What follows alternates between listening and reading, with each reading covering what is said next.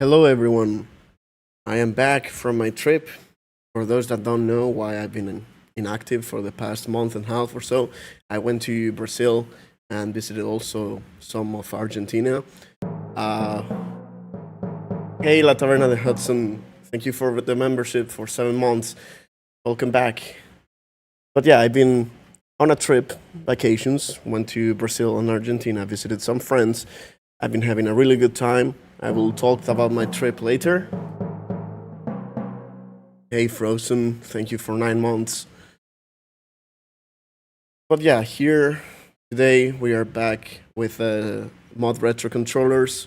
They sent me a pair with a different gate. You will see here that this one is similar to the N64 gate here, and this one is more like the GameCube one. The stick itself is more, it's just basically the GameCube controller, like literally here's the comparison. This is the Switch version. It's literally just a GameCube thumbstick, pretty much the exact same. And as we all know, that is a problem for the N64. But we will see. We will see if this is similar to other cases we've had in the past or if they actually improved that. Hey, Hunter Killer, thank you. I also missed all of you. It's been a long while without any of this. I've been on my social media on and off, but obviously not paying much attention. So yeah, I am finally back. I'm here. I have a lot of streams to do and to catch up. But yeah, back into this. First, I'm going to do the boring stuff before we get into GoldenEye.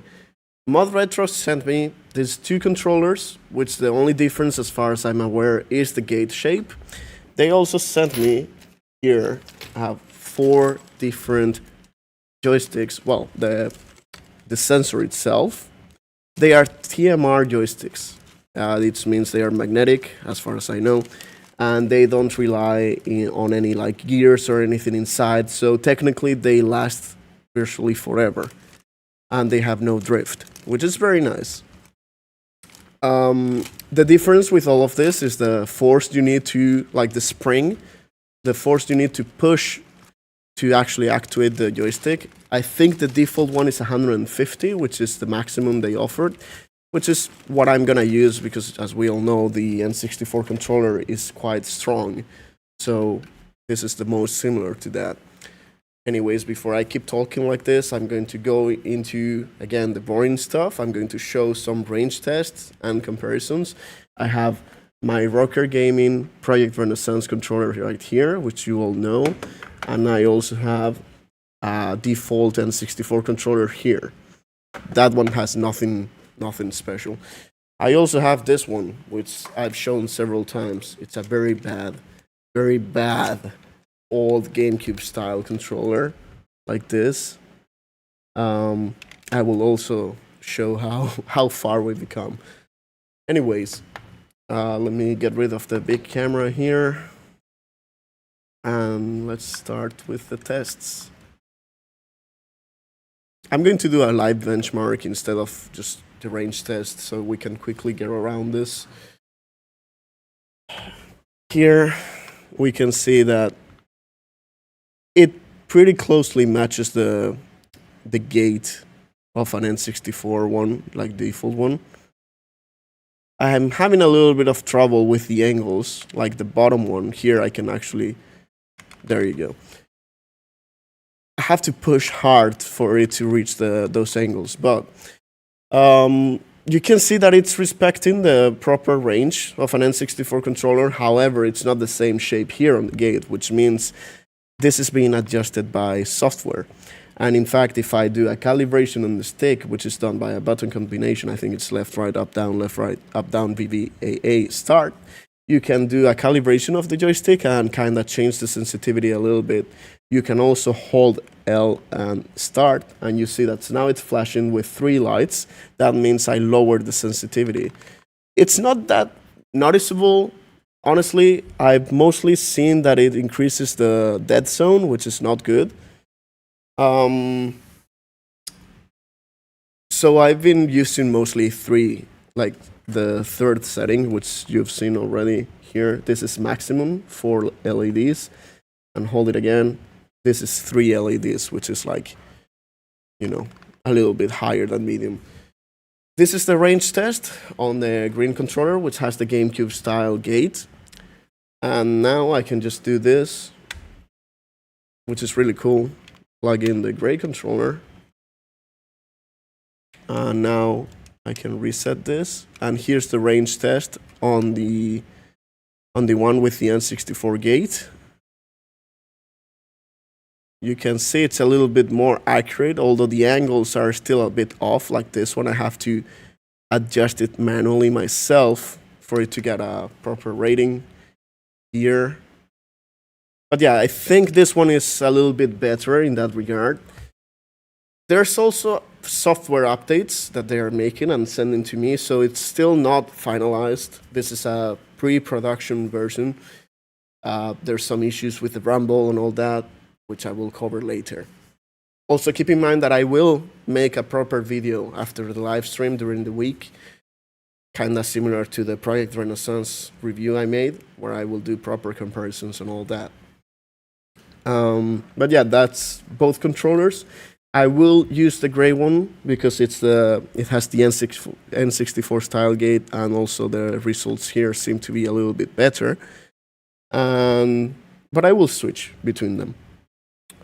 Now I'm going to show you what a normal N64 controller looks like here.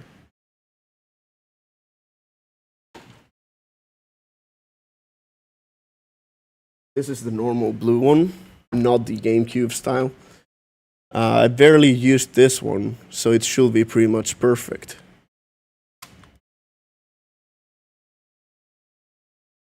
There you go. Yeah, this one is fully OEM controller. It's pretty much perfect. Like in gameplay, you are not gonna notice any of this. And yeah, you can just push a little bit further. There you go. Pretty good range test. This is pretty much ideal. If you want to upgrade a controller to a steel stick or a steel ball, you will want something like this, and it will last basically forever. Yes, about the twitchy aiming, I will get into that when we get into in game. There's a few software changes they are working on, like the linearity and all that they will change. They also said that they will offer me tools, or the people in general, tools to make custom profiles for different games, but that's on the roadmap. It's not available yet. Give me 1 second.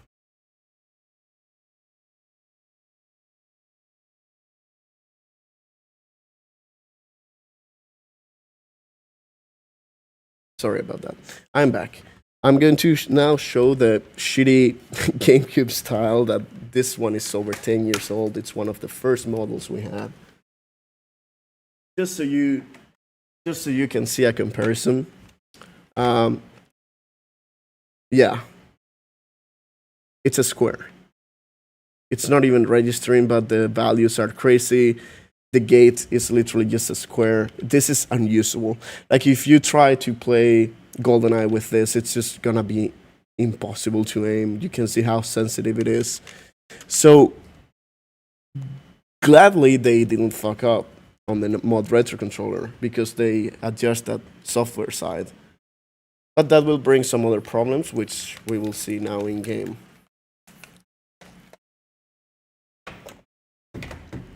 Also, another thing, before I move on to the gameplay, here I'm gonna bring up the camera again. On the real N64 controller, you can see how thin the joystick is, which means you have a longer throw range, which is the distance from the moment you push to the time it touches the gate. It's something like that. On these ones, the joystick is thicker, like on the GameCube, which means the range is much shorter. As you can see, I barely push it and I'm already at the limit. This means that in gameplay, you are going to hit the maximum speed way faster than you do on the N64, which again, it's another problem that they will fix with software. I'm not a big fan of that, because obviously that will bring a lot of issues with precision, but let's see how it actually plays in game.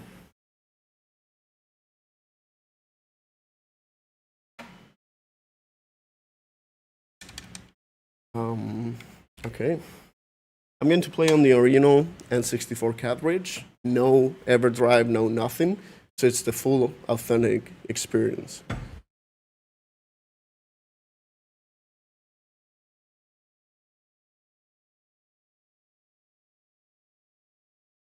I will do Perfect Dark as well, yes.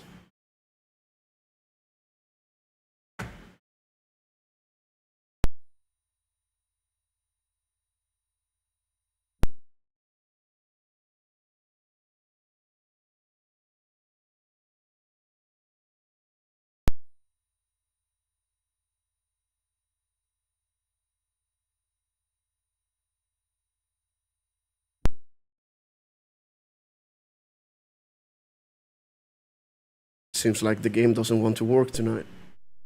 It's also coming back from vacations. Give me a moment.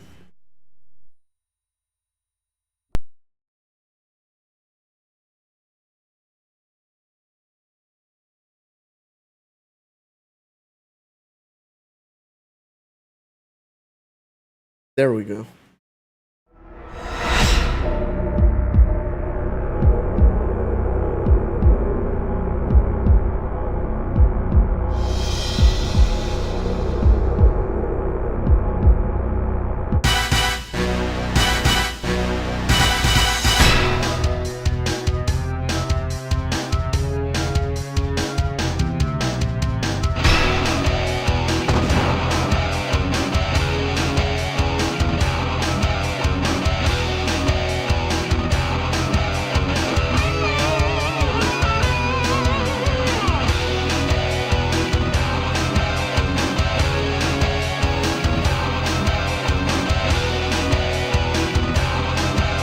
What does the original controller has that it's so hard to replicate?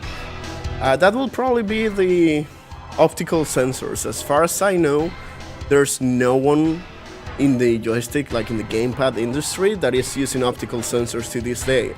So getting that and working on the mechanism that the N64 used, it's probably a bit more expensive than people will be willing to pay for. So they all resort to things like this.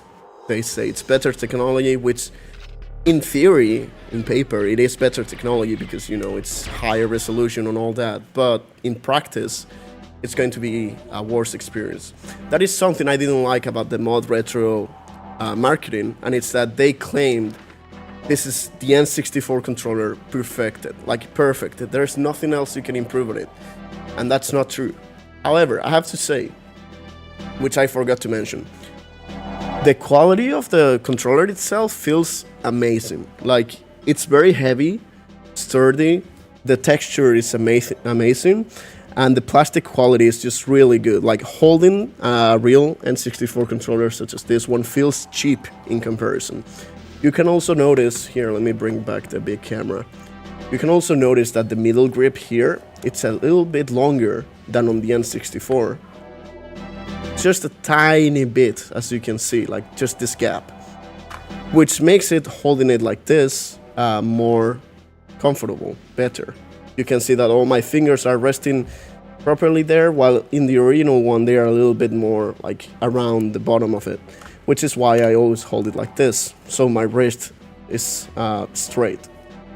I'm gonna still hold it like this on the ModRetro one, because that's just how used I am to the controller. Yeah, that's it. It feels really good to hold. The buttons are really clicky. I don't know if you can hear it. I really like that. So yeah, the build quality is really good, and that is something that I can give them props for. Now let's see how it actually performs in game. I'm going to create a new save file here so we can unlock all the cheats and get right onto it.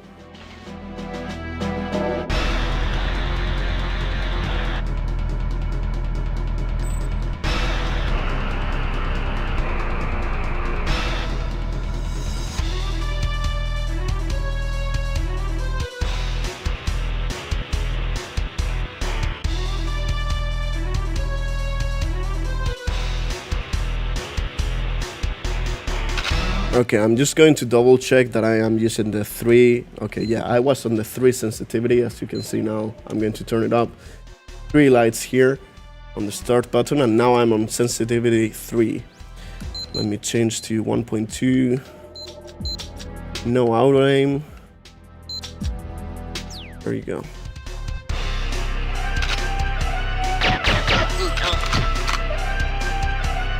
Well, if I just aim and look around like this, you can see that it's working correctly. The angles are going up and down diagonally, which is really good. It's something that a lot of controllers miss.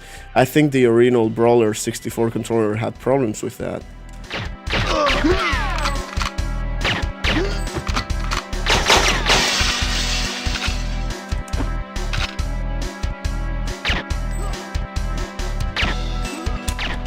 So far, I am being accurate.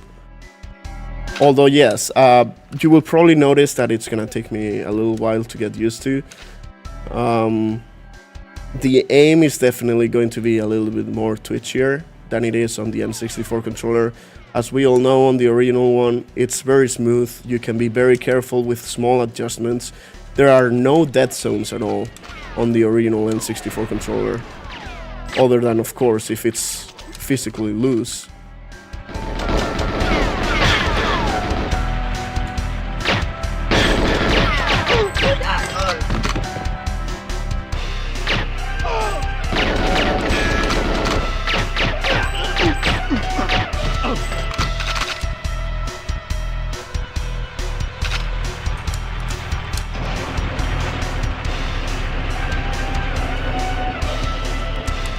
I am not noticing any latency issues right now. Obviously, to the N64 is connected by a cable, which, by the way, it's also really good quality.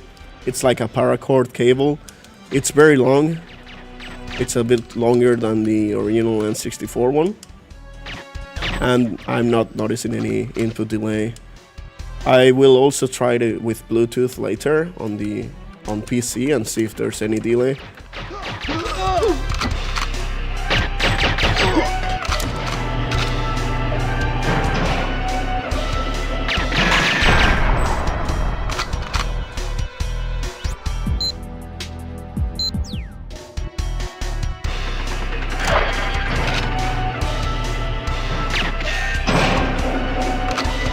Okay, so far it's working really well. Sadly, I don't have any other controller to compare this against because I don't have any reason to buy things like the analog 3D controller that does not respect the original design. If I play the N64, I want to play with this kind of controller, which is something I really liked of ModRetro, that they respected this design.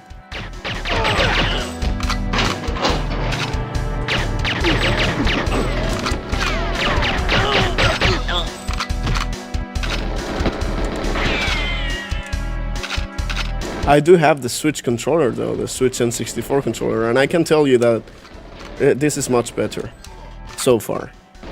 The Switch controller has some issues with the feel of the joystick. It's a little bit too mushy. It's also prone to drifting because it's a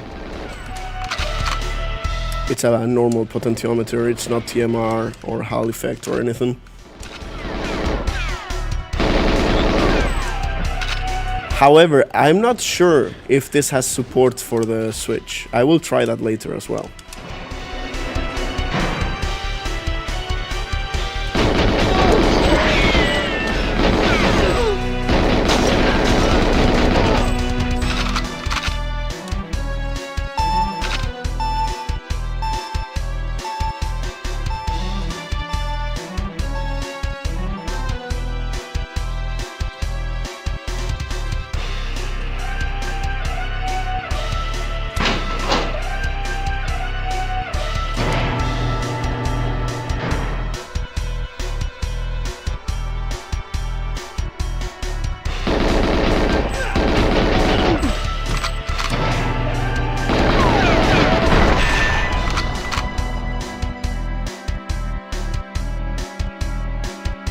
One thing that feels weird on this shape of the controller is that it's completely flat on the top. like here, you can see it's all flat. Unlike on the N64 where there's like indents on the sides. It just feels weird because I hold it like this, you know, and I'm used to like resting my finger here. This is what I'm talking about. But it's fine. I mean, it's obviously not a problem. When I first saw the designs on Twitter when they released it, I was a little bit concerned about the shapes on the corners and all that. It's a little bit too angular, I thought. But honestly, it feels great.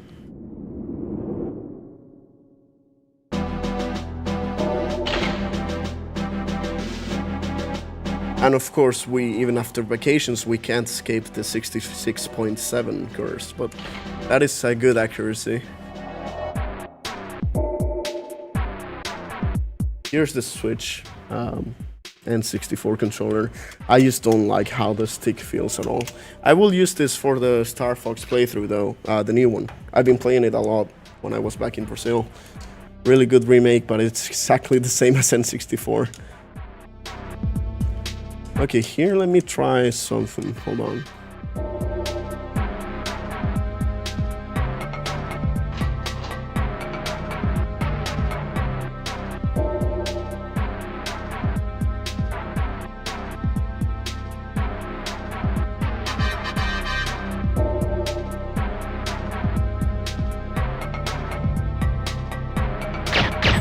Okay, yeah, the small movements are being registered, that's good. I can move this a very tiny bit and it will start moving the crosshair. I can feel maybe a dead zone of 1 or 2 units. It's not too big, like you can notice I will slightly push it here. And it's not moving now, it's not moving it, there you go. Like it's barely any dead zone. That is very good. However, yes, it is a little bit more sensitive than the OG one. I'm not noticing any stuttering or like... maybe there is a little bit there now. Like now I'm holding the finger here and you can see the crosshair jump around a little bit, but that's not too bad. This is using TMR.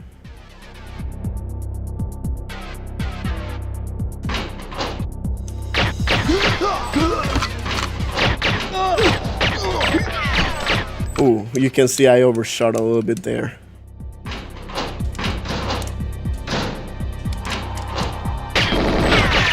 Oh, that was such a nice headshot though.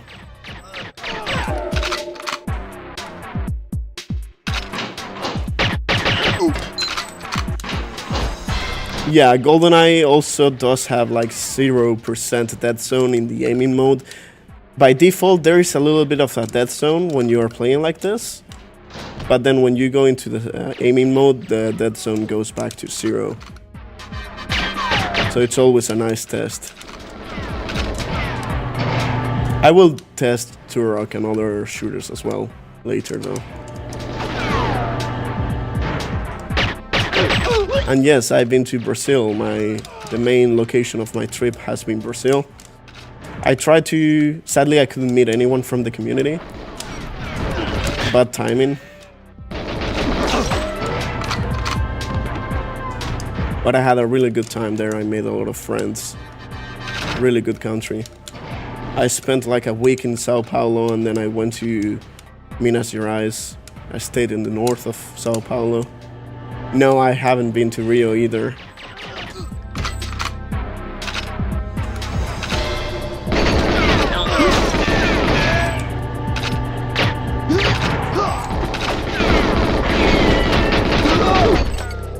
Okay, it took me a little bit to adjust my aim there with the lag.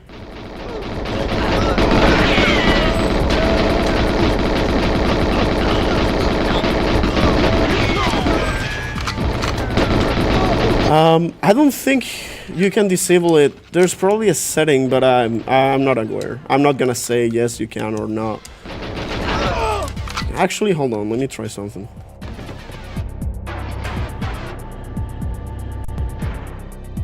There you go, it's off. Let me... Oh yeah, you can just take off the battery like this.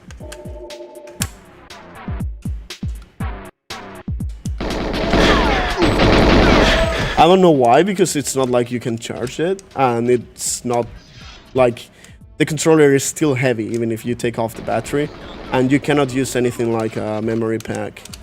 It is wireless, yes, but for the N64 you want to use the cable.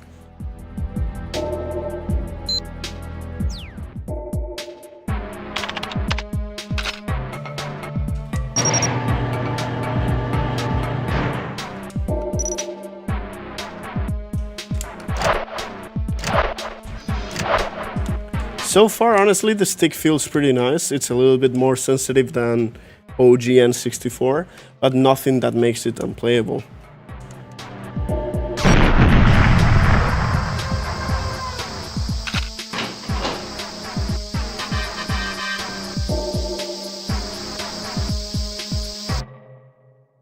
I did learn a few words in Portuguese, but obviously I've only been there for a month. I'm not fluent or anything. Okay, here's a problem though. Did you notice that I unplugged it and now it's off, right? So every time I press start, look, it takes a few inputs to actually register.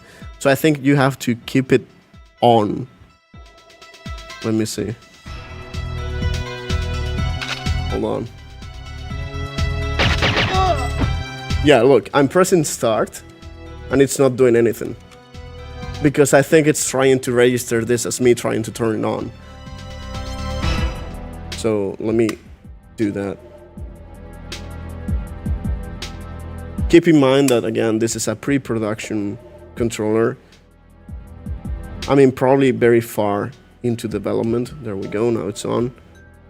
Because the thing is literally releasing and shipping in 2 days. Okay, now start is working properly, as you can see, so I guess I have to keep it on. It is compatible with the PC, you don't need any drivers. It is detected as a Bluetooth controller. Oh wait, Rumble is working now. Kind of. Okay, Rumble seems to be working now, but it's... I will update you on that later.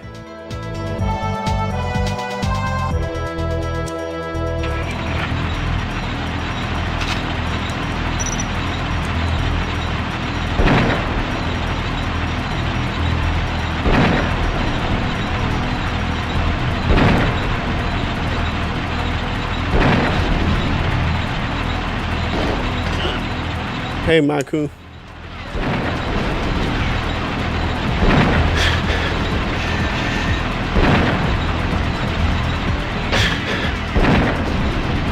Damn, Makku, that's almost 5 years.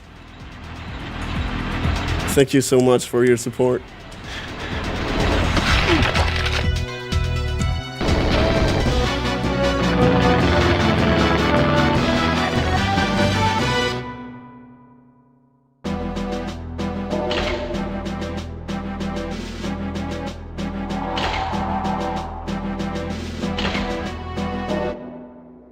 Oh yeah, Spain won the World Cup. I don't care about football, but I have to say that this time when I was in Brazil, it's funny because I was staying at a home of a friend, and there was a Brazilian guy, obviously, well, two of them, an Argentinian guy, and me. So it was like Brazil, Argentina, and Spain in the same house. It's almost like a joke. So we watched all the games from Argentina, Brazil, and Spain, and then the finals were Argentina versus Spain. But he was a very good sport after we won. He was proud of us, and also he himself was proud that they won against England. So that was a lot of fun. I don't really follow football, I don't really care, but I am happy that we won the World Cup after 16 years.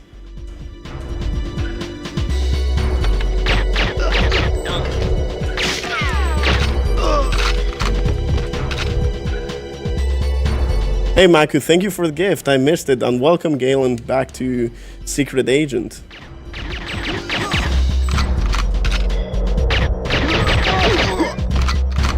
Now man, I watched I was with the Argentinian guy watching the games, and I saw him suffer against Egypt and Cabo Verde and all those. It was a lot of fun seeing him. He cried against England even. It was a lot of fun. But for oh no, I missed the key. But for the Spain game, it was a lot of fun too. Like, he was proud.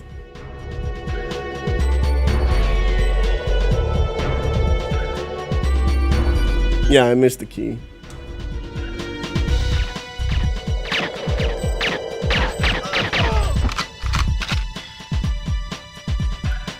Yeah, Makku, pretty much.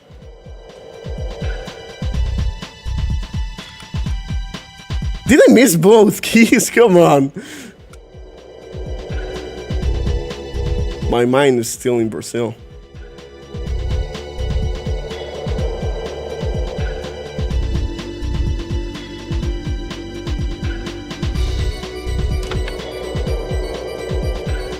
Oh my god, it's in the corner. How did it get there?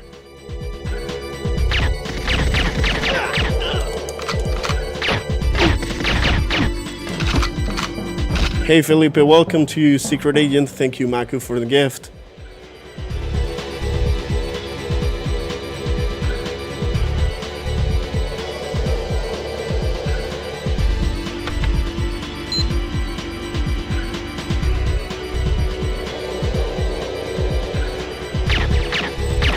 I mean, in the first like game, they do mention Brazil as a trip on the first level.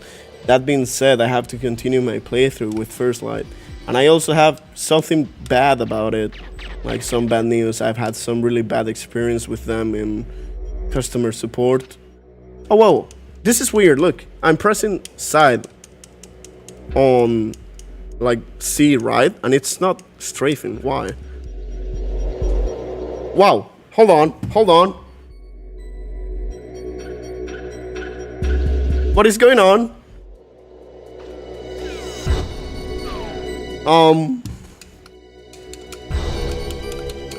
I can't open doors. What is happening, guys?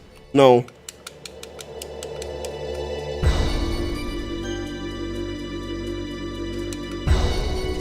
Oh no.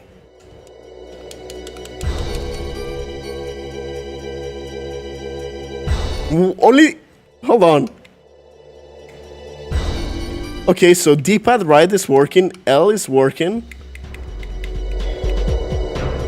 Start is working, and I can also... I can't shoot. Okay, hold on. Let me unplug it and get it back.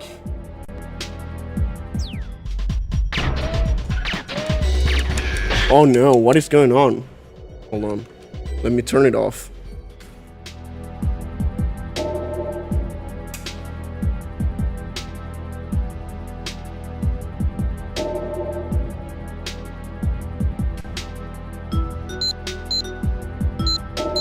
Okay, it seems to be working now. Yeah, it's working now. I don't know what happened there. That's the first time I've seen it. Let's hope that it's not a recurring problem.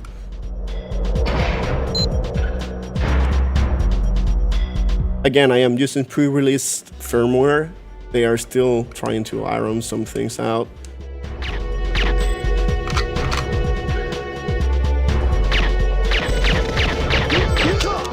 Anyways, I forget what I was talking about.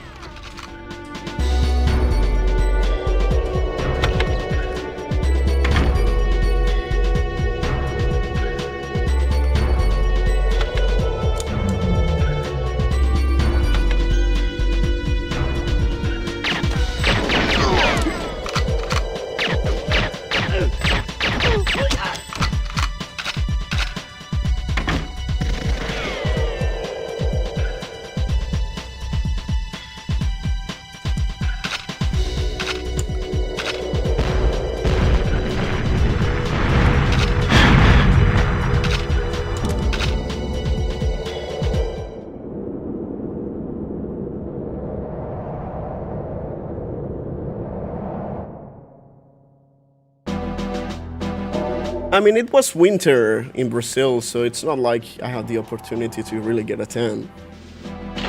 The temperature was really nice though. Like the weather was amazing. I think I only got rain 1 or 2 days.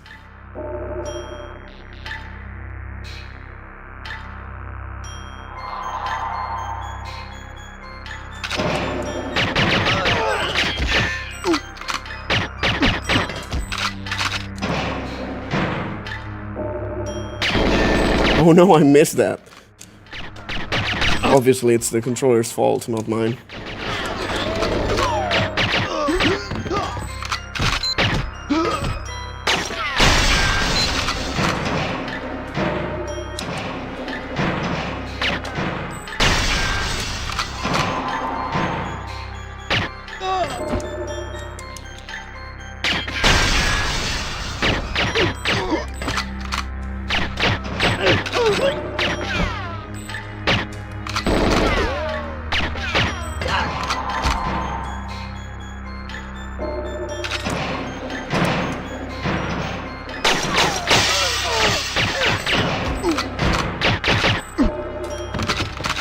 I'm liking the controller though. Like, I'm almost fully used to this sensitivity.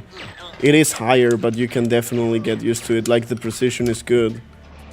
One of my biggest problems with most of those new controllers is that they have dead zones, and that is something that will completely kill the gameplay.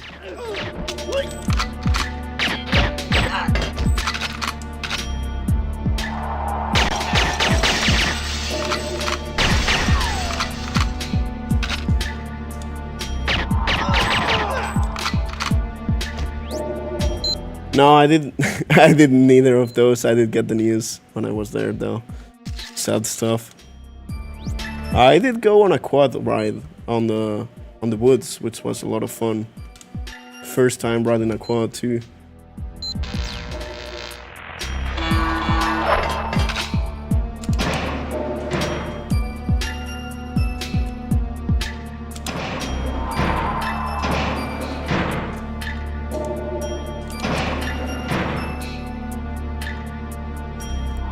Yes, you can adjust the sensitivity, but I will show you here. If I do the lowest one, which is pressing start enough times until the LED is off.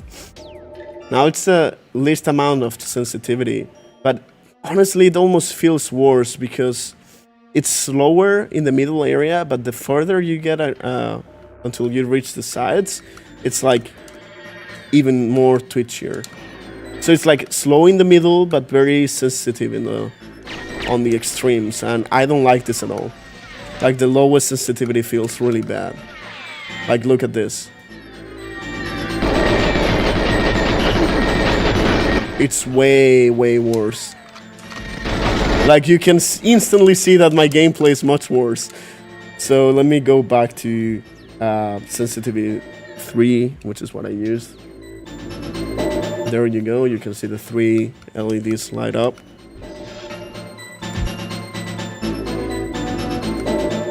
Now it's much better. Oh my god, everyone's here! I'm just gonna kill Boris.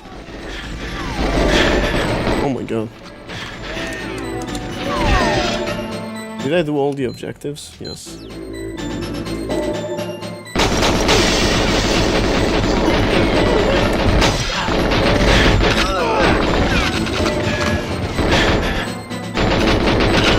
I went from full HP to almost dying there.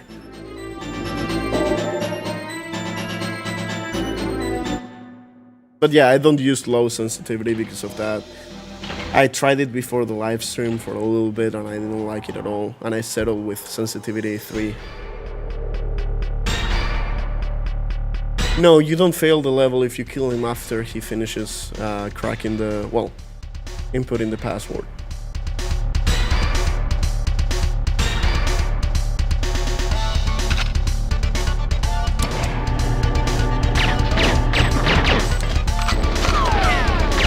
A little bit of an overshooting here.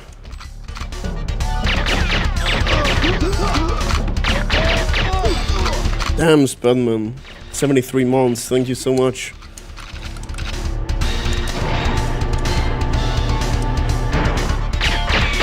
How long is that? Like 6 years?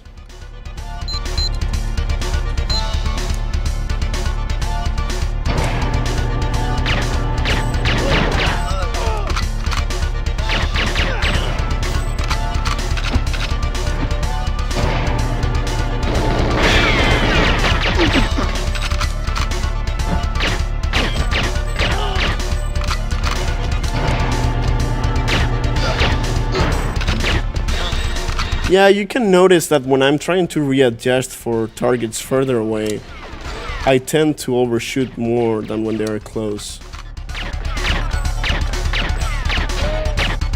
Yeah, like there. I still have to get used to it.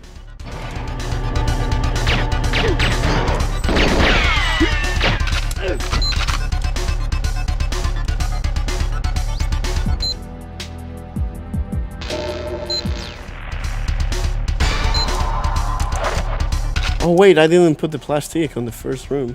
No one told me. Bad chat. I'm kidding.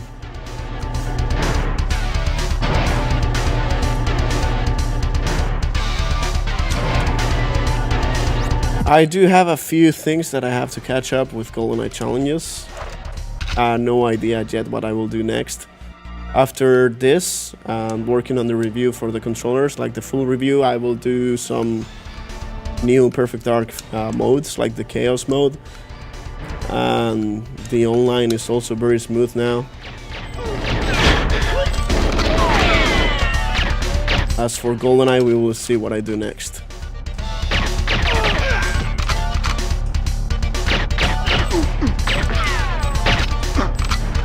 Right now, the only options I have access to is the sensitivity slider.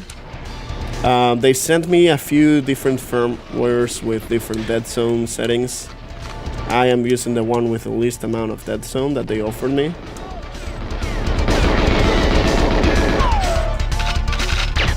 Other than that, I don't have anything else I can switch myself. Yet, that is. Also, I said I will update about the rumble. It's not working. Like right now I have no rumble at all, which is a shame because it's pretty powerful. They told me that they are working on fixing it though. It's a firmware issue.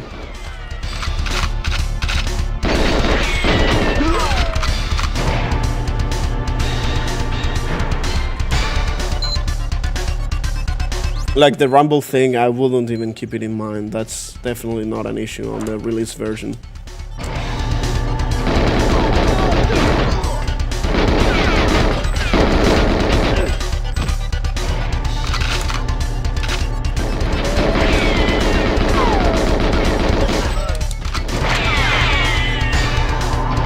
It's like rubber. It's not fully plastic.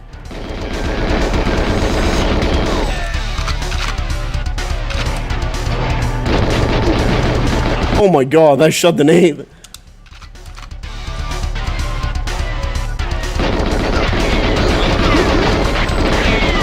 Here's the thing though, if you want to do smooth sweeps like I just did there like this, you have to be extremely careful because again, the joystick is so thick that in just a little bit of pushing you reach the edge. That is not something that happens on the N64.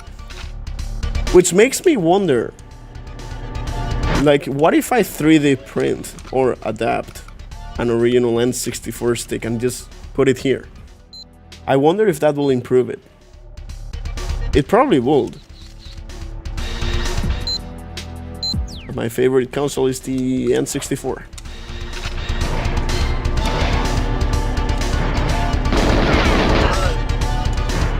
I wish they actually offered that option.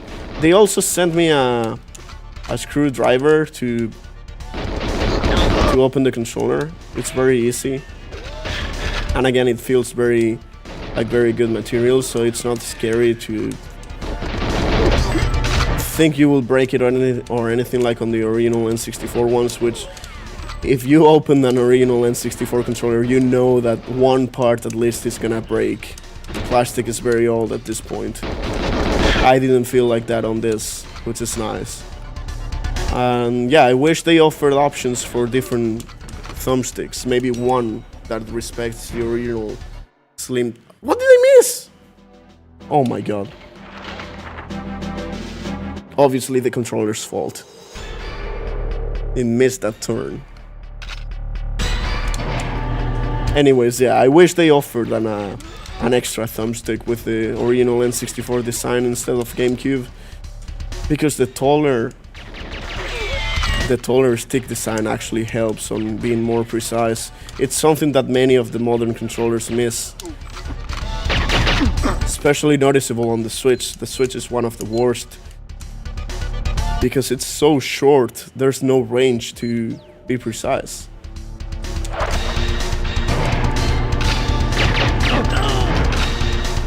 I am currently not interested in the Halo remake. I've seen all the issues it has and questionable design choices, so I will probably just wait. Although technically I have it for free with Game Pass.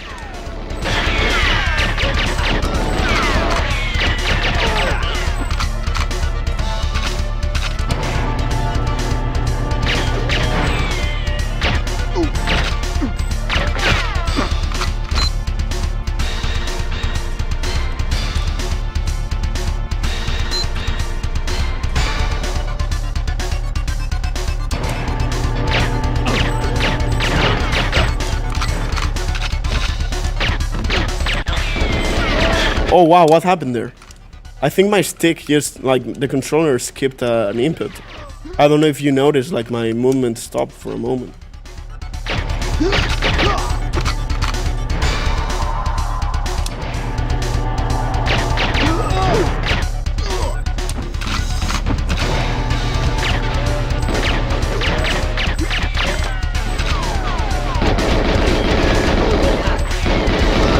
I do have a full playthrough of GoldenEye Wii on my channel and several live streams of the Xbox 360 versions. I will eventually stream it again though. I have to figure out how I will do the camera for the inputs if I do that, because I play with the Wii Zapper.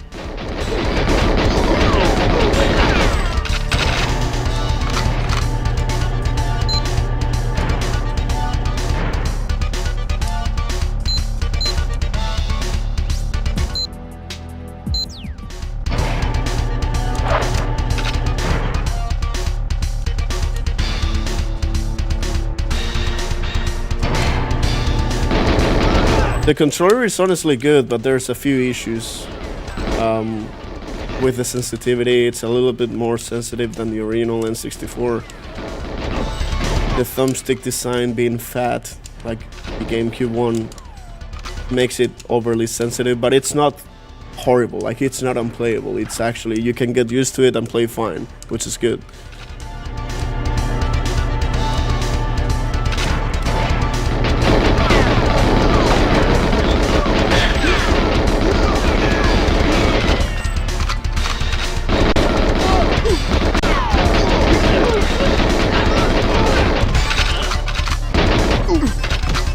Yeah, there's something weird going on with the inputs. You can see my KF7 stopped firing there for a moment.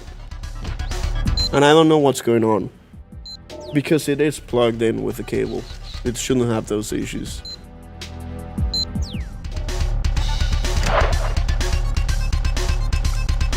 Will I personally want to get used to it? I mean, I am getting used to it just by playing now. Will I personally pay money for it?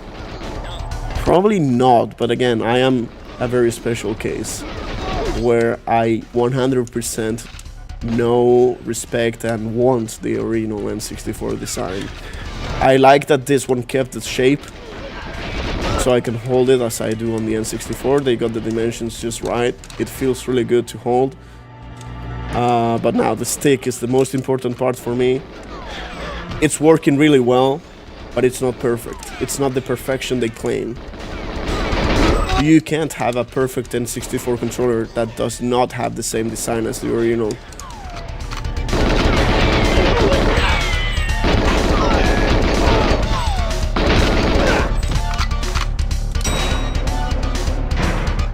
What did I miss again? Oh my god, man, I'm stupid.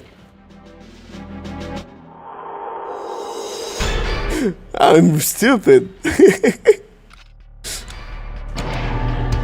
I mean, look, Silo is a really good benchmark for the controls, right? So, it's honestly good that this is happening.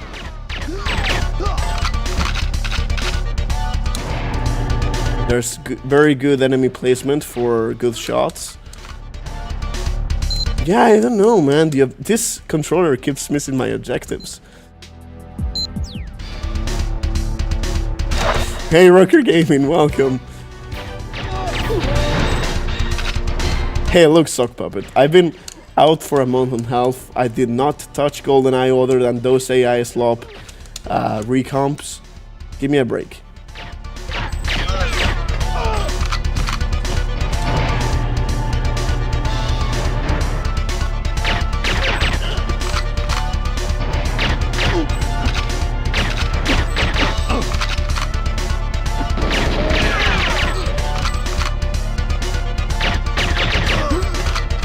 No, I don't buy any N64 controller that is not like the original design. I got this one sent to me by ModRetro for like as a review unit.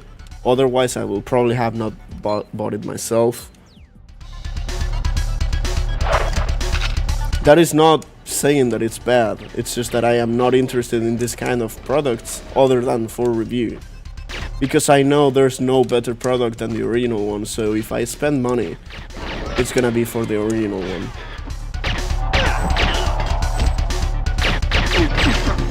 I wanted to get a review unit for the Analog 3D, but sadly they did not even answer my email, so that is something good ModRetro had against them, I guess.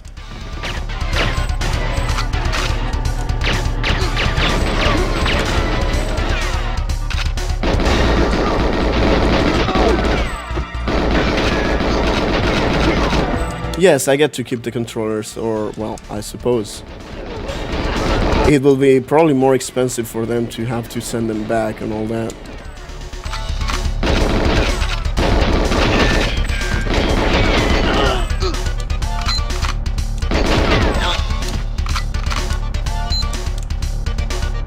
Yeah, the Analog 3D is a product that it might be worth buying if you don't have an upscaler and all that, but I do have an UltraHDMI console, so I had no reason to throw like 500 euros on an Analog 3D that I am not going to use for challenges and all that, because I already have this N64. So I couldn't justify that expense.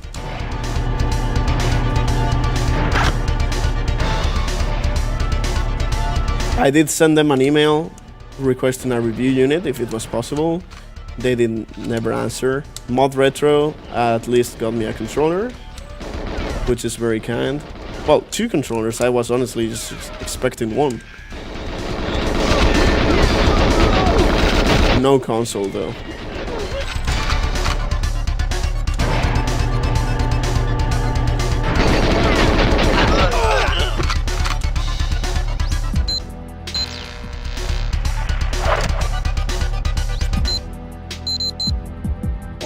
Okay, I got everything, finally.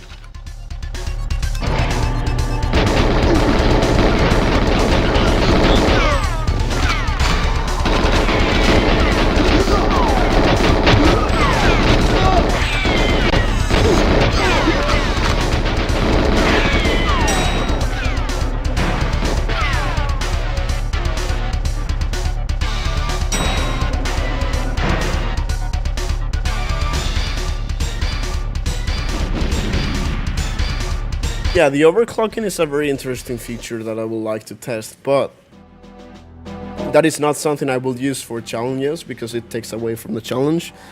And if I want higher frame rate than 64, I already have emulators on my PC, which I can run like very accurate ones because I have a powerful one. So I just can't justify dropping like 500 euros on one.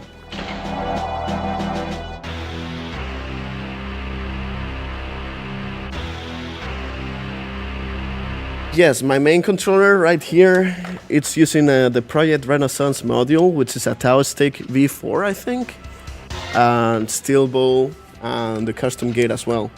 Rocker Gaming is also working on some other stuff that he will announce soon. I'm not gonna spoil anything, but right now that is the best option you can have if you want like a proper N64 controller that is the most accurate. Because again, oh my god. That hostage was excited to test the controller.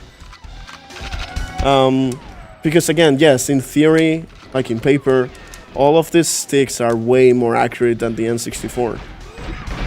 I think the N64 joystick had a resolution of 128 units per axis, and this one has thousands. It is better in terms of that, like performance, but in practice, it's just not true.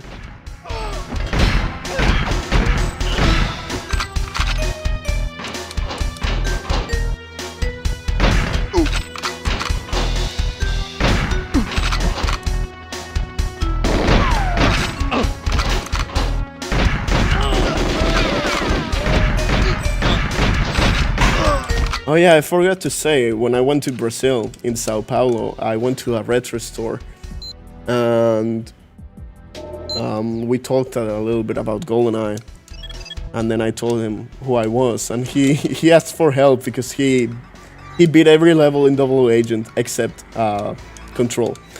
And it was funny because I don't speak Portuguese, he didn't speak Spanish or English, but I could understand that it was Control because he went like, oh man, what did he say? It was something like Natalia Caverns computer. And I was like, oh, Control. Yes, sim. It was so funny. Sadly, I couldn't help him out there because he didn't have the save file. But that was fun. I ended up buying 2 controllers and some other stuff that I will show later.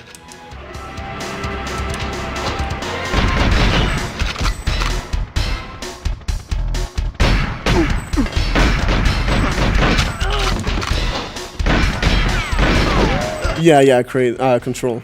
With Natalia, he had trouble defending Natalia on Double Agent. So I just showed him the short I have and explained a little bit about the guards and all that.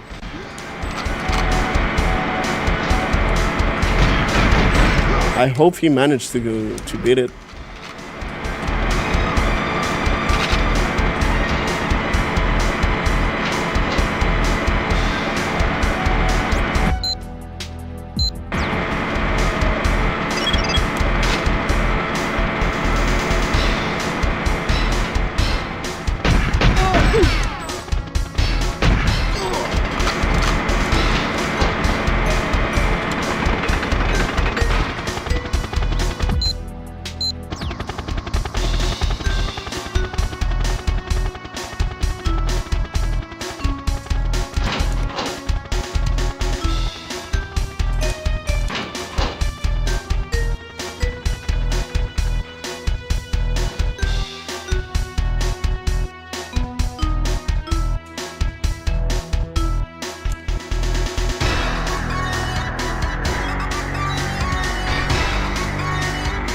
Someday, the hostage will escape.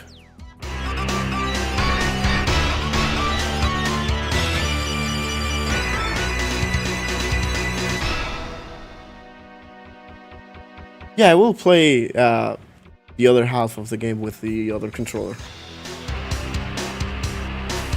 However, in GoldenEye, the shape of the gate is not really that important because you never really use the angles. It's not like in, say, Mario 64 where you have to do some setups using the notches of your controller. In GoldenEye, it's a shooter. At the end of the day, the notches is just the limit of your crosshair. And since it's software based here, you are not really gonna notice any difference.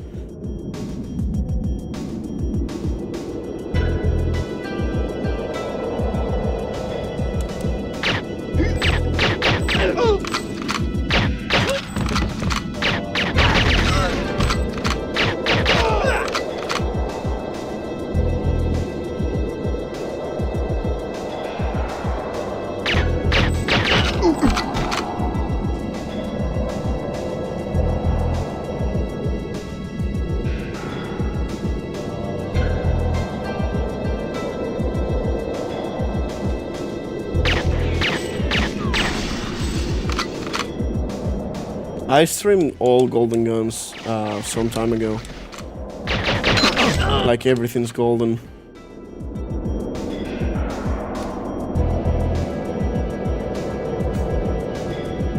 There are some brass N64 gears, However, there's the people that tried them, like N64, like steel stick, and then brass gears or other variations. They said that all of them being metal, like the bowl, the gears, and the stick, it creates a lot of friction that is not great. Like it's better to have a little bit of the, you know,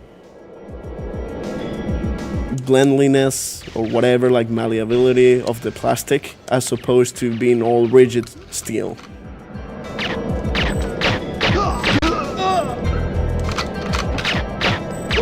Oh my god, the overshot there.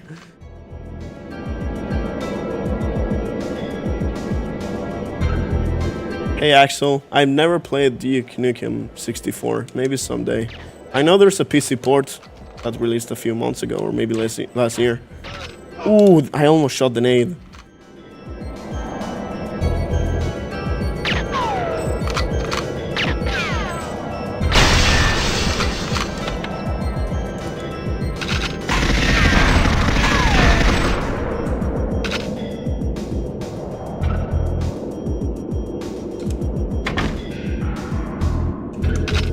Oh yeah, I can. Okay, there's a few inputs that are not working. Like there, you can see me pressing A, and it wasn't switching from the grenade.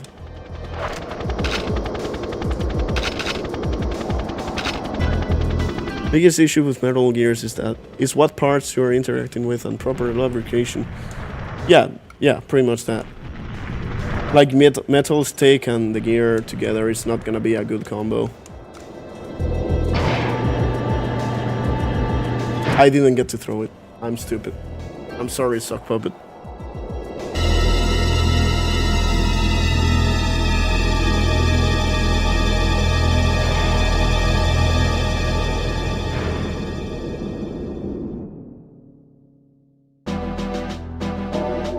Honestly though, plastic stick with the metal bowl, it's a really good combo already. Like that's gonna last you for virtually forever already.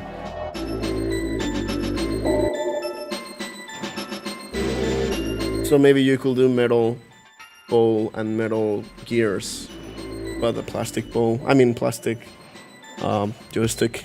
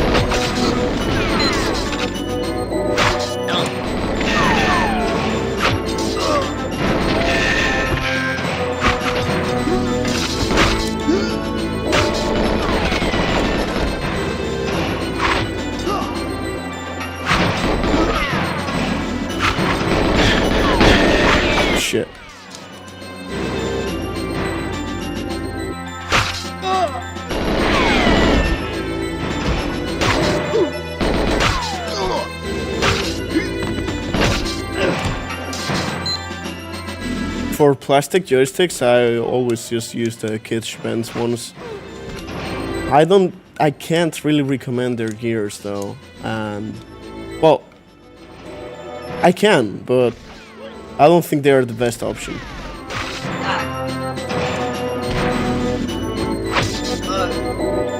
Also for the Vol, you have to work on fixing a few things. If you get a Kitsch bent and you get a bad batch or something, you have to work on fixing a little bit of the holes and all that. So I just usually recommend them just for the sticks.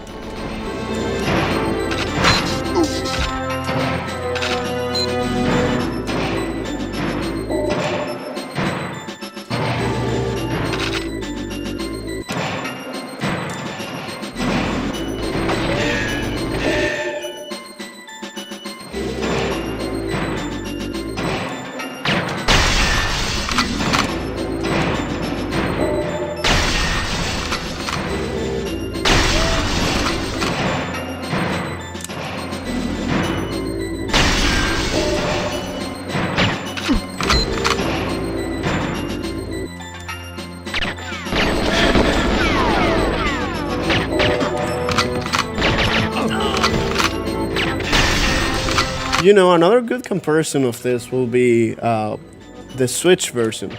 Like if you play the Switch version with the Pro Controller or with the Joy-Cons, it's going to be awful. Like an awful experience. Like with the Pro Controller, it's okay. But with the Joy-Cons on the Switch, it's just awful. It's unplayable.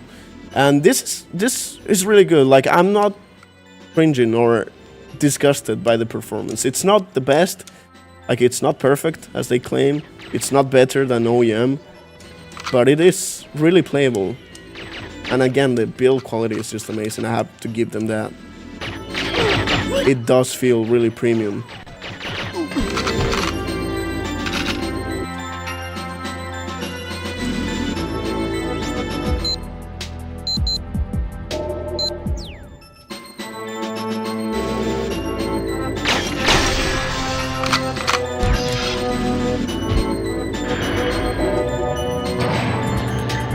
Yeah, the Switch Online emulation is not great. The N64 replica controller on Switch, I have it right here. I'm not a big fan of the joystick. I think it feels really mushy compared to the original one that I have right here. This one is really smooth. It's really good. This one is a little bit rougher, and also it can drift in the future if you use it a lot because it's just a potentiometer.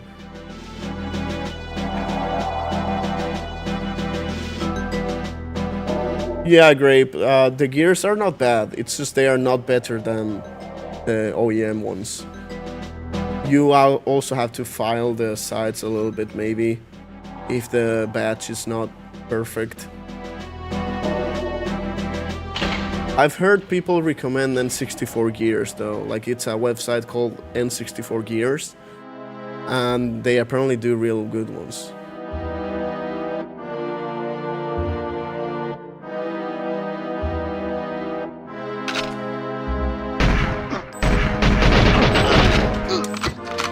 Man, the friendly fire.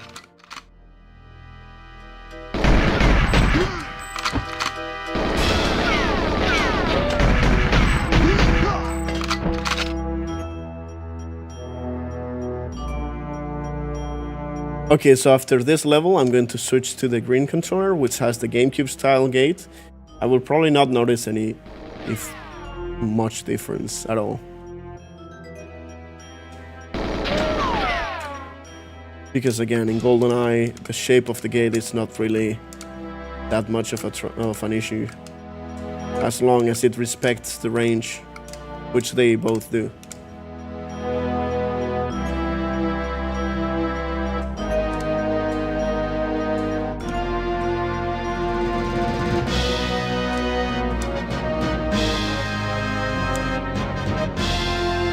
I really like how the C buttons feel on this controller. It's so good. You can, I think you can even hear it from the microphone sometimes.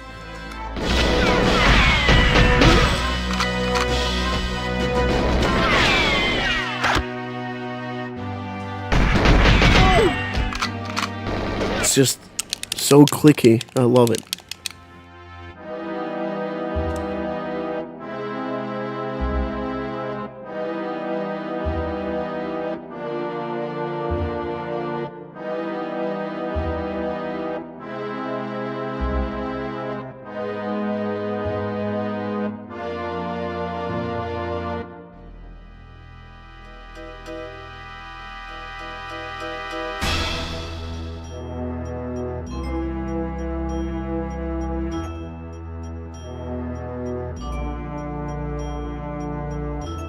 No, they are rubber, but they are so clicky.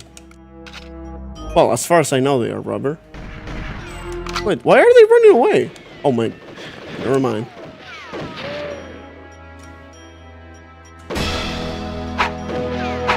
Yeah, they are rubber. You can see it through here. I wonder if you can take this one and put it on a real N64 controller.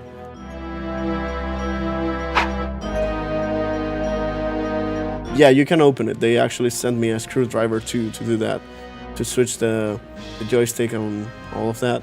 Oh, I didn't know they actually let you choose. That is really good. I really like the clicky feeling. in Brazil, I actually got one broken controller for really cheap because the buttons are the clickiest I've ever felt on a real N64 controller. Oh yeah, the D-pad. Here's the thing though, I don't like playing GoldenEye with the D-pad, so I am not the best one to review this. I just usually don't like using the D-pad on the N64 controller.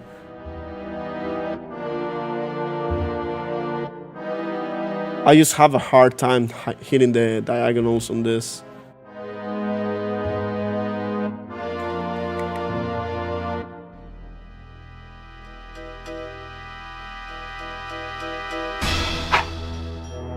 But yeah, I'm not the best to judge this, honestly.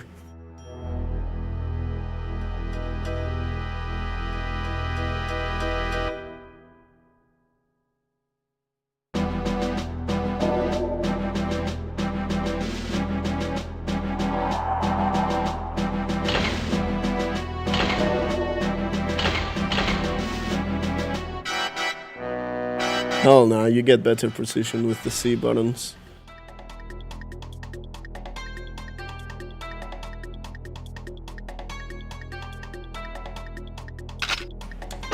I am not going to go for the cheat. I will do that after we're done with the main game. No, it's not better than the original. There is no single controller that is going to be better than the original one. Not until someone that understands the whole design does something about it.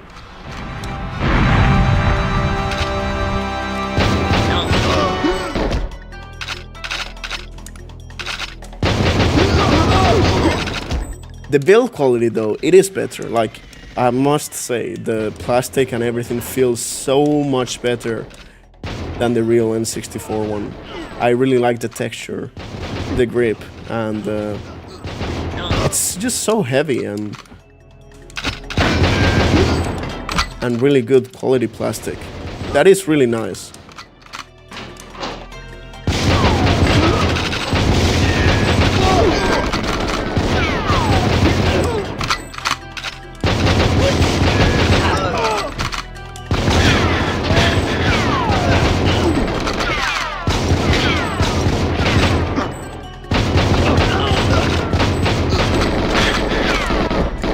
Yeah, sadly Nintendo, they did good with most of it, but they fucked up using a potentiometer instead of optical. Like, literally, the only thing the original N64 controller needs is better materials for the joystick, and that's it. Maybe a new shell, like this one. I will keep the original shape though.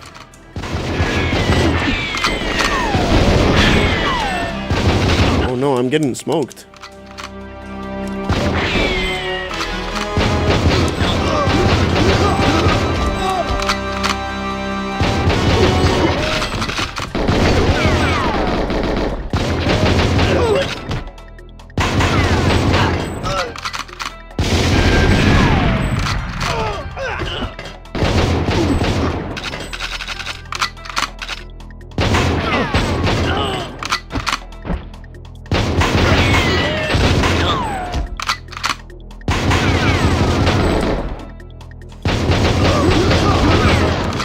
Oh, I don't play on a CRT. This is an UltraHDMI N64 console.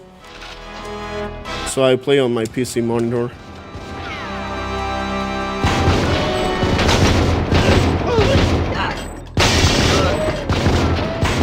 Man, just how many of you?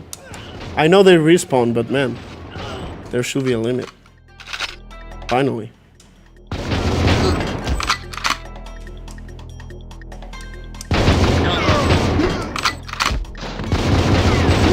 Hey TH, thank you. Nice seeing you. I watched a little bit of your race yesterday, congrats.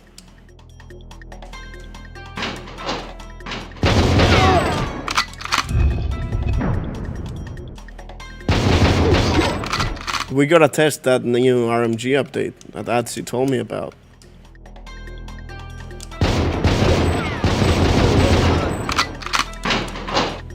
Yeah, CRT is the best, but you know, for the live streams, it's just more better for me to just do it like this. There's no input delay or anything.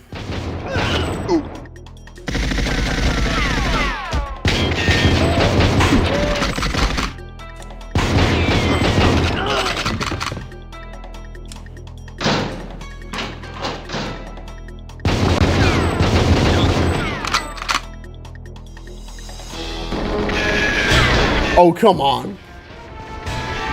Well, that was clearly the controller's fault. It didn't tell me that there was someone around. They have to install a rear view mirror or something so I can see behind my back.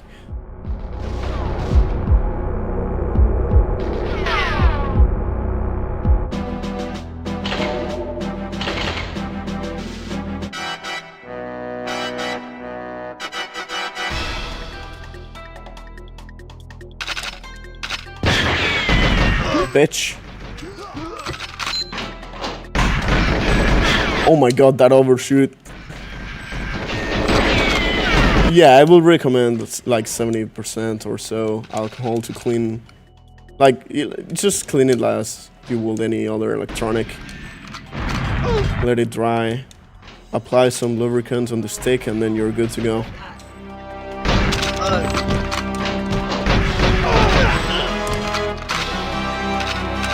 No, I've never tried the 8-bit though N64 controller. Do you mean the one that is like a modern one, or the N64 style one?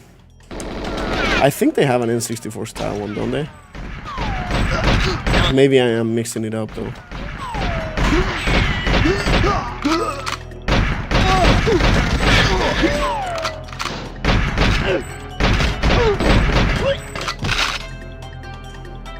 Oh yeah, the mod kit.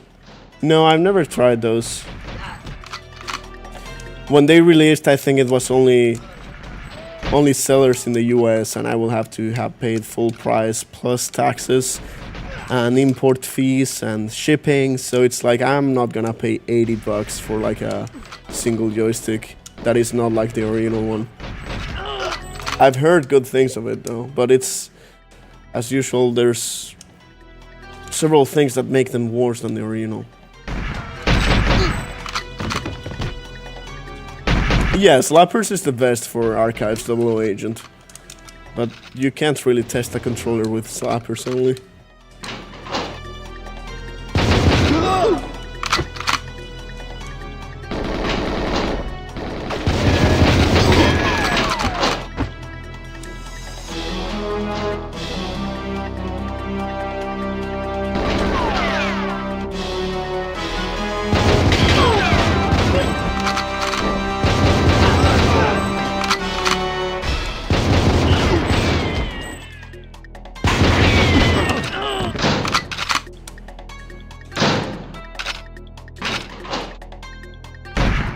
Whoops, whoops. It's okay, she can take 2 shots. Is that a grenade?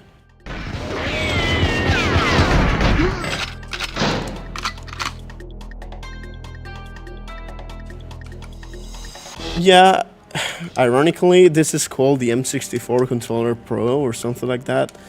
I would say this is more for casual play. Like, anyone that considers themselves an N64 professional, they will know that you need the original N64 design. If you don't have it, you are just putting yourself at a disadvantage.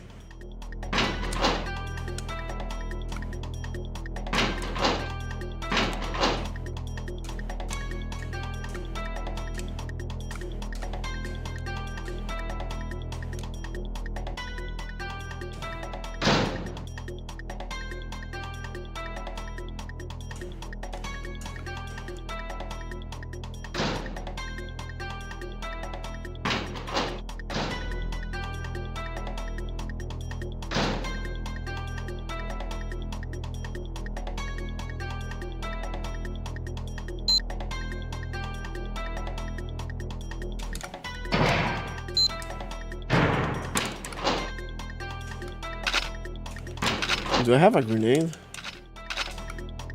No, sad.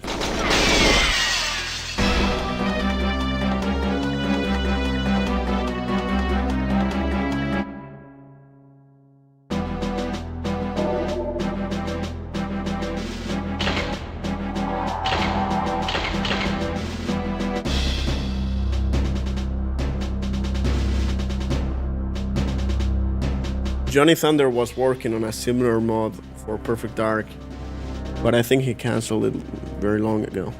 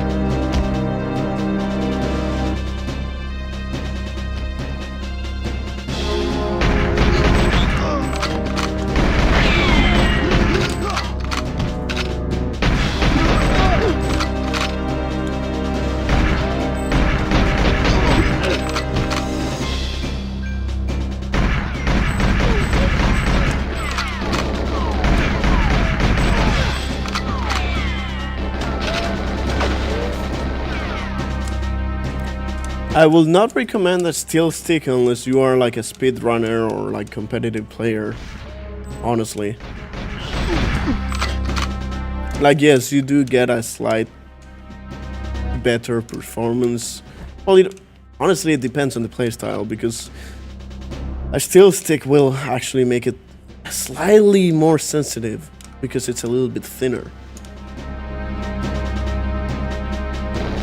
You have to get used to it as well, but you do get the precision of a real N64 joystick. But I don't think you need, like, the average player needs to spend like $100 on a steel stick and steel ball combo, when the steel ball alone with good gears and a good stick will give you like 99.9% the same performance.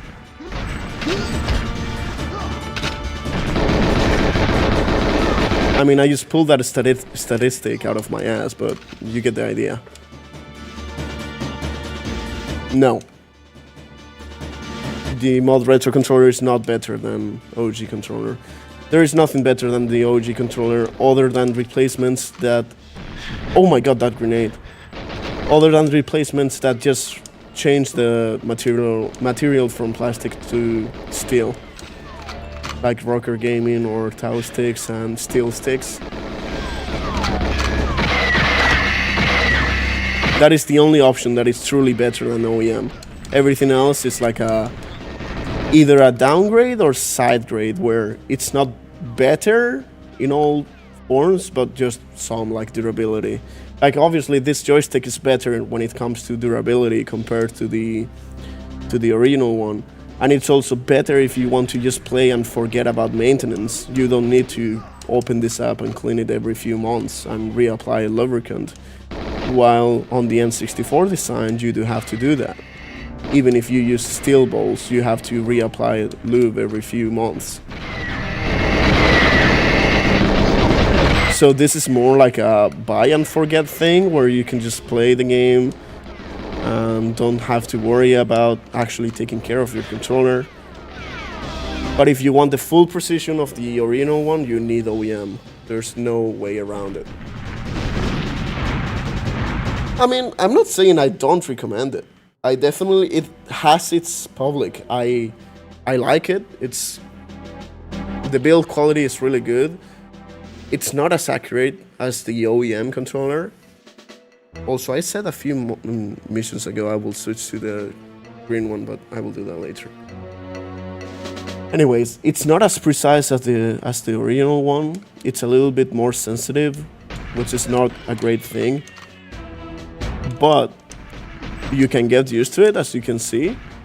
And again, if you want to just play the games and forget all about maintenance, like having to keep up with cleaning up the controller, lubricating it, and all that, you can just buy something like this.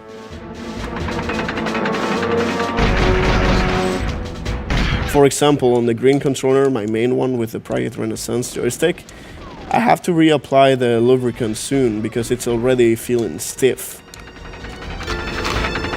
And it's been, I don't know, maybe 3 months, 4 months since the last time I've done it. But then again, I played the N64 every week for way longer than most people. So it really depends on what you're looking for and how much you use the N64.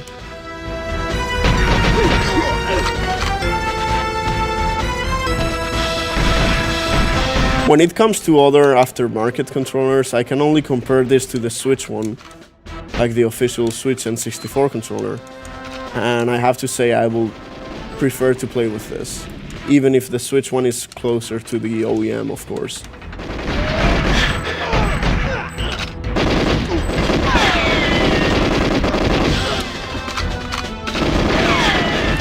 Yeah, you also have to keep in mind how expensive this is. Like, this controller is rated at $90. It's maybe a little bit too much for most people.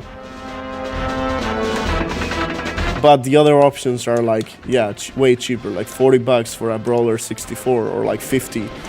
I will not recommend those. I never used them, but I've seen the tests, I've seen the ratings, I've seen everything, and no. This one at least respects the design, and the stick is actually pretty nice.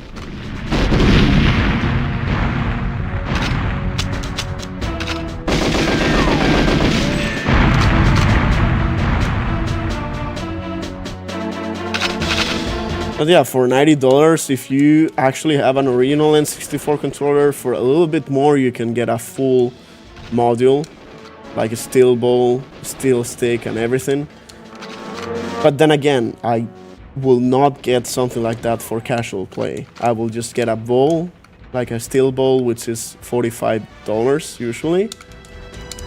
And with that, you are pretty much set for life. You just have to keep in mind that you have to lubricate it every now and then, open up the controller, and all that.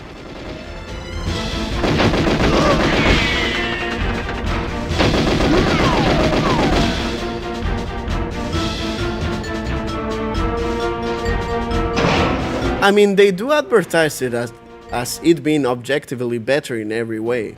That is not true though, and the CEO of the company, I forget the name now, he goes into Reddit and Twitter to fight people about it, and I think it's not really good. I don't know if Rocker Gaming is here still, but he was fighting Rocker Gaming, I think, on Twitter or Reddit about it. And it's like, dude, you're talking to someone that's literally manufacturing OEM parts for the original design, that did every kind of possible research to make it as good as possible, talking with professional players.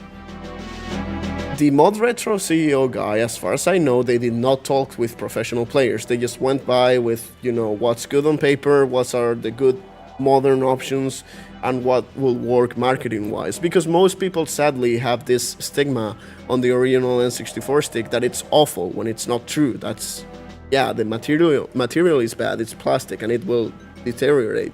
But the design itself, it's really good. So I think they just moved on with this design, and they want to defend it with all their life because they are spending money on it, and obviously they want to profit from it.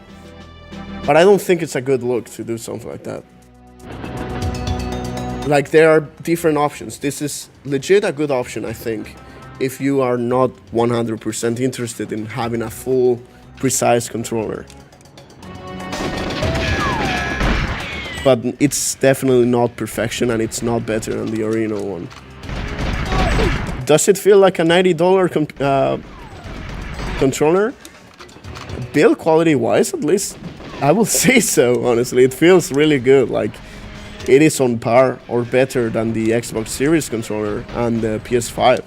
It feels really good to use, to hold, and to touch.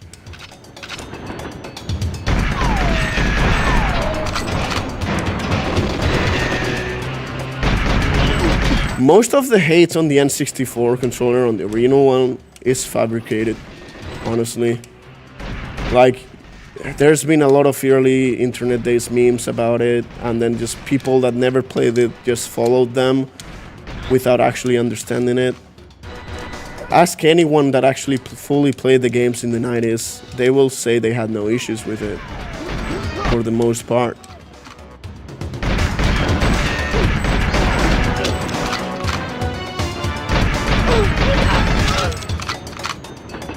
Yeah, oh, you need 3 hands. Oh, it's awful. You can't hold this. Oh my god, like every game has tank controls, which it's not true. It's the first console that made shooters work without auto aim. Like, yeah, it is a legit issue that the sticks will grind down, as you mentioned. But that is something you can fix these days.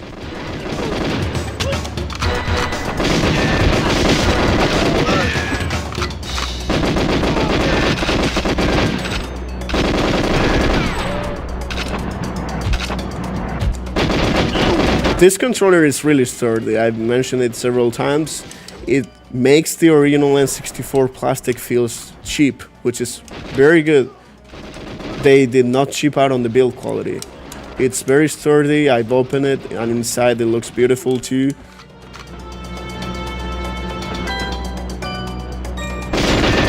For modern titles, I prefer using the Xbox Series controller.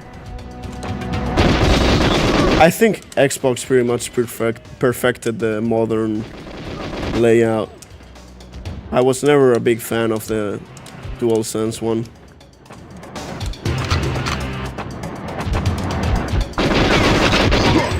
Like the layout itself, quality-wise it is amazing, the PS5 controller.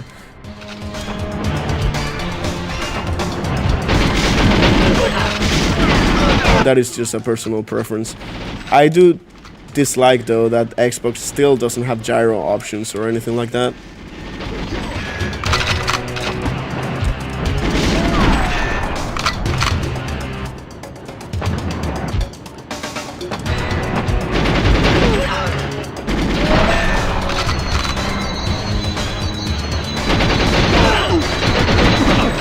I am kinda interested on the Switch 2 Pro controller.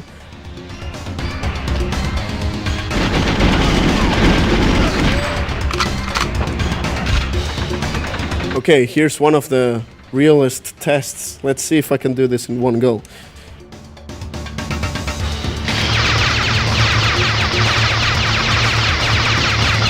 Oh no, I skipped one there. I skipped another. Oh no!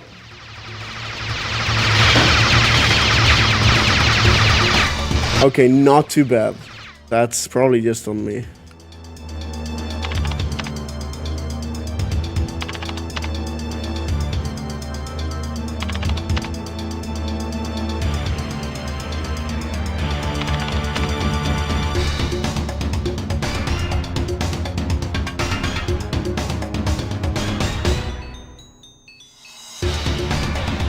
Well, I didn't get the lion, but I got extra time either way.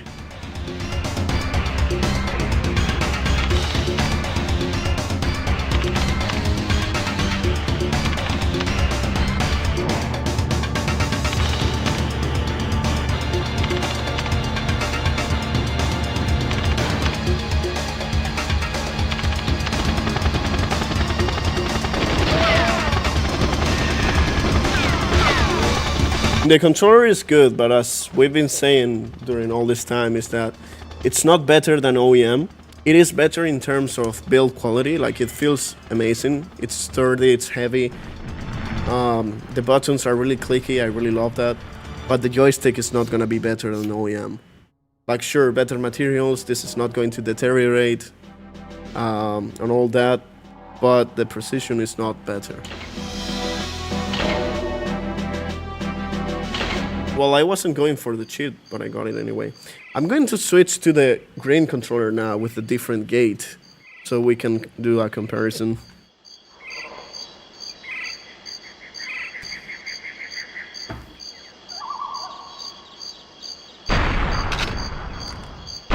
Oh my god.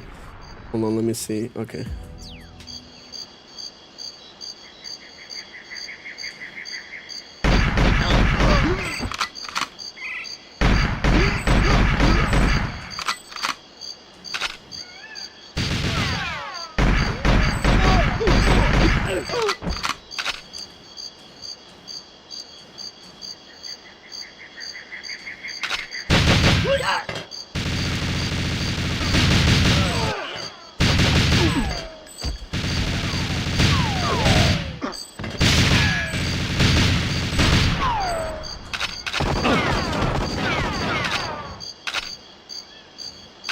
This map, honestly, is not too great to test anything when it comes to precision because of the lag.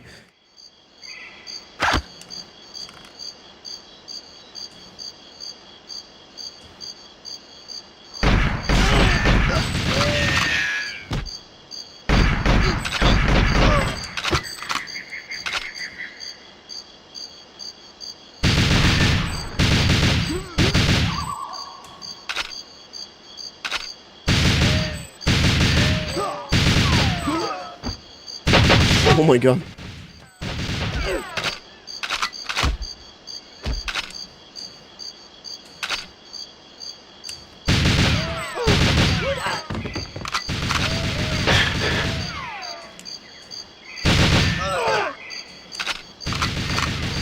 I haven't tried this controller on Perfect Dark yet. However, it should be very similar. Both GoldenEye and Perfect Dark have the exact same controls.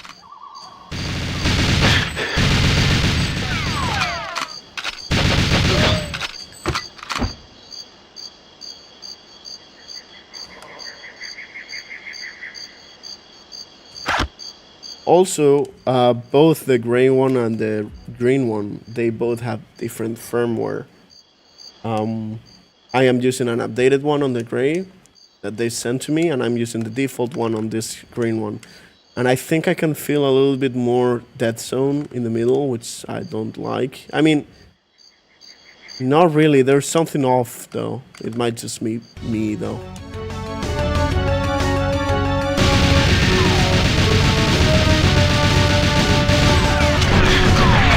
Oh my god! I got one shot by Sunia. That's like the first time it ever happened. Obviously the controller's fault.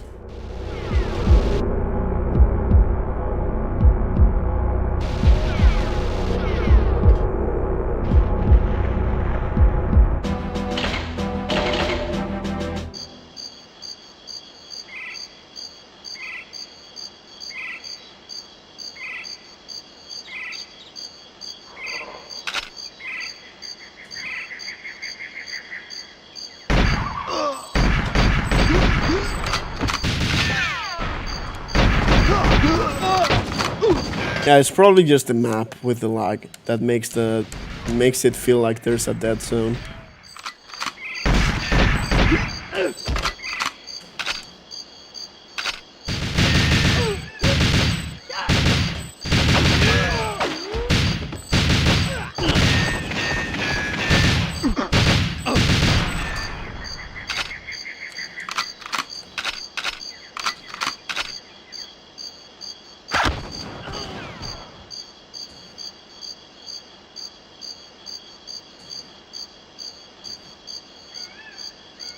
Where's that guy that just died?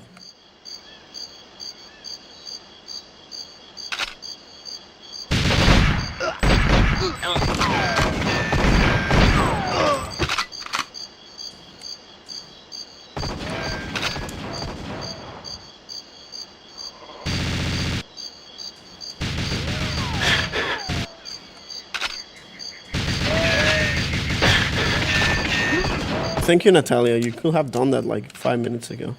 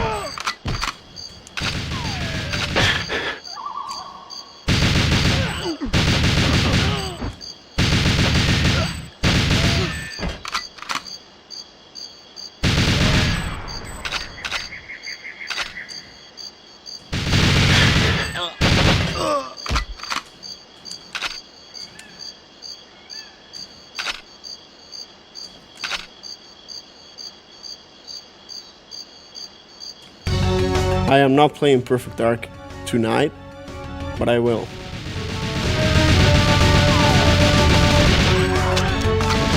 Not again. Oh my god! That accuracy, what the hell?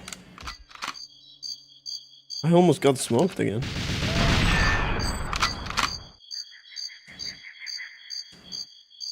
Nah, the aiming is the same. The thing is that Perfect Art has lower frame rate. So it might feel like that.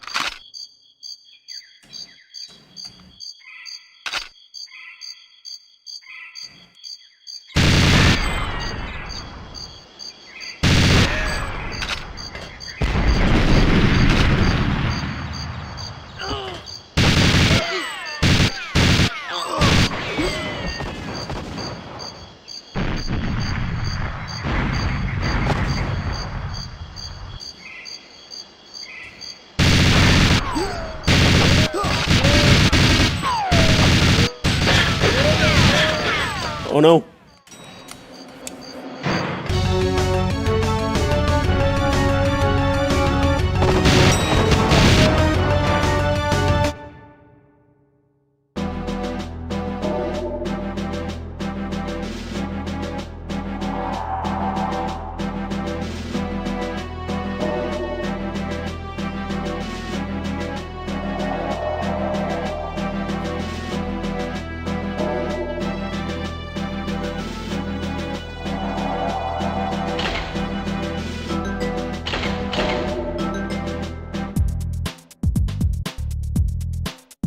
Well, it seems I have to repeat this every level. It's fine though, like obviously people join after at different times. I will make a full review video, yes, hopefully next week. Maybe it will take a bit longer because I have to record footage and all that and do like proper testing. Basically so far is build quality on the controller is very good, like no complaints at all. It feels really nice, very sturdy, very heavy, very good plastic. Now the stick itself, it is accurate. The dead zones are very minimal. You can change the dead zones with software. Well, not at the moment, but they have it on the roadmap that they will allow you to create your own custom profiles with all that. But the stick design being GameCube style instead of N64, it makes it more sensitive than it should be. So the controller itself is good. You can get used to the extra sensitivity. It's nothing crazy, but it's not better than OEM. And if you want the OEM precision and all that the OEM has to offer, this is not something that you are looking for. This is $90, and for that price you can easily get a steel stick and a steel bow for the OEM upgrade. But if you're just looking for a controller to play casually, maybe with your friends or for your friends, and like that you don't have to worry about maintenance, it is definitely an option. I'm having a good time playing GoldenEye with it. Yes, it's $90. It's quite expensive.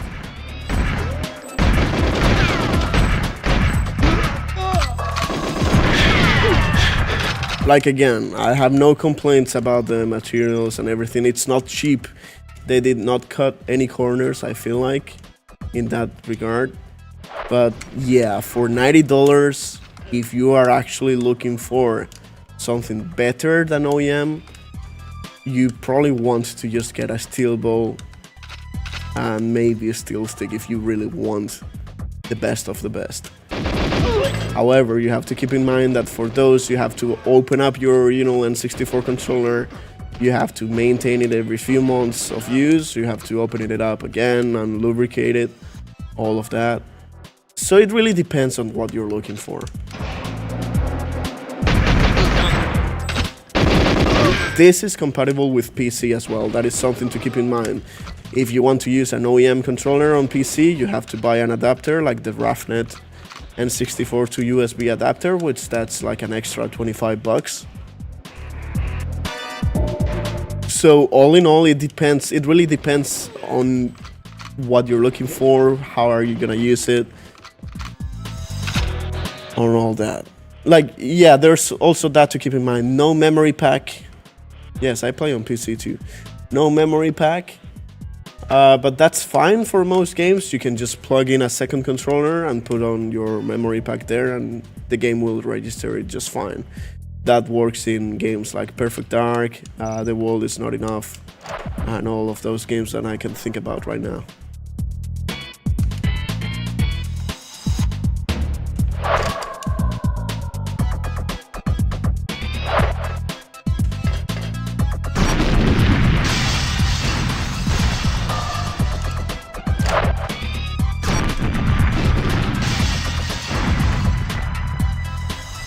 Oh wow, it didn't break the glass. No, that's LodgeNet. Rafnet is a guy that makes adapters for the N64 controller and many other consoles. And they are like the best on the market. No question about that.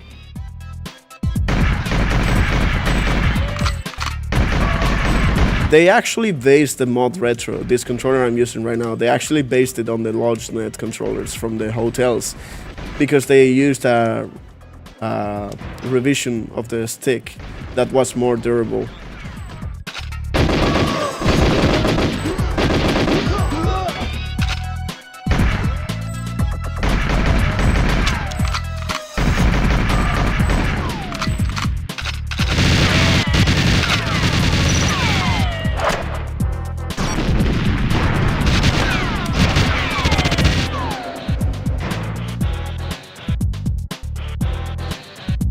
I assume that if you play this on the M64, I mean, obviously on emulators on PC, you can use virtual memory packs, so it's like you don't need a memory pack slot.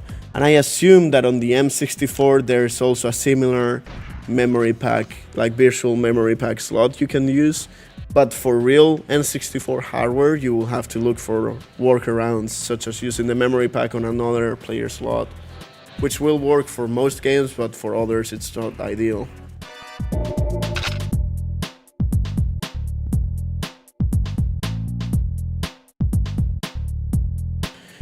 There's a lot of controller options these days, yes, but there's a handful, if even a handful, of worthy ones.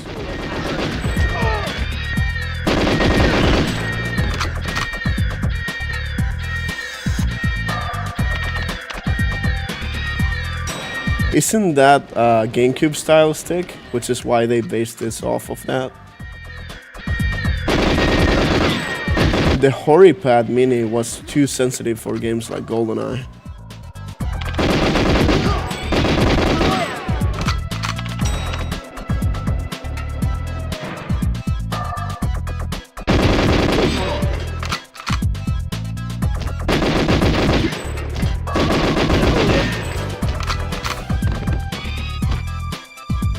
Thank you, Suck Puppet.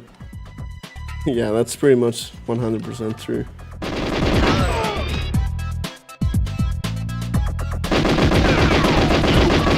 Yeah, 5 options, and maybe out of those 5, only like 2 are like options you will consider as a true N64 enthusiast.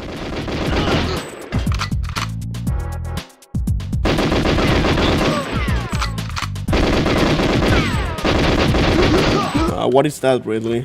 I've never heard of that.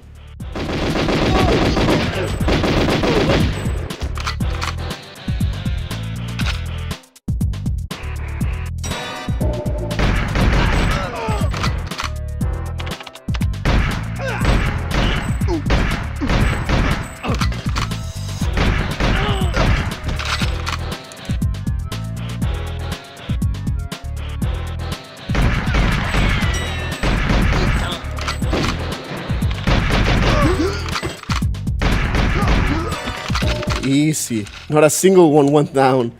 Okay, test passed with this controller. That is nice. You know, it's funny. It's actually performing better than the Xbox controller on GoldenEye XBLA and the Xbox port. Well, sorry, not port. Xbox emulation mess.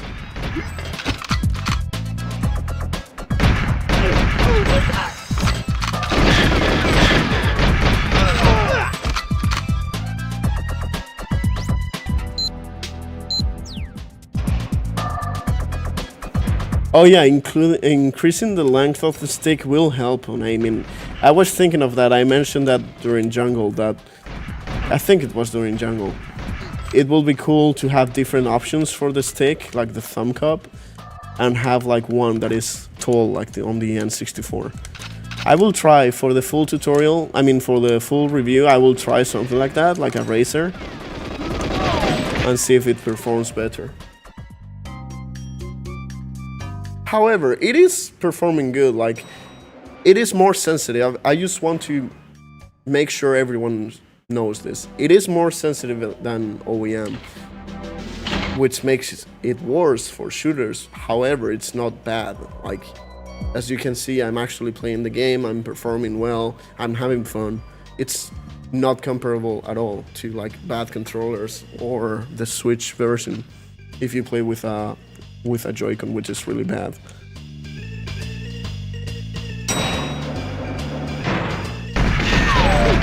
See you, Galen. Thanks for watching.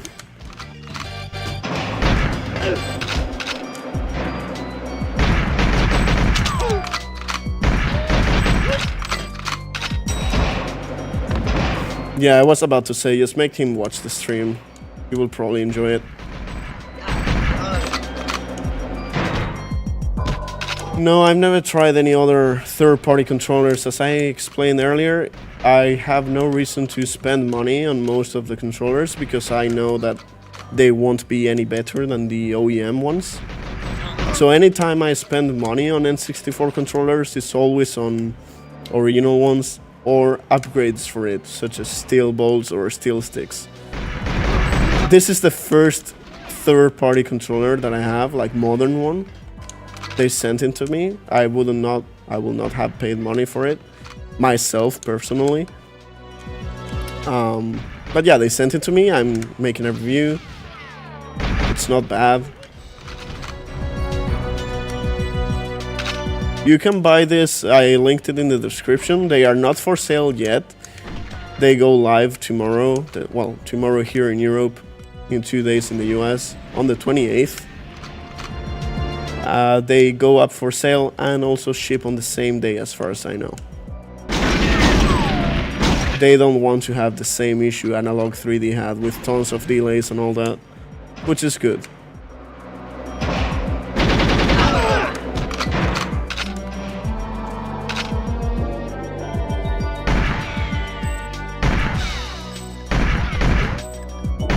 Oh no, come on. This is the ultimate test. Hold on, let me restart. Okay, let's see. Come on. Okay, one.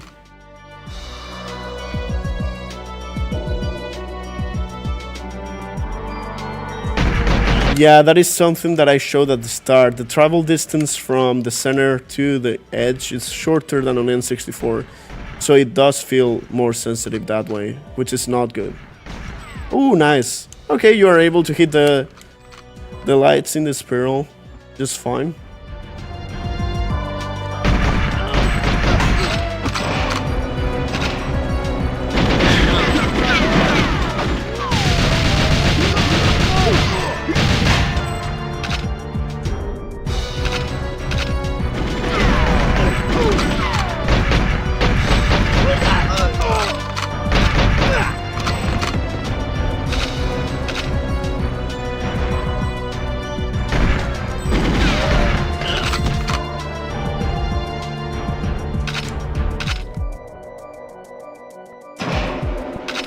Yeah, for this type of controller, honestly, it's pretty good.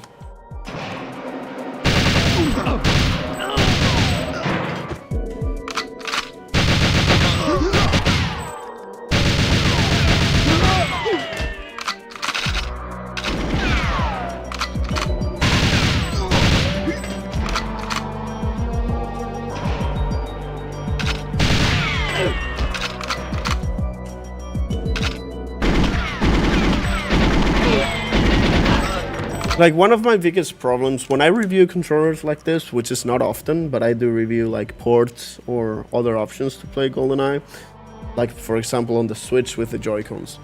One of my biggest problems is I'm thinking of new players and if they will have a big trouble like trying to aim in the game because of the overly sensitive sticks, which is a problem with the Switch version. Because a new player will just play, hey, GoldenEye's on the Switch, I've heard really good things about it, I'm gonna go play it. They go play it on the Switch, use the Joy-Cons in portable mode, and you can see that the game controls like this. Like, you can't be accurate or anything. And that will be a very bad image for GoldenEye and a very bad experience for them playing the game. And I find that this controller will not create that issue because it is a little bit more sensitive, but it is also something you can get used to. Like, it's not bad, and I really value that. And I like that they also kept the original design, the 3 handle.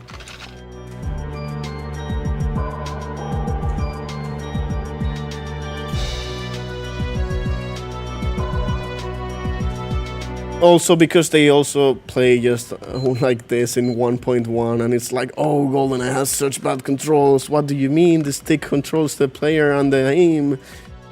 Oh no, it's so bad. What do you mean I have to aim with my D-pad?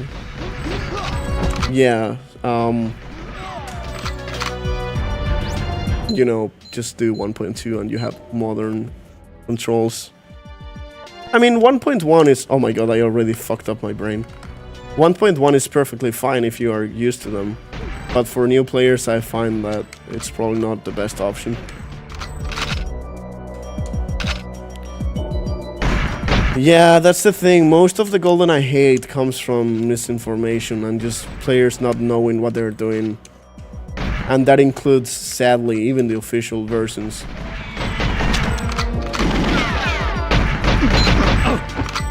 I played on 1.1 for the longest time too. I think it was until 2014 or so.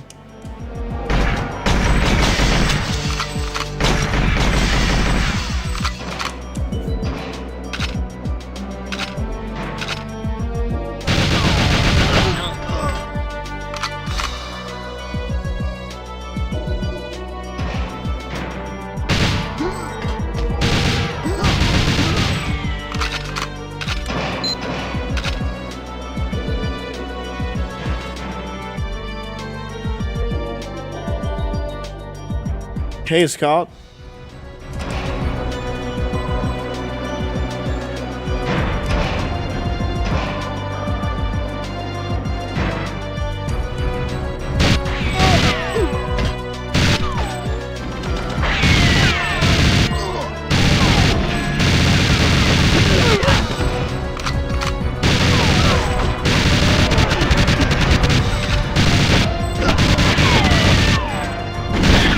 Oh wow, you're still alive?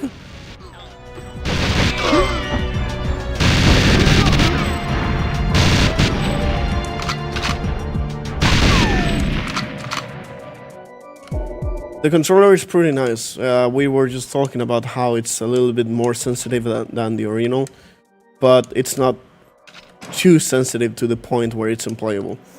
I was just talking a little bit ago that the way I value these controllers is if a new player holds this and tries to play GoldenEye, will they play like this where... Let me make a quick demonstration. I'm gonna use the shitty GameCube style stick right here and you will see what I mean.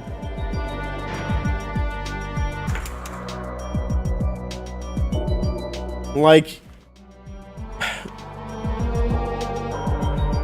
Try to be accurate with this, it's just impossible. Look, I'm going to move it a little bit. Look at the huge dead zone, first of all. Look, nothing is registering. It's until here, and then I push a little bit further, and look at how fast it is. It's not maxed out yet, by the way. Like, look at this. Playing GoldenEye like this, it's awful. Like, you give some new player this, and it's like... Oh yeah, try to aim like this. No, it's fucking impossible, look. It's all jumpy and horrible. So this is obviously the worst case scenario. And I value these controllers, like if a new player holds this and tries to play GoldenEye or another shooter, and it's still a smooth experience, then it will pass the test. Like, this is so much better. You can actually be accurate by being careful on the joystick. And if you push hard to the sides, it's not like awfully sensitive.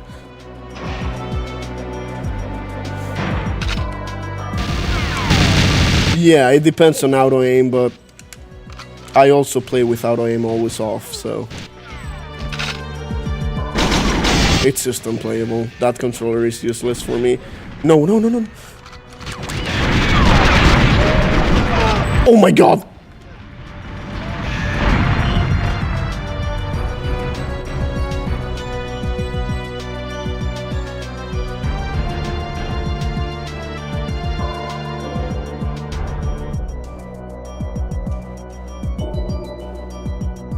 Perfect.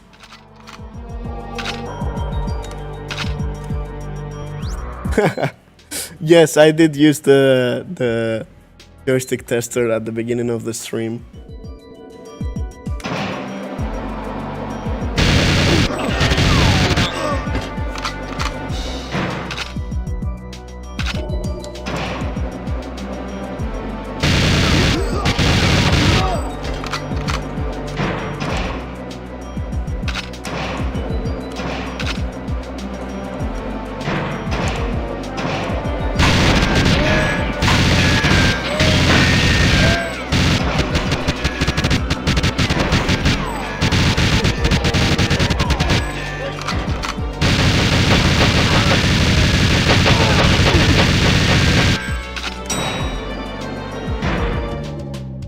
I spent too much time talking. I don't think I will get the cheat, but that's fine.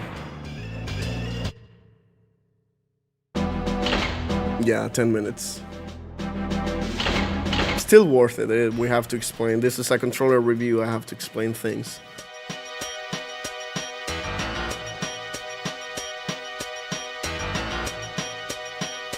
I was never able to, well, I have not been able to test the analog 3D console. I would love to, I would love to test the analog 3D and maybe compare it to the M64. But again, I can't justify spending so much money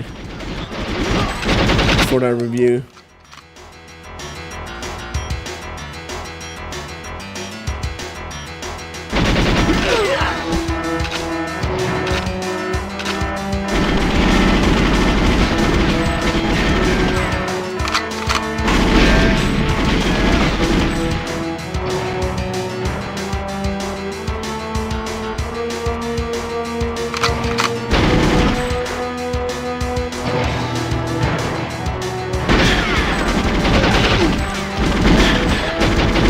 Yeah, I don't know. I think I could have definitely sold a few units for them if they sent me one back then, because the way I presented it was like, hey, I make these GoldenEye streams. I'm the biggest GoldenEye YouTube creator at the moment, like GoldenEye centered, that is.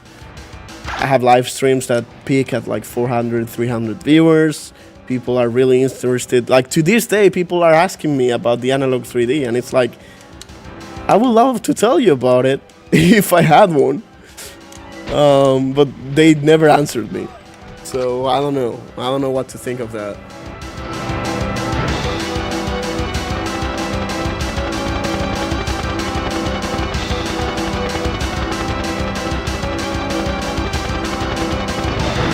Oh, no, I'm not talking about the analog controller, but the console itself. Like, I was very interested in testing, like, the overclock, the performance in Perfect Dark, GoldenEye, the support with mods and all of that. But I never got the chance.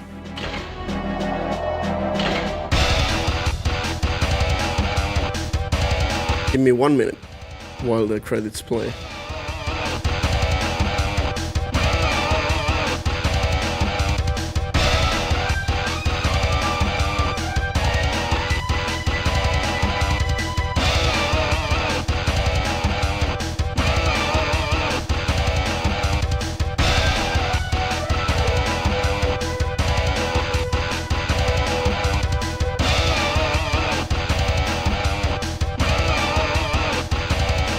Alright, I'm back. So while the credits play, I think it's a good moment to say my not final, but initial final thoughts on the controllers. First of all, on both of them, I did not really feel a difference with the gate. GoldenEye is not a game where you actually use the notches of the gate for precise anything, unless you are like speedrunning and need a perfect angle, as far as I know. But in normal gameplay, you don't really feel the different shape of the gate. However, if there's a choice, I will definitely go with the N64 style one. The closest it is to the original design, the better. The build quality, it's really good. I can't stress it enough. They feel amazing to hold. Like compared to this, the original one, this plastic feels really cheap in comparison. And you know that after a few times you open this to do a few maintenance changes on the stick and all that, these things will break. As you can see, this plastic is broken where the screw goes in. Those things happen after 30 years. The plastic on this one feels way more sturdy and better, which is really nice. The buttons, they feel amazing. They are very clicky. That is very good for me. The trigger is big. I haven't shown it actually. I think it's big like this, and the shoulder buttons like this also feel really good. They're not too, but like really big compared to the original ones too. No complaints at all when it comes to the design of the shape and the build quality. The only problem I have with it is the joystick, which again, it's GameCube style. Did they say if the controller comes with both gates? I can't answer that because that's funny. They sent me the controllers in a blank box. There's no instructions, there's no guide, there's no nothing. I have contact with them on email and they are helping me with some of the setup, but I don't know the full information. For the full review, I will have all that information. I will make sure to have all that information to share with everyone. But yeah, my only problem with this controller so far, other than the issue we saw in the Surface one where for some reason it got stuck in some inputs, is that, well, also keep in mind I'm using pre-release firmware that will be fixed in the future before it launches. But yeah, the joystick. This is a GameCube style joystick, like full on. Like here's the GameCube controller, it's the exact same. You can put it side to side here. It's pretty much the exact same, maybe a little bit thinner at the top. That is a problem for N64 games because you want it to be thin like this, so the throw distance, which is the distance from where you start moving to where it hits the limit, the gate here, it's longer on the original N64, which allows for more precise movements and more linear sensitivity. Whereas here, you hit the edge way sooner, which means the further you get from the middle, it will be more sensitive. On the N64, it's almost linear, almost completely the exact same from the middle to the edge. Here, you can notice that the middle is less sensitive than the edges.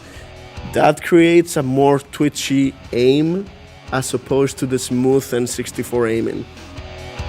It's something you can get used to. As you've seen, you can be very careful, you can be precise. There's no dead zones, no huge ones at least. I think it's good. It's a good alternative if you don't want to spend $50 to $100 on an original controller that you will have to first have the original controller with good gears and get the lubricated every few months of use and all that. If you don't want to keep track of all of that and you don't mind spending $90, because again, remember, this is $90, this is $90 US dollars. It's quite expensive in my opinion, but if you don't mind that, if you are more in the casual side and want just a controller to play wirelessly on your M64 emulators and so on, or with the wire because it's very long, it's definitely a good option. I had a good time playing GoldenEye. Better than with the Xbox controller, definitely. And really, I don't know what else to say here. If you have any questions, feel free to ask. I will go more in depth in the actual review. But those are my first impressions. Would I buy it for myself? Again, no, not really, because if I spend money on N64 products, I have to know that it's the same as OEM, because I understand that that's the best version of the stick. However, yes, this is pretty good. If you have any question, feel free. I'm still going to play through Aztec and Egyptian and unlock the cheats, so there's a lot of live stream ahead. If you want me to test something, I will also test F-Zero, because if you played F-Zero, you know that it's very sensitive and you will drift if the joystick is, you know, overly sensitive. But yeah, if you have any questions, if you have something that you want me to test, feel free to ask, and I will do my best to answer.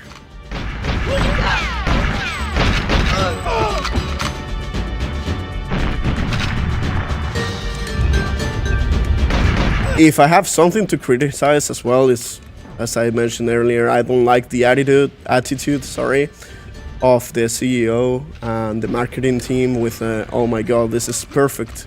It's the perfect controller. The original one was flawed and had a lot of issues.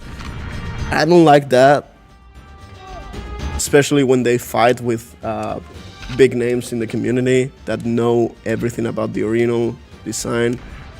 But well, what can you expect from marketing these days? Like, this is not the perfect controller, but it's pretty good, and I am happy that they actually respect the design. Oh my god, the amount of grenades!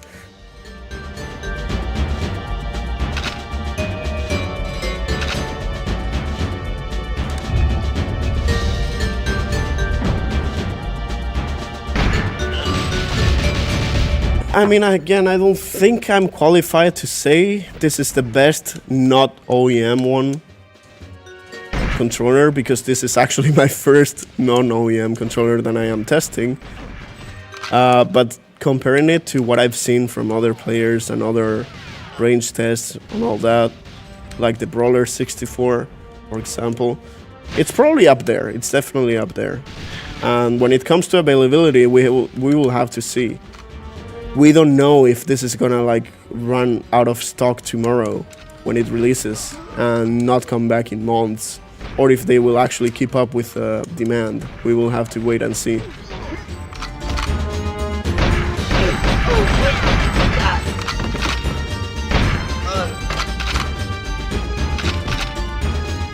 I don't want to say that this will be the best option when, you know, maybe next week it's impossible to buy unless you have to pay $200 for scalpers or something. Fuck them, by the way. I think every console comes with 2 M64 controllers now, which is nice.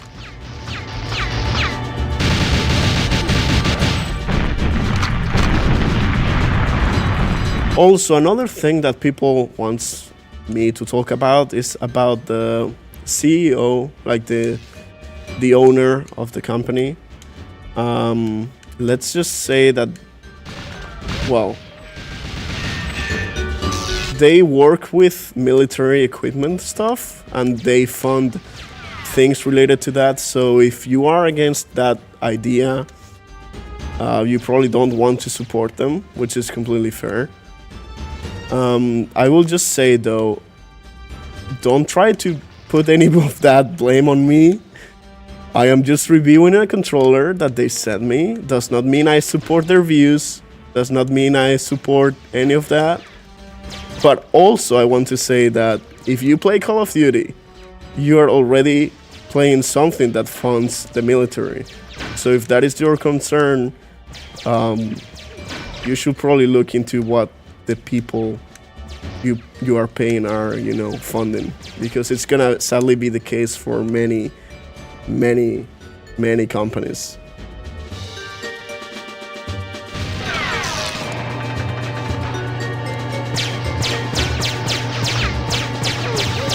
There's apparently some controversy in the past that they used like drone parts for some of the Game Boys or something like that. I don't know if that's true or not. Yeah, he's not in the military. It's just that they have agreements or whatever, like fundings for military stuff.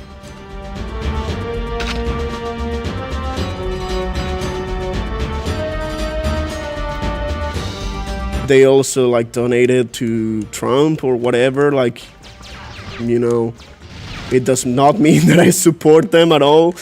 But again, you can't really blame me for reviewing an N64 controller. At the end of the day, this is an N64 product. And if you look that deep into everything, I mean, Microsoft probably pays a lot of money into US defense or whatever. Call of Duty, as I mentioned earlier, they are pretty much funded by the military. If you're gonna make a problem out of an N64 controller, maybe make problems out of those too. All I want to say is that don't put me into any of that. I am reviewing an N64 controller, and I'm just saying it here that if you don't support those and don't want to support people like that, just be aware of that.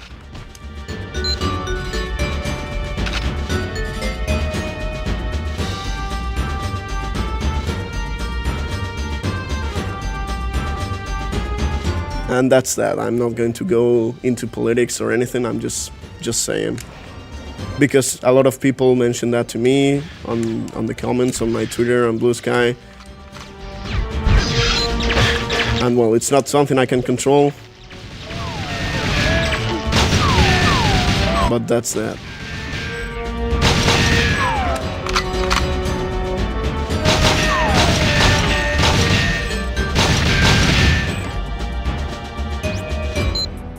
I mean, it's been on Twitter too, it's not just Blue Sky. Also Facebook.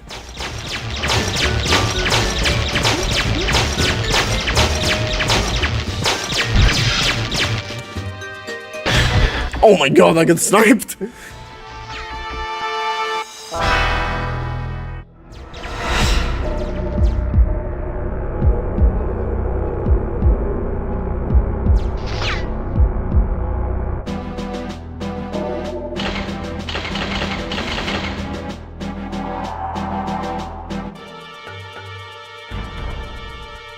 Yeah, that is definitely because I mentioned that about the CEO or whatever.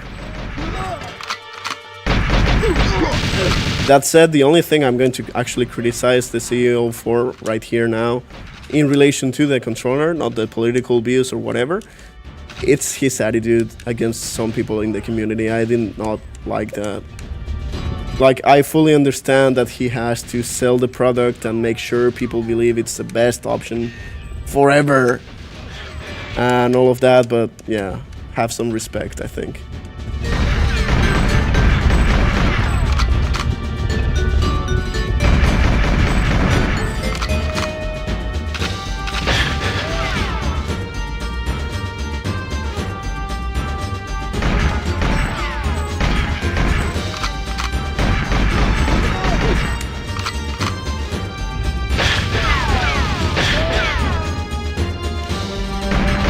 Man, I don't know what I'm doing.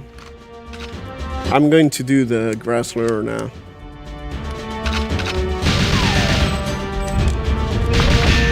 What do you mean by endurance?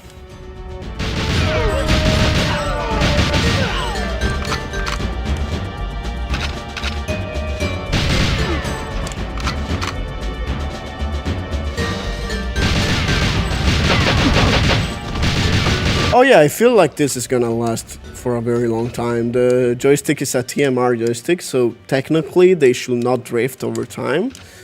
The build quality feels amazing. I will show the inside after I'm done with the main game. But yeah, I think it's definitely a controller that will last for a long time.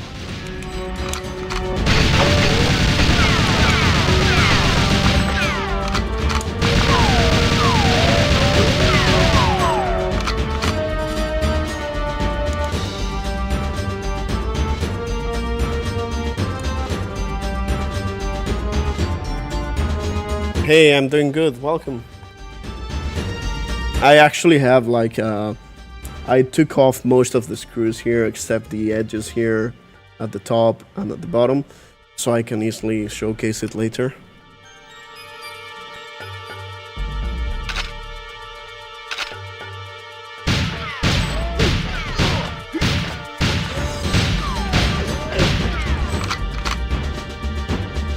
That's what I thought too, Grapes. Like when I saw the promotional images and all that, I felt like it was not... It was weird. It looked off. But having it here, honestly, it feels really good on my hands. I have no complaints.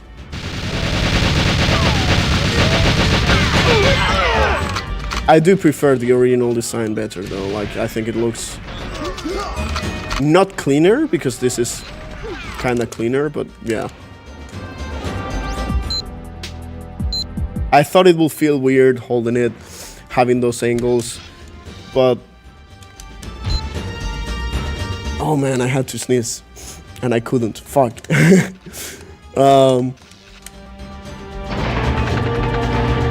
I forgot what I was saying. Like, yeah, I thought it was gonna feel off with those angles and all that, but no, it actually feels really nice. Ooh, that was risky.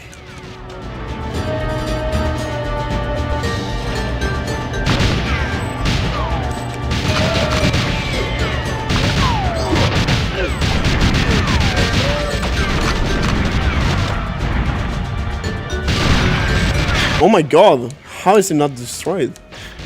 Oh my god, this is awful. Yes, I will say the controller is good. The stick accuracy is good too, but it's a little bit more sensitive. If you want to hear my thoughts, my final thoughts, you can go back after I'm done with the stream to the credits. I will timestamp everything, don't worry. But yeah, I will timestamp my final thoughts and all that.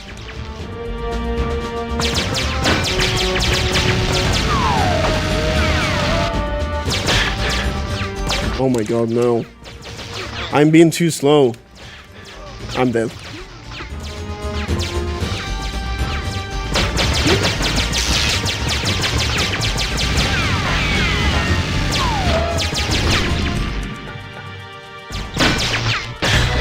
Man.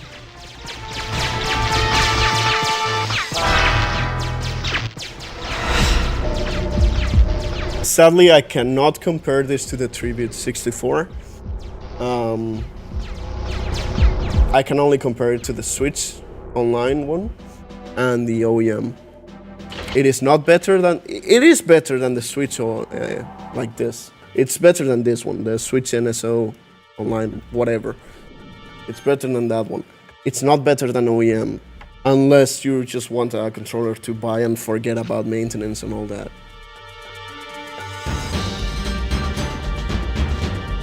I will have a full review later this week, hopefully, if not next, which sadly won't be useful for those in the waitlist who wants to buy it already.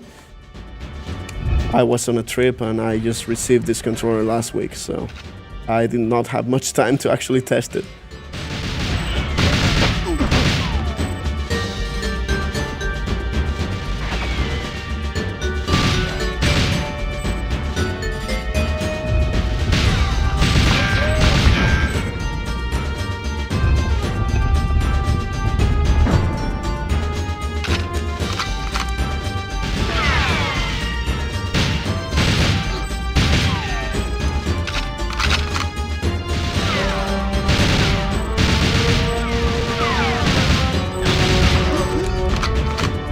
After I'm done with this too, I will switch back to the original N64 controller and see how it feels.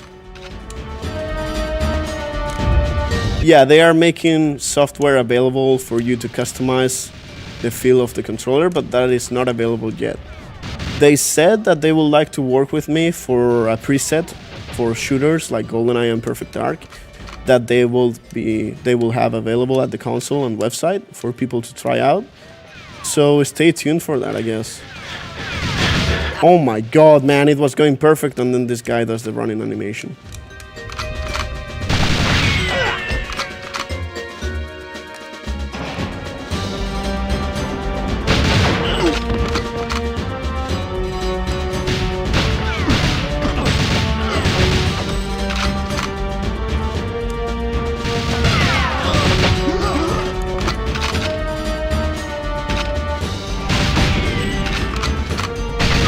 No, it should be 85 in a good condition controller.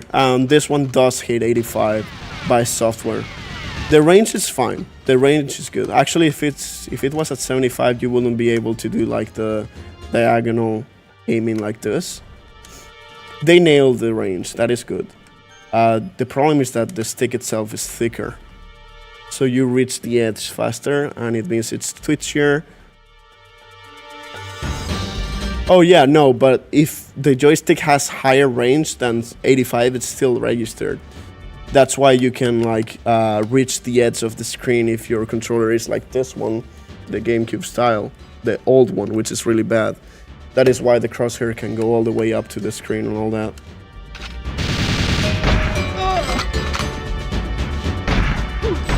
Also, correct me if I am wrong. Do you need the notches, like the gate shape? Or is it fine if it's not exactly like the original N64? Like, I know for games like... Oh my god. I know for games like Mario, you do want to have the exact perfect angles. But I can't think of any case in GoldenEye where you need the angle perfectly.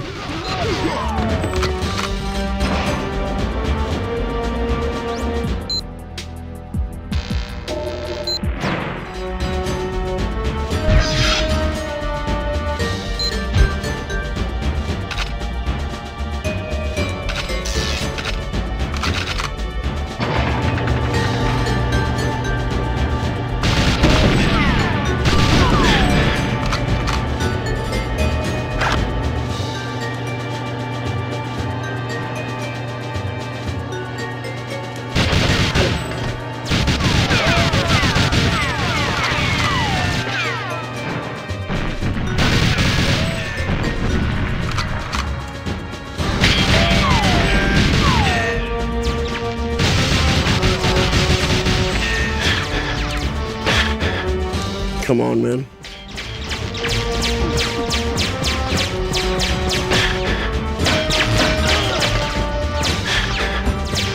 Come on, man.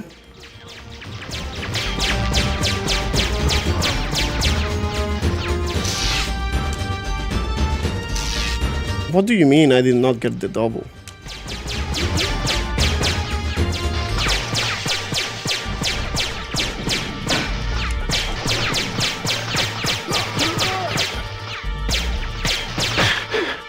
Come on.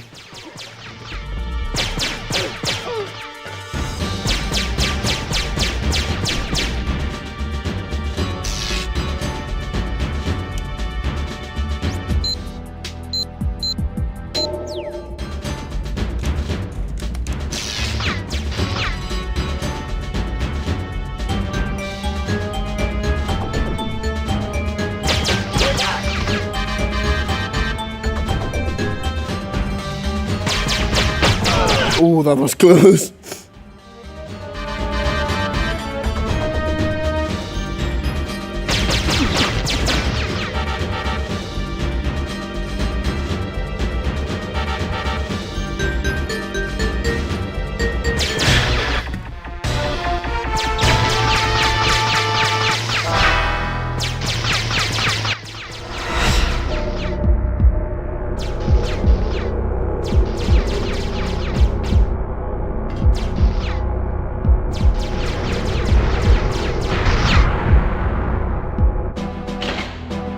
Okay, I have to fully lock in, that's it. I'm not gonna explain anything about the controller. Chat, please. If someone asks, you answer. You know my thoughts about it already. I'm gonna fully focus.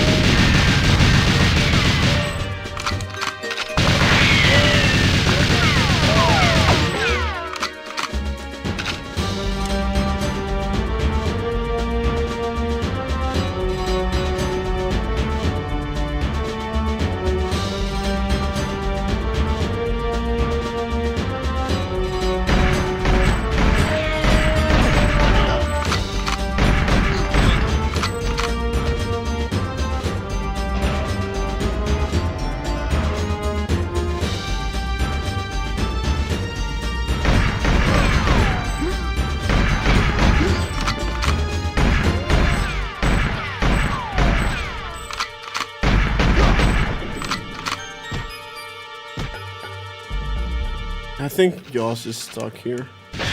Yup.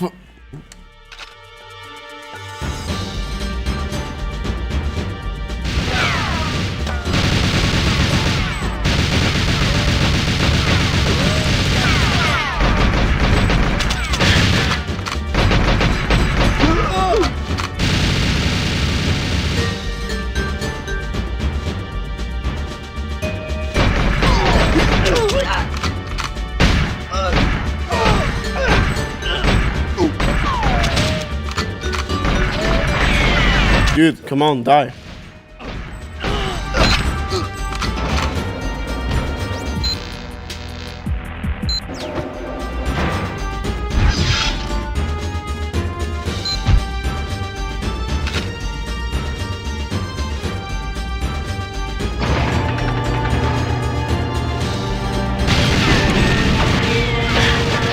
What is this guy doing here?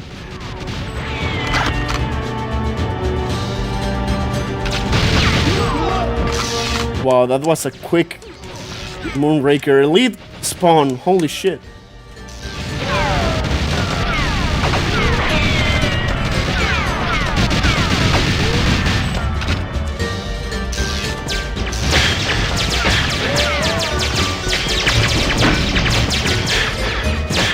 Nah, I fucked up.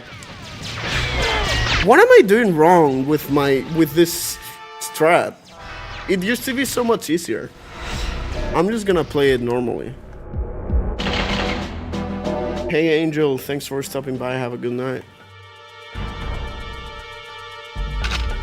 Yeah, I'm just gonna play it normally. I don't know what's going on.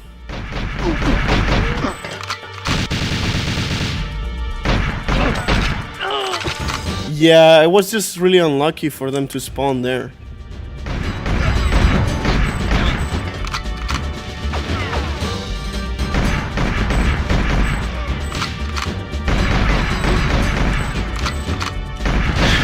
Oh, come on. Why don't you pull out the nade? Oh, and that guy is still alive.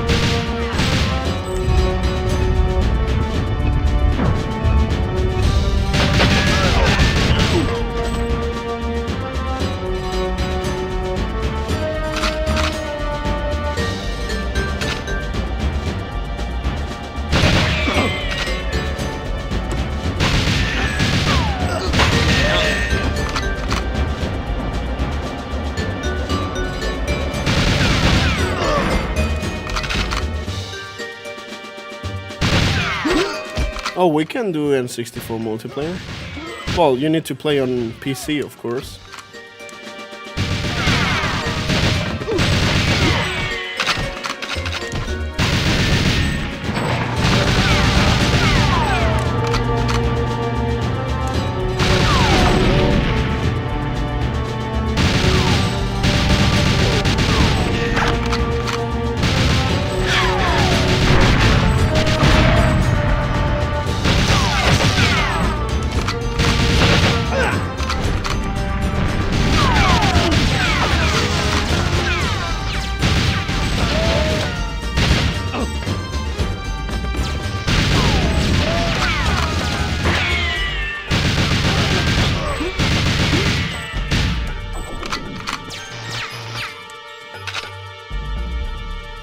Yeah, I also agree that Archives is harder for the average player because you actually need to know how to speedrun. It's not really that necessary for Facility.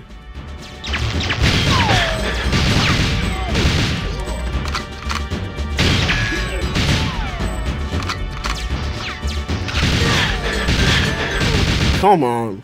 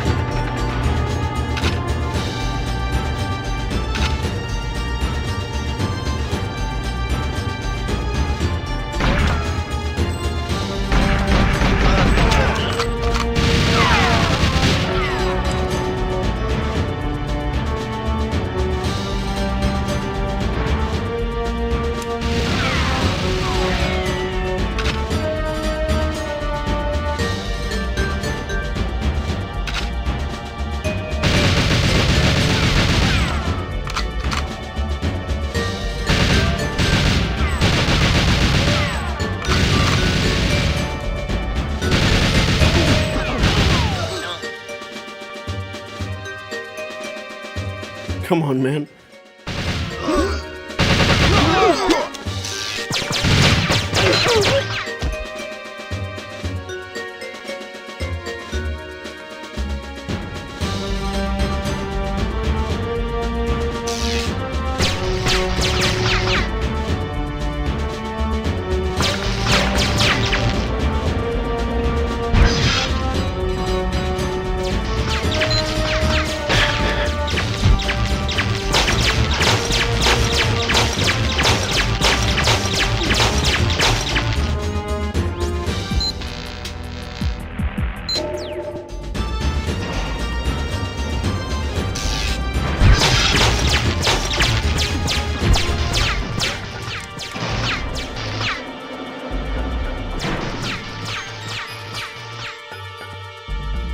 I will do a Twine live stream for something, for some other reason eventually.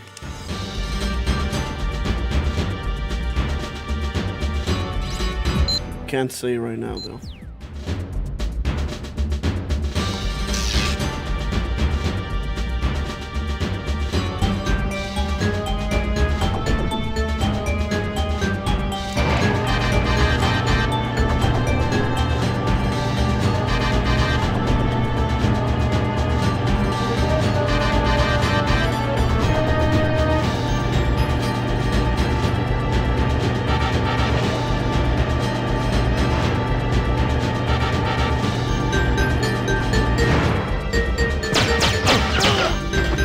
I like Perfect Dark, F-Zero X, Star Wars Racer. It's another game I played a lot back in the day. Smash Bros. 64.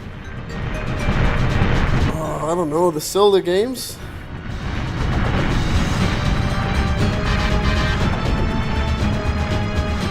Hey Hollywood, yes, my vacations were great. Thanks for asking, and I am finally back.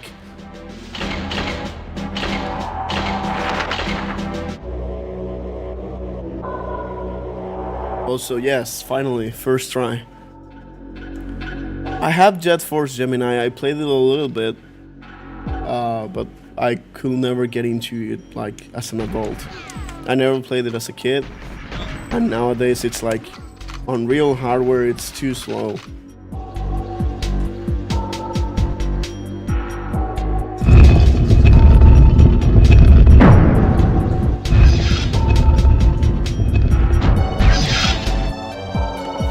No, I think I played Cruising World, but not Wave Race 64. I played the Wave Race game on GameCube. I know it's hated by the community, as far as I know. I don't have any memories of it.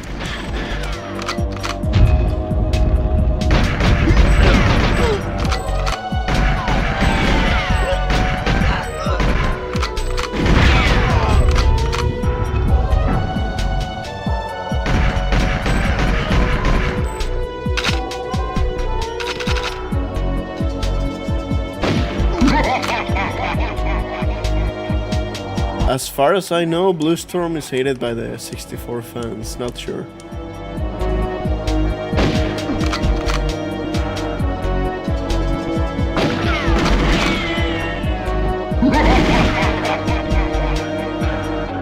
Guards in GoldenEye do not see walls if they can walk through them. Basically their vision is 2D, so even if you are above, they see you on the same level, and they can shoot through. Wow, that insta-crouch.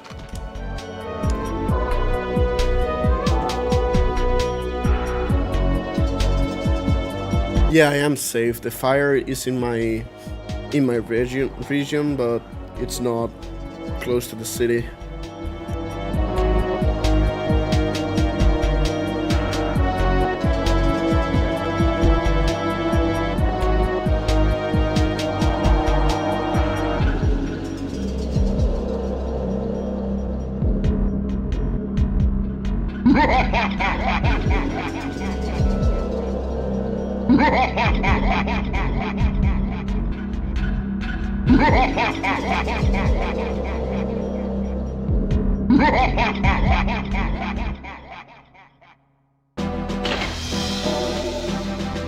Alright, so now that I've completed the game with this controller, before I continue with the cheats, I'm going to open it up and show you guys how it looks inside and the things you can do.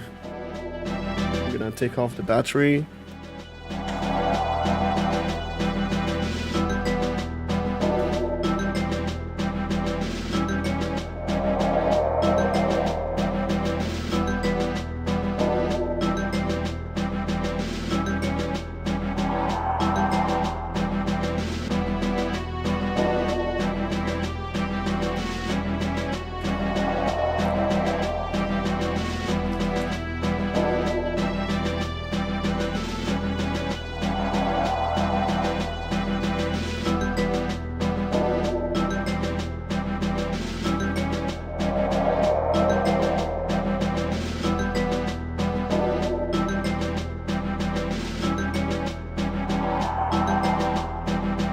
Just one more. Oh, it is chunky. It feels really good, honestly.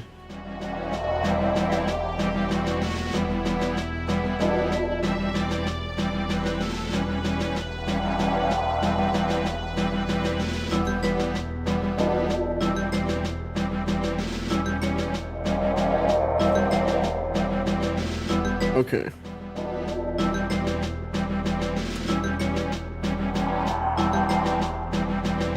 So that's it. Here you have the membranes and the buttons. I actually didn't take them off. Oh, it's really, you obviously can't see it over here now, but it's very clicky, it's very good. I really like the trigger. I really enjoy the triggers and the buttons. They feel really good. They are all clicky and all. Anyways, here on the faceplate, you have this for 3 screws you can use to change the N64 gate. I still don't know if they will include both if you buy the controller or not. I sure hope they do if you are paying $90 for it, but I have no information. I hope I will get that information after, you know, once I get the full review out. So anyways, you open it up like that. It's very easy. You have to be careful with the screws because they are different size. It's not like in the original N64 where every single screw except the thin ones are the same.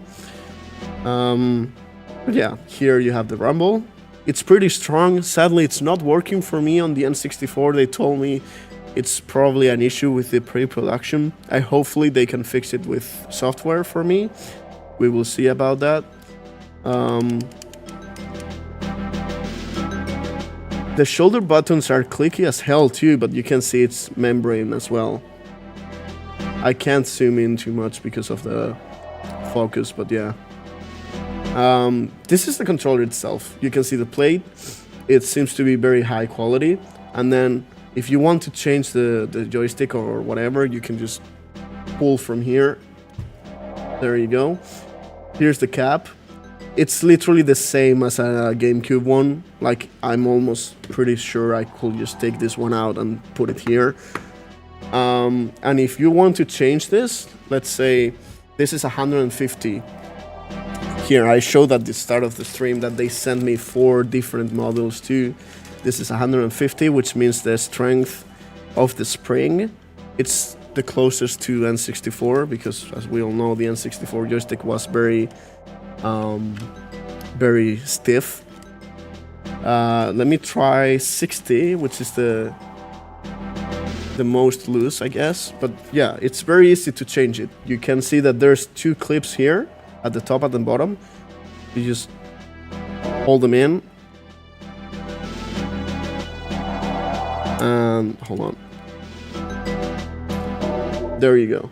It's that easy. It's out. This is the connection. The 3 dots go on the right side. And now let's say I want to use the weaker one at 60. Again, the 3 ones on the right side goes like this. And that's it. It's on now. So I put on the cap. Oh my god, it's actually hard because it keeps moving around. Hold on.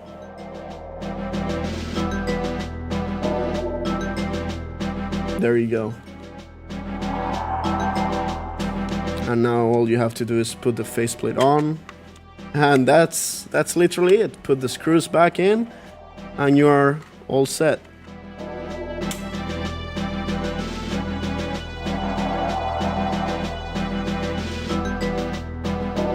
If it wants to turn around, that is.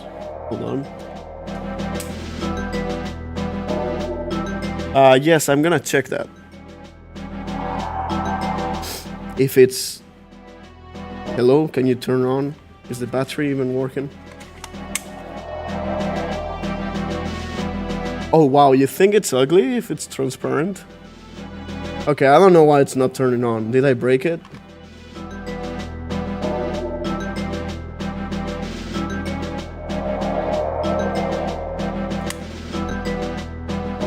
Okay, I mean, it's working without turning it on.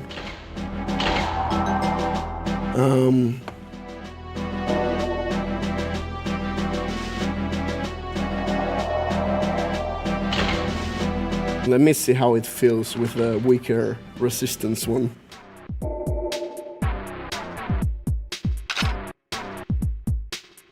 Oh no, it's getting stuck. That's probably... Oh yeah, I didn't fully push it in. That's my bad. Completely ignore that, please. Anyways, now the joystick feels much lighter instead of heavier as before. Honestly, I think I prefer... Okay, no, it's giving me that... Yeah, it needs to be on. Hold on. I don't know why this happens. I will have to ask. Hold on. Oh, I don't have an M64. I'm using my UltraHDMI. They only sent me the controllers.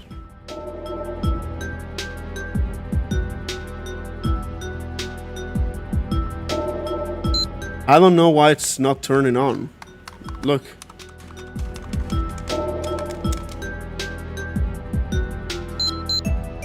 Wait, is it on but just no light?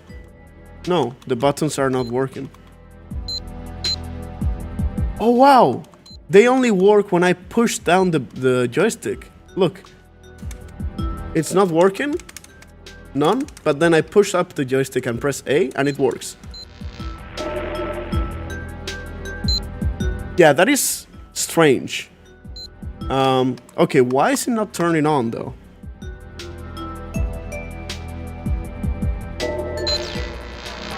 Hello? Okay, let me like reset it, I guess. Okay, no battery. I'm gonna try to turn it on without the battery. Obviously nothing's gonna happen. Now I plug in the battery. Try to turn it on.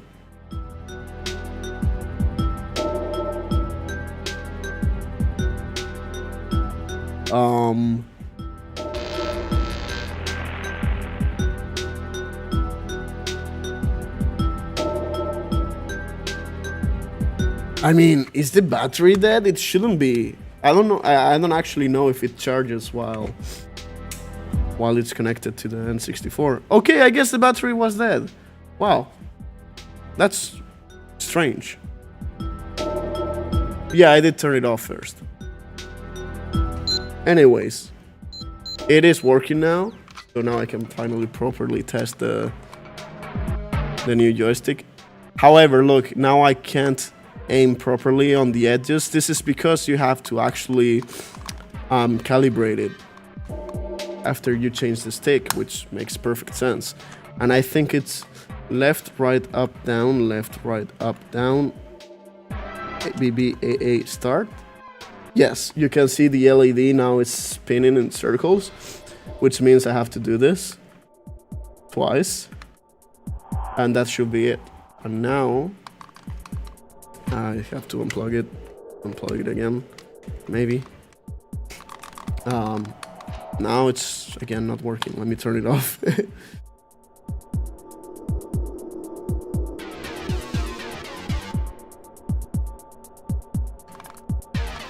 Now it's not working. Okay, let me cycle through this again. Mind you, I had no instructions for this, so I don't know if this is an issue with this controller or if it's just me doing it wrong.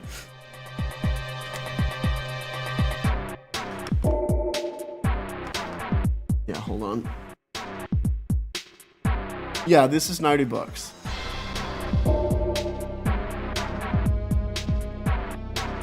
Okay, this is weird. Let me restart the console.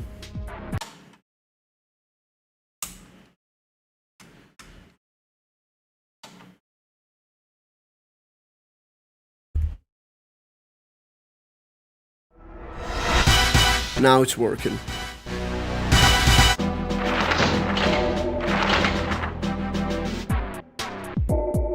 I only got the controller. They sent it to me. I did not pay for it.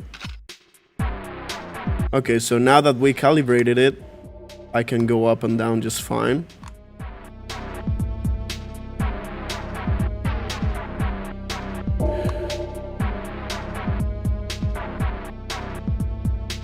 It's just as accurate, honestly. But it's way lighter on the press, like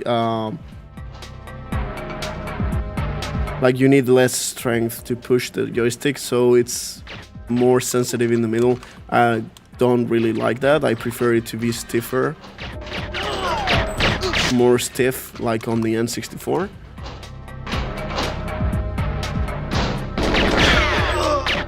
Yeah, it's way too sensitive. Did you see how my aim went to the left like that? Yeah, no, I don't like this this setting. But that's completely fine because this is just an optional setting they sent to me. I don't think you get 4 models when you buy it. This was just to test different settings for feedback. Yes, I will show the range test again. I did that at the beginning, but I will show it again. So, okay, I tested this joystick strength, so I don't like it. I'm just going to go back and change it. Okay, without the gate, you do not get more range. However, wait, can you? No, it doesn't work. If I calibrate it without the gate, I can probably get more range. Yeah, they should let you create your own acceleration curve and all that. They said they will let me, but it's not ready yet. Yeah, it is personal preference, so I don't like the softer feeling. I need the stronger spring, so I'm gonna turn it off.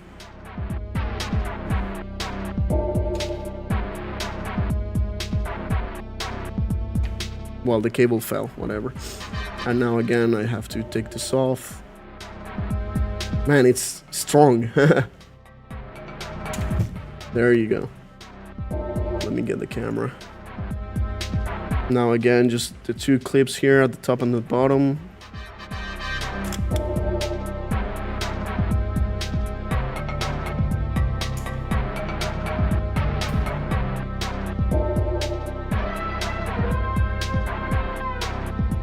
Much better, in my opinion. So that's it.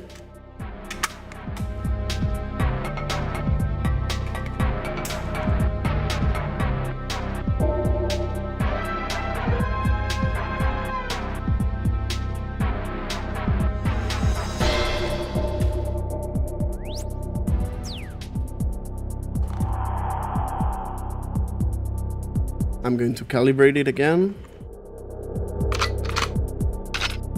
Did I fuck up? Okay, left, right, up, down, left, right, up, down, B, B, A, A. No, left, right, up, down, left, right, up, down, A, A, B, B. Let me look it up.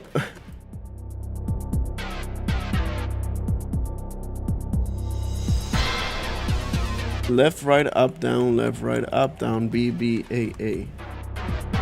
What? Left, right, up, down. Left, right, up, down, B, B, A, A, start. Oh, I'm stupid. I wasn't doing the start. That's on me. Okay. Now you just do this, and you're all set. Yeah, look at that. Nice.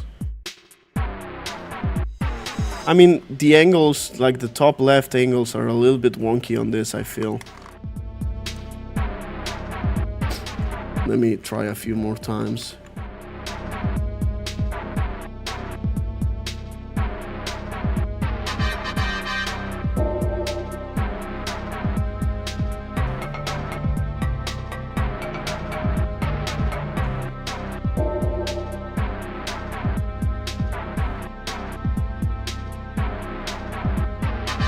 Yeah, that is better. Nice. Yeah, they call it the ModRetro code.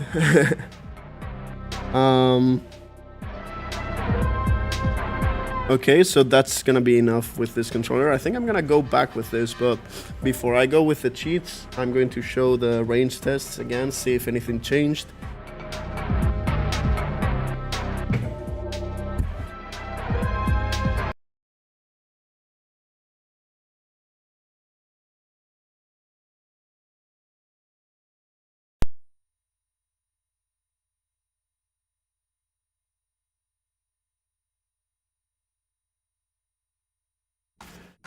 Let's go to live benchmark here.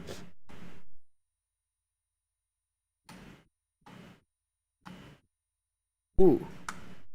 Okay, down is not going straight, and the corners are not great at the moment. That might be my calibration though, as you have seen before. Okay. Honestly, it's not that bad, but yeah, if you push hard, you can reach properly. I'm not 100% sure how you're supposed to do the proper calibration. I don't know if you have to just do it slowly or hard like this.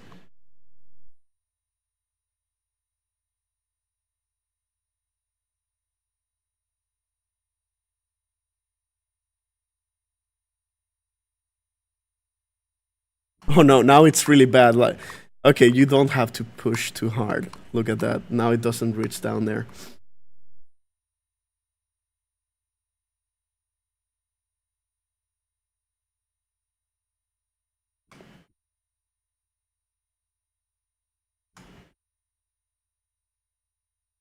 Damn, that one's hard. Okay, yeah. Much better.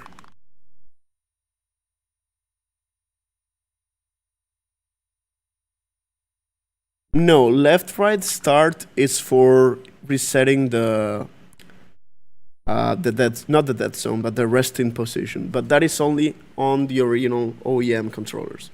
That is something that is built into the controller itself. You can actually use it on Windows even, and it works. That is something in the controller.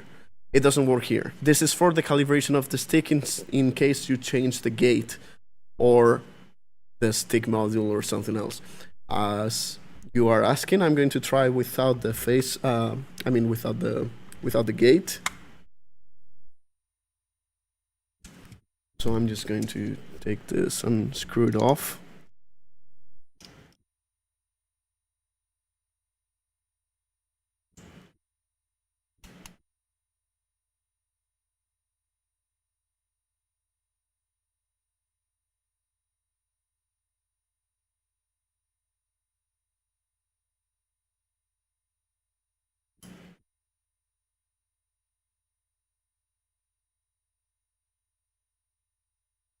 So I have to recalibrate it because right now, wow, actually, it's way easier to hit the edge. Like if you calibrate with a plate and then use this, I mean, it's probably way too sensitive. Yeah, there's a little bit here at the end that is not registering any movement.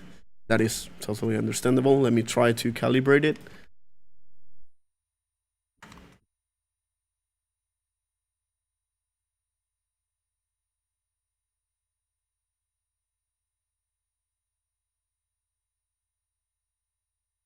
I mean, wow. You don't get more range, but the angles are just way better. What? Like, it's much easier to hit the imaginary notches now. That is insane, actually.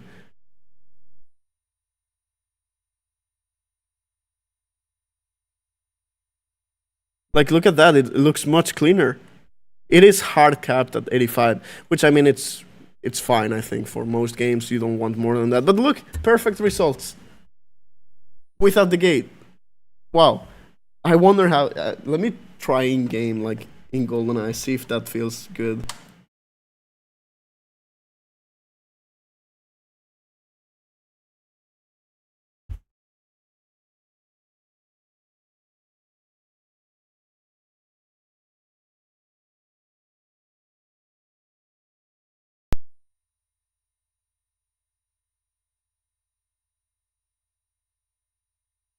GoldenEye doesn't want to come.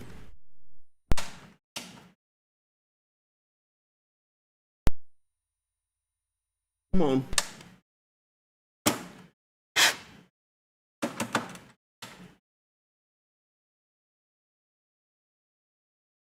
There you go.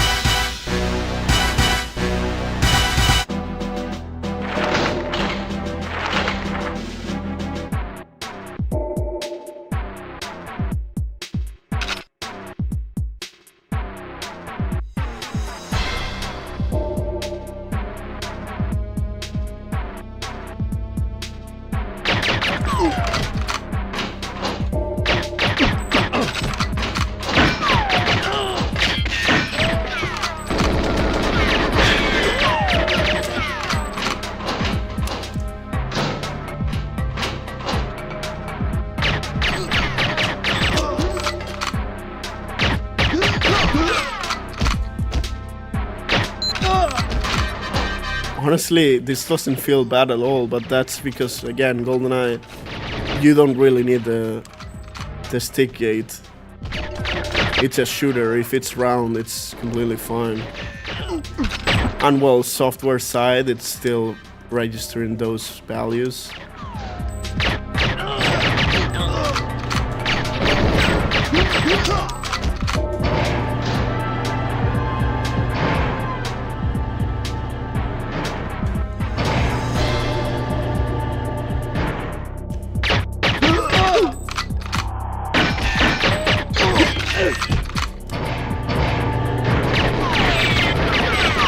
It does recenter on Windows if you use RAFnet.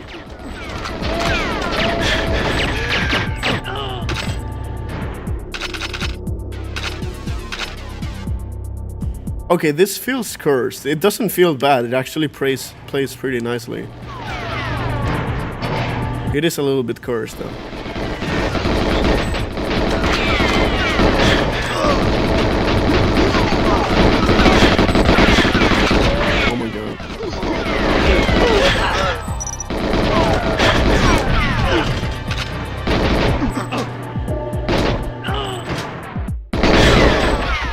Smoked.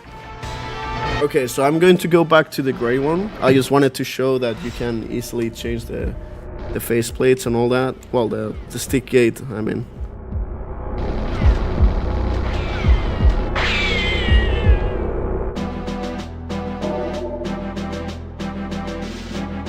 Let me just put the screws back in so I don't lose them.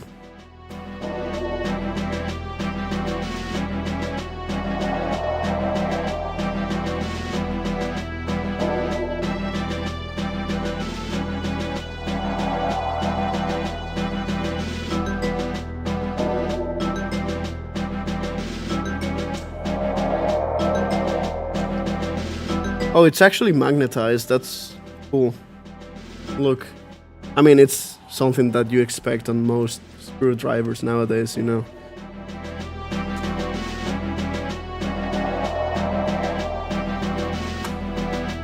Okay, so I'm keeping this one like this.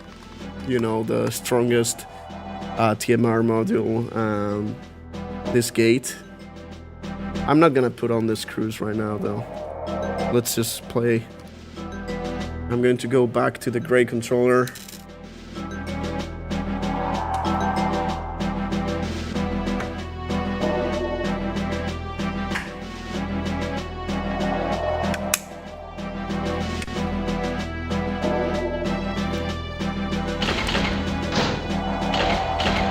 Okay, so now it's time to get the cheats.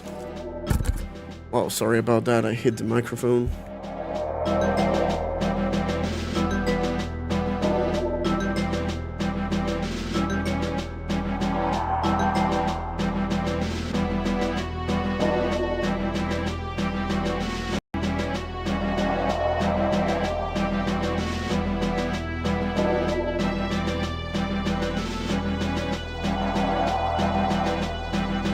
Hey, why did the camera colors change? What happened?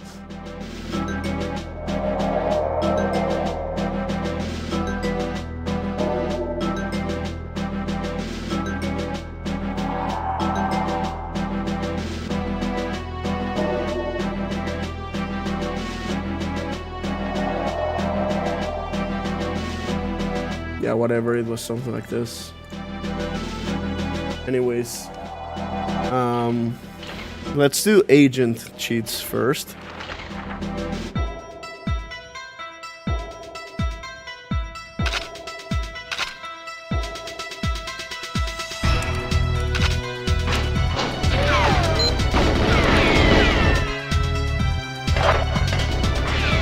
Oh no. Blame the controller.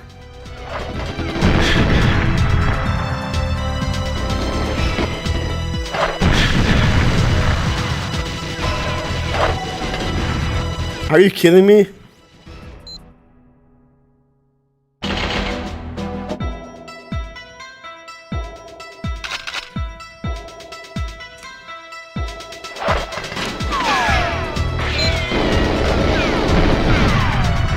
Oh, it didn't hit me.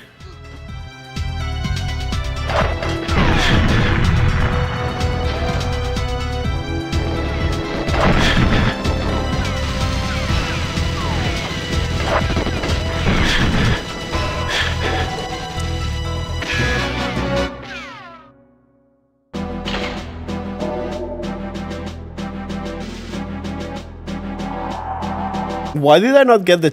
Wait, best time... Oh, I'm stupid. I was playing on this one. Man. I thought I got the bug where you don't get the thing.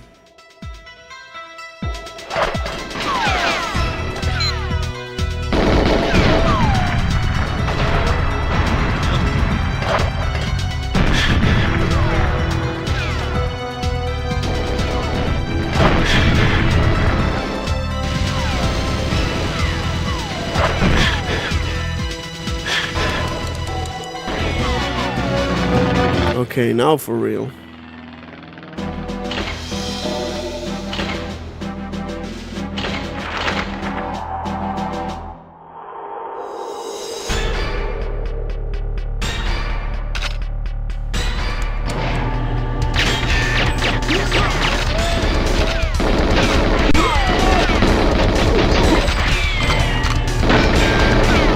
Oh wow, wait, what's going on? I feel like it's way too sensitive.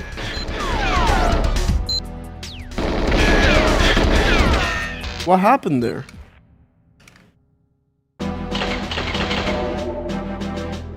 Do you see that?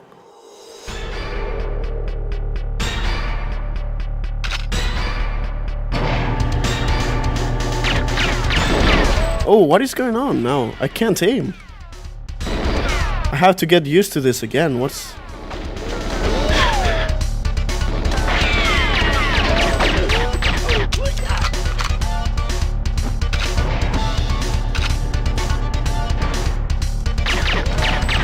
Wow, wait.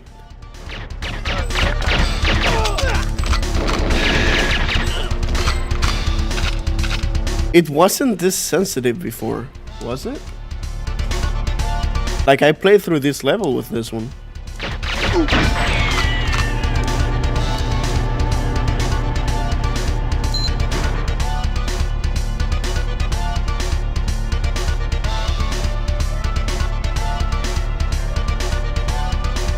I guess I just have to get used to it again. That's weird.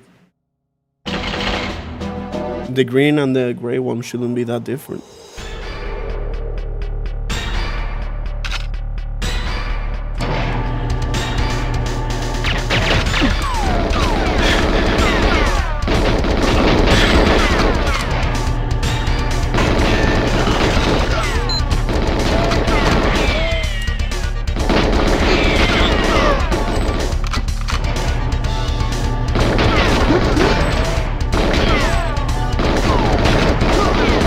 Nah, there's something off.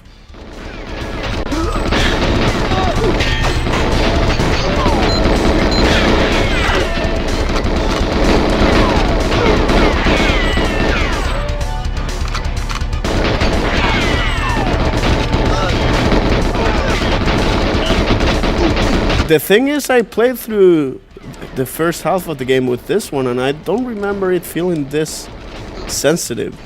There's something off. And I don't think I changed anything on this one.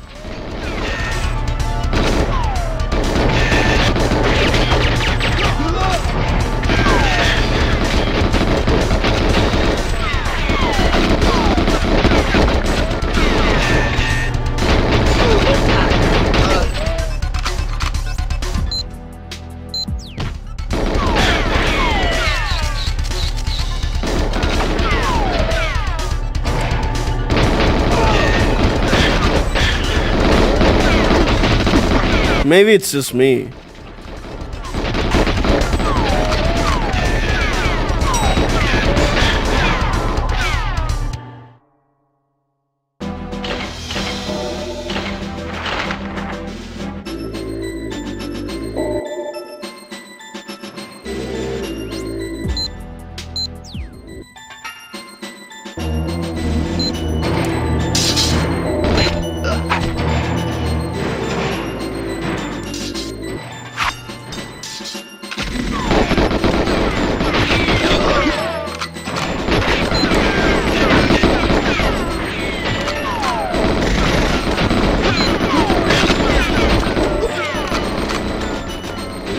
I shouldn't have to calibrate it though. I did not touch this one. And I played through half of the game, like the first 12 missions or so with this controller.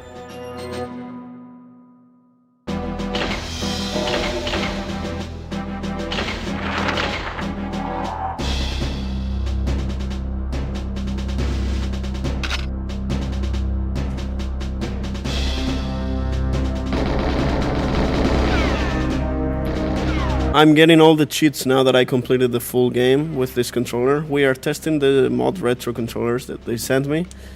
I beat the game, now I'm just getting the cheats. I hold the controller like this because it's way better for me. Yeah, I will do that after this level.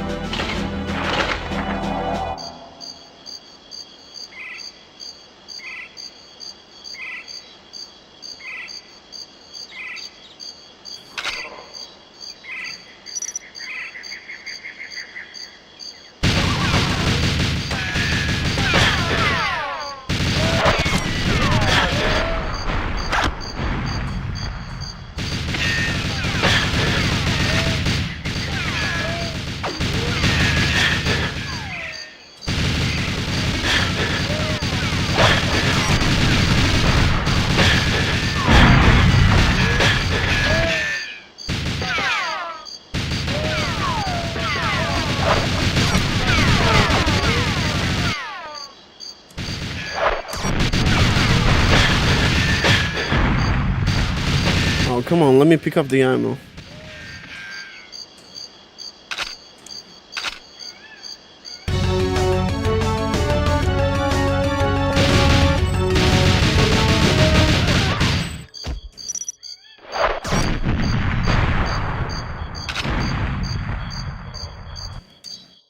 Where's the RCP? What? Whatever.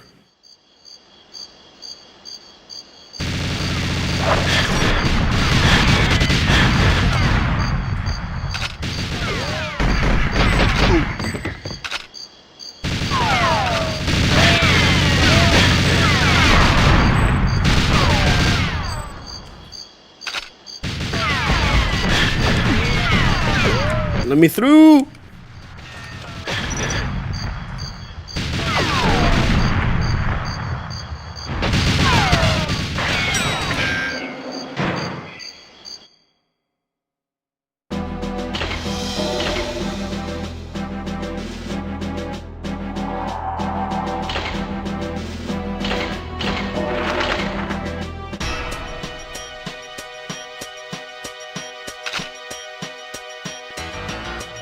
Yeah, you don't have to skip the cinematic.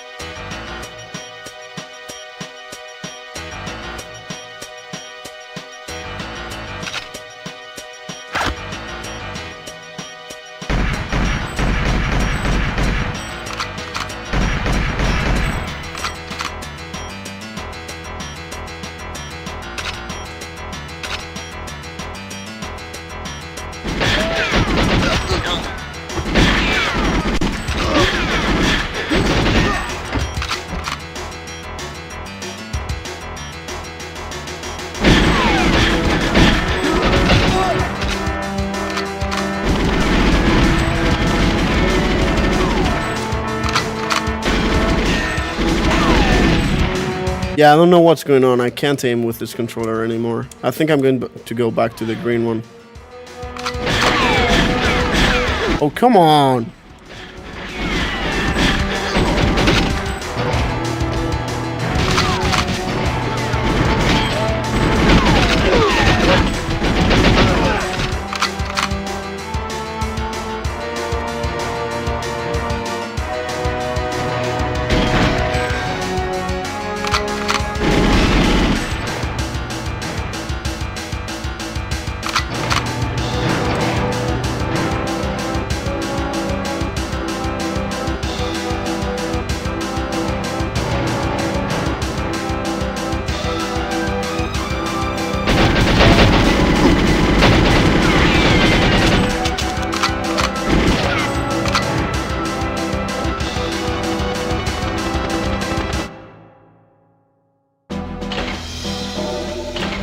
Okay, that's all the agent cheats. Now time for secret agent, but I'm going to change, go back to the green controller. I don't know if it's placebo or what, but I can't get used to that one again.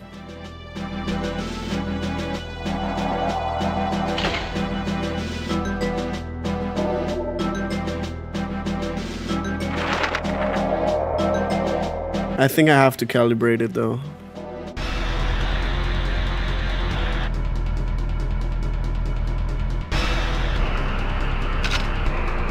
Yeah, I have to. Left, right, up, down, left, right, up, down, BBA, start.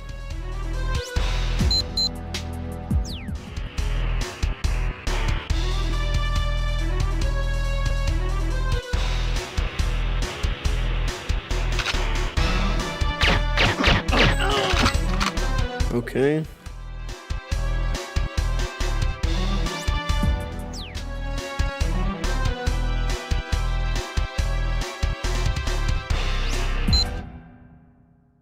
Yeah, I think it's better. Let me put some screws in though.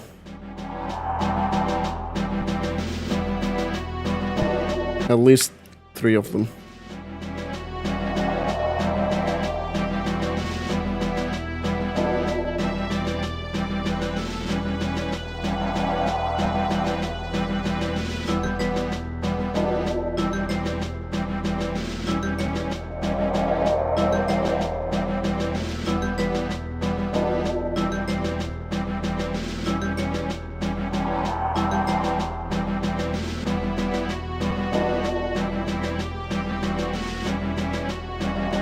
I know this is more than 3. I can't count.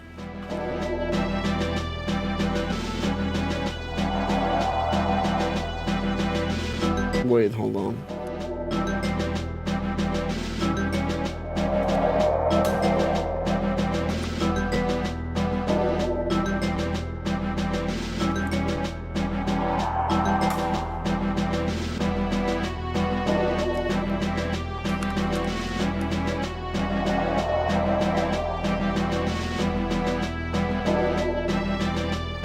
Okay.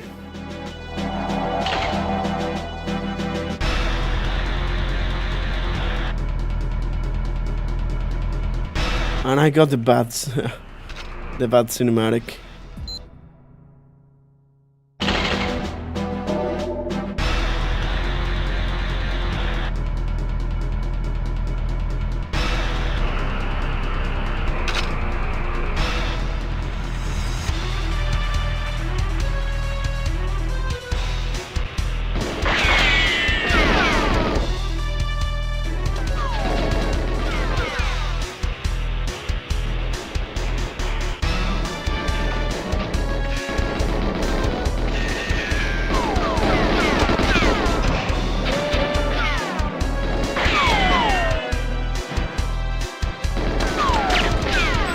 Damn, almost.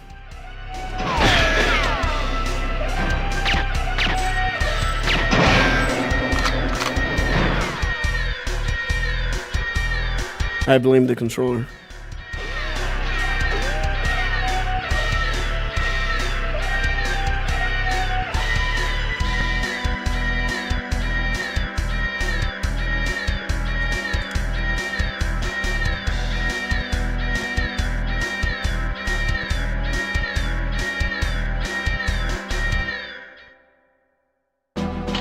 Wait, what? Oh, I'm stupid. This is not Agent. Huh. Hey, Tyler, thank you so much. I don't know why I thought that was Agent. I'm sleepy, okay? The controller itself is accurate, but it's very sensitive compared to the original one. OEM is way more accurate.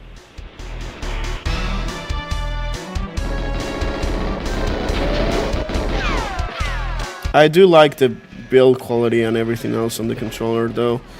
I did share my final thoughts on the credits of the game. I will share the... I will add the timestamps once the live stream's done,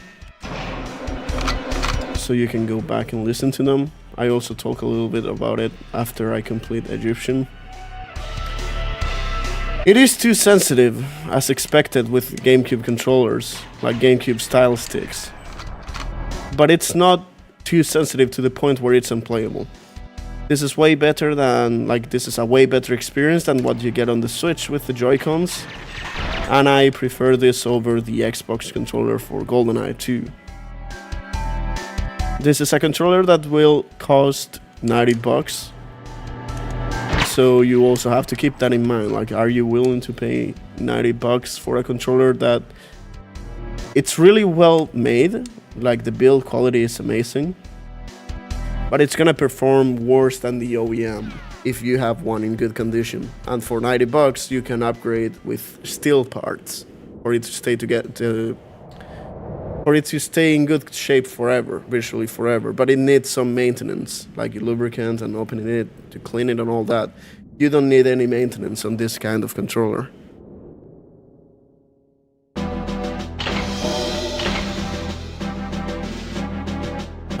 Multiply by 6 for BRL.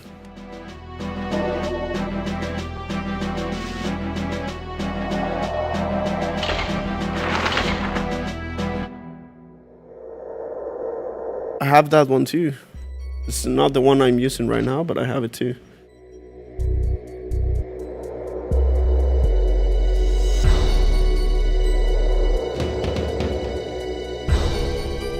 The UltraHDMI, yes, I love it. I've been using it for 6 years now, maybe longer.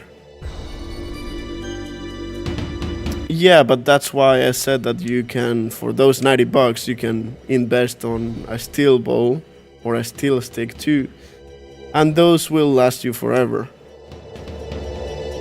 The OG stick will shatter to pieces, as you said, but it's the most accurate. There's no around it. Like, it is the most accurate. No matter how many modern alternatives they release, such as this one, they won't be more accurate than the OEM.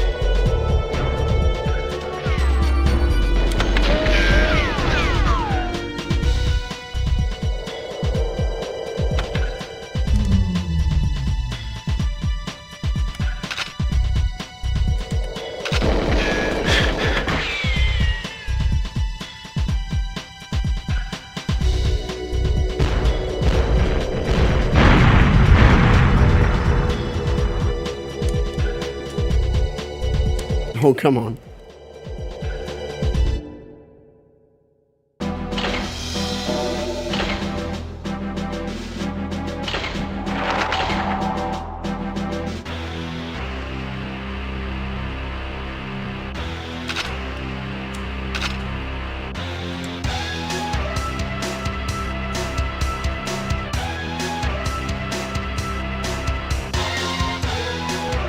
I can't see this guy's head. I think that's it.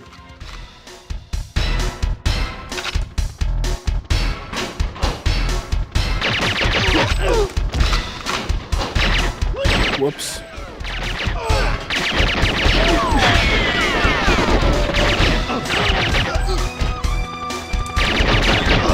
Yeah, give me one moment.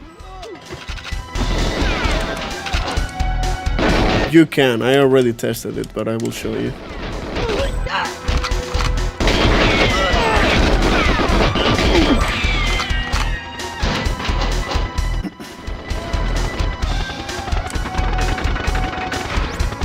Like that. So yeah, you can.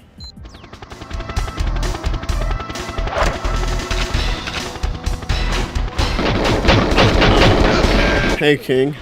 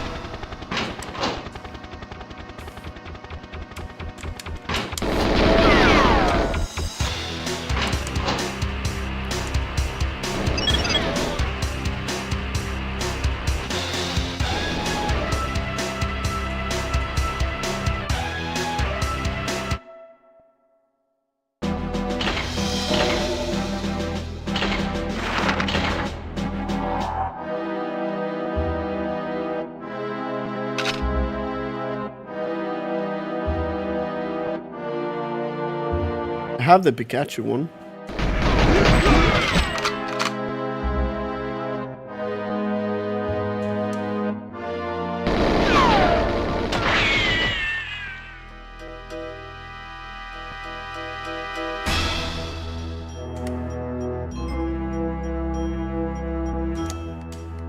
You mean this one?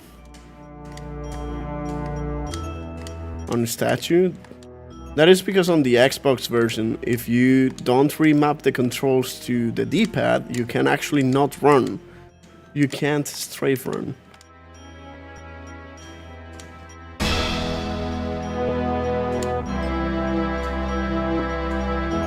You have to change your controls so you can move with the D-pad. Yes, you do, but that is not possible on Xbox. Because they fucked up. Hard. It's awful.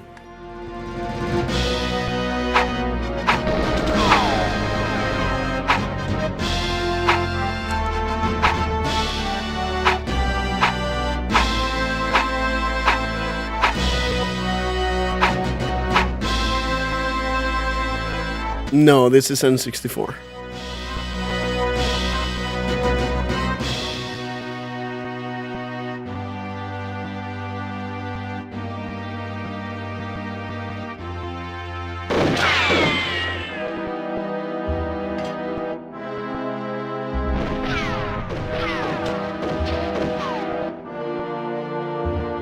See you, Tyler. Thanks for watching.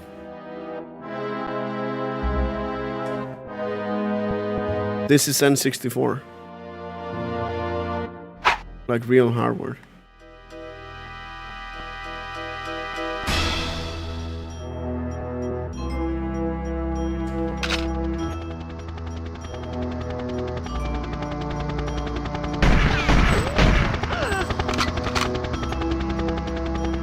Yeah, this is the worst level in my opinion. On all difficulties it's the exact same and it's literally just dialogue, dialogue, more dialogue.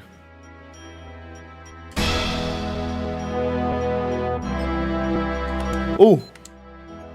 Nice predict. Hey, Faster Moon. This is NTSC. It's a Japanese console. It can play American games too.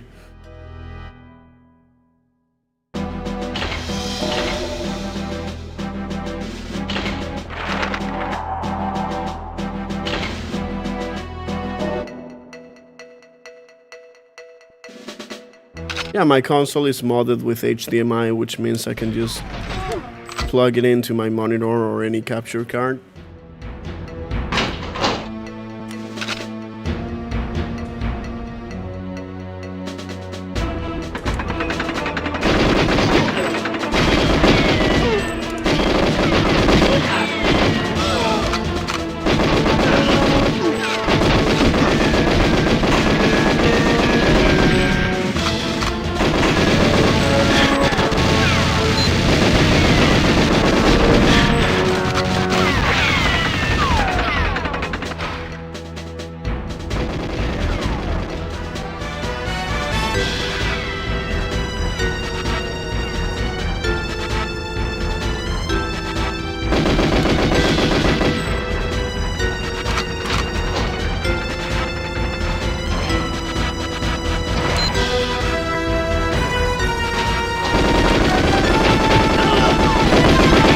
Oh, come on, dude.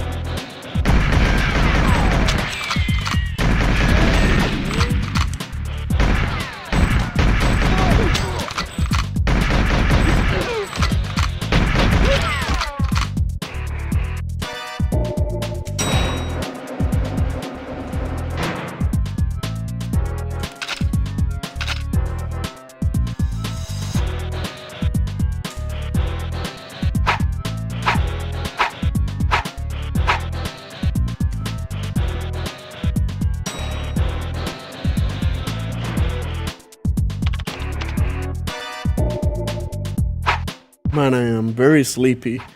Holy shit.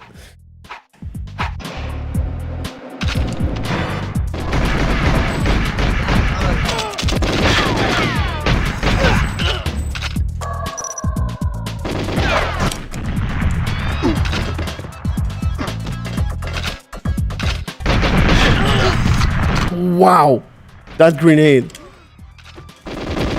I don't care, I'm still getting this.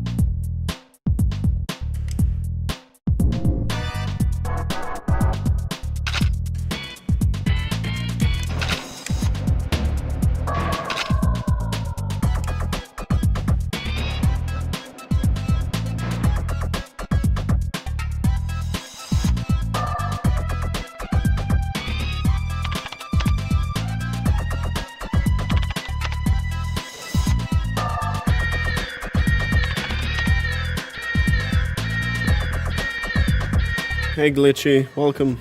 Hello. I'm going to get shot from behind. Oh, never mind.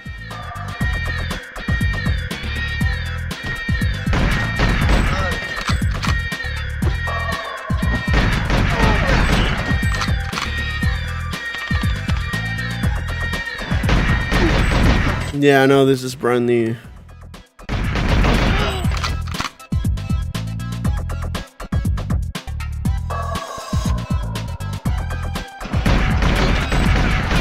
Oh my god, that was awful.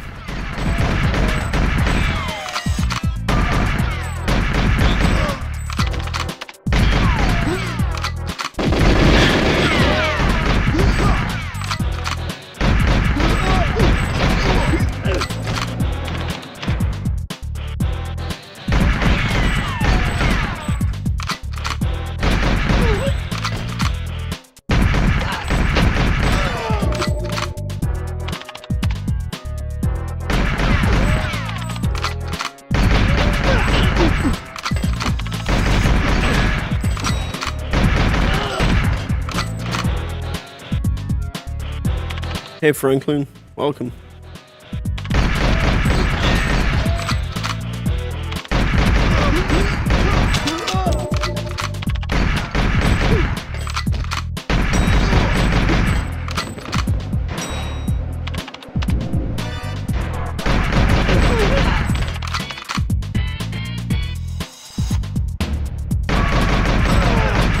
It depends on what you're looking for. Like if you like and know why the original N64 controller is so good, maybe not, maybe yes. It's a good controller. It's a little bit oversensitive, nothing too bad though, like GoldenEye is perfectly playable. It is $90. At that price, you can also upgrade your original N64 controller if you wanted to. But if you are more of a casual player and you don't want to fiddle around your controller, like opening it up, lubricate it and all that, maybe this is a better option for you. Just keep in mind that it's not going to be a better performing controller than the original one.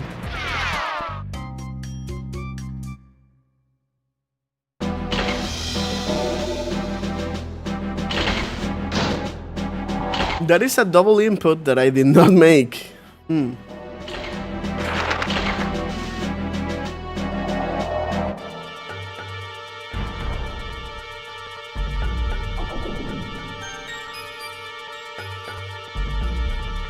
I mean, technically speaking, it has better technology. It's just that the design is not better. Does it compensate? I mean, it does have really nice build quality. I've been trying to say that. I've been saying that during the whole stream. I really like the build quality, but it tries to be better with software. Like, there's many things you can modify about it. Like, not yet, but it's on the roadmap. They've been sending me different settings. It's not going to ever match OG though.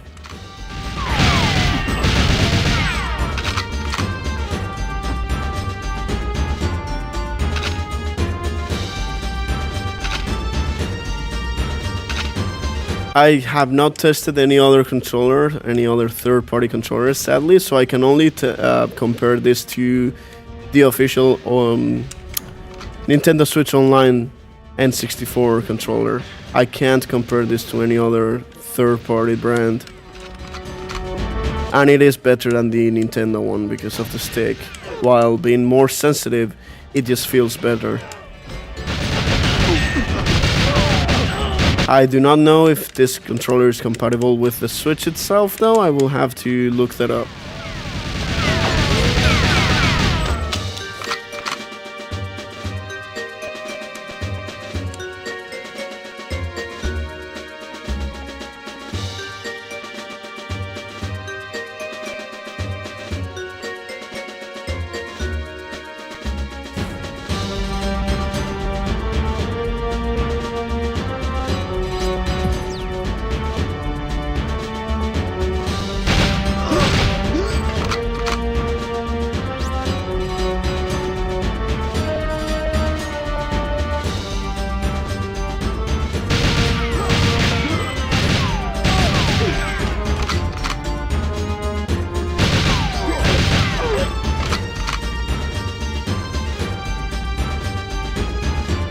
Hey Makku, that's pretty much me. I'm very sleepy right now.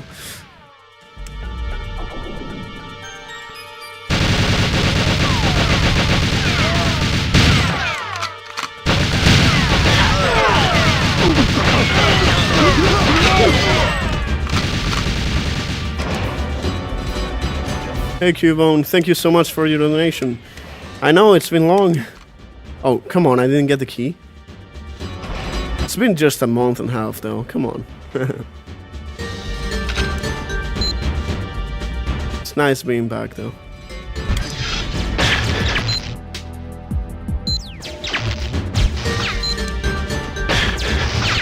Oh man, I needed that full health.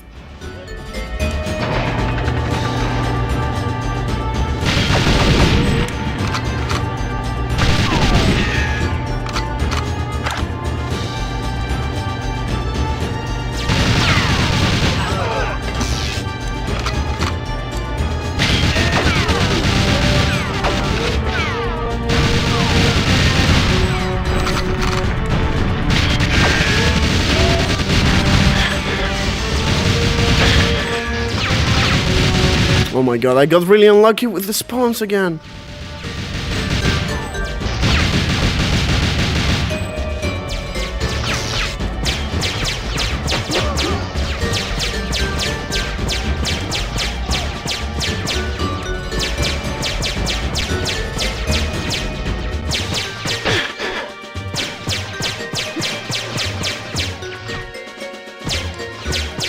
Oh no.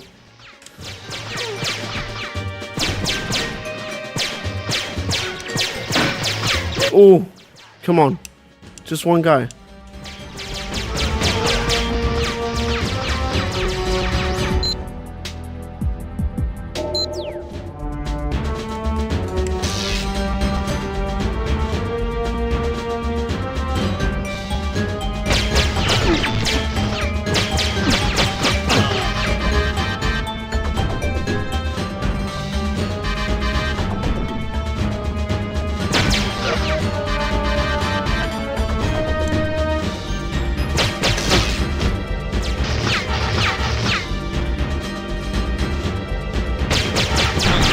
Oh my god.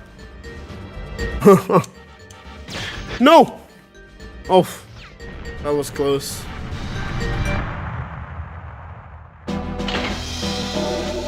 Damn, 445 time and 45.5 accuracy. Almost 45 kills. Nice.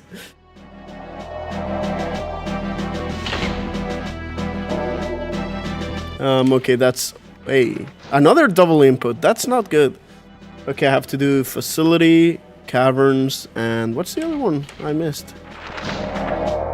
Facility. I got bunker, pretty sure. Surface. Oh, train? No, I got train. Archives. Okay. Facility, archives, and caverns.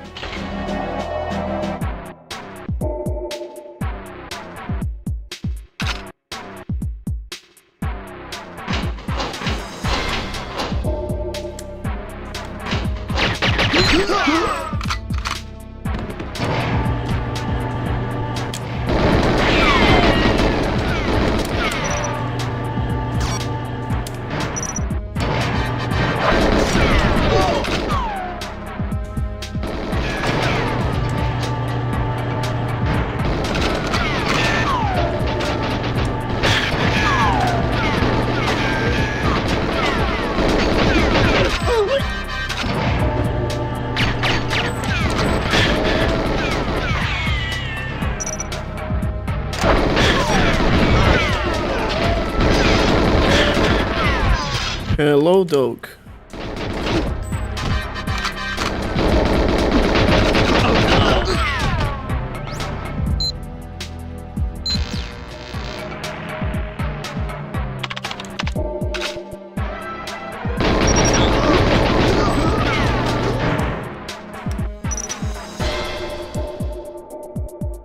Ooh, that is a nice rebellion.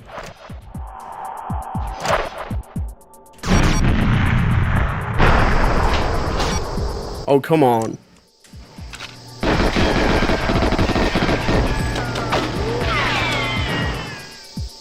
Kinda nice.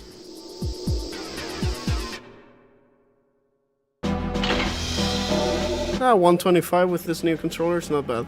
Usually it takes me an hour and a half to beat GoldenEye, like maybe an hour and a half, an hour and 45 on 00 Agent for the full game. From Dam to Egyptian.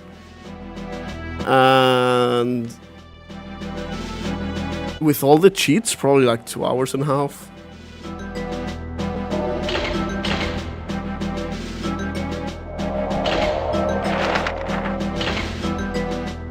I think I just placed them wrong. Not sure. Oh, that was a nice door. I actually didn't get stuck.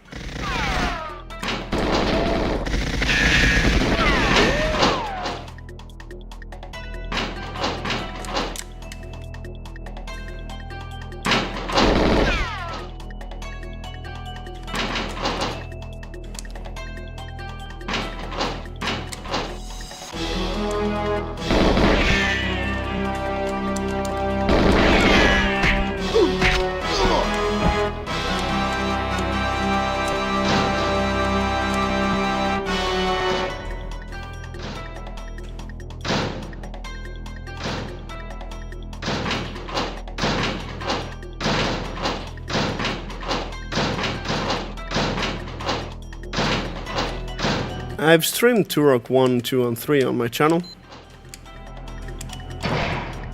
Oh man, that was really bad timing with the key. I am sorry. What is this? 1.6? 1.7. Double input again. I'm not liking that. What? Triple input. Whoa, wow, wow. Chill.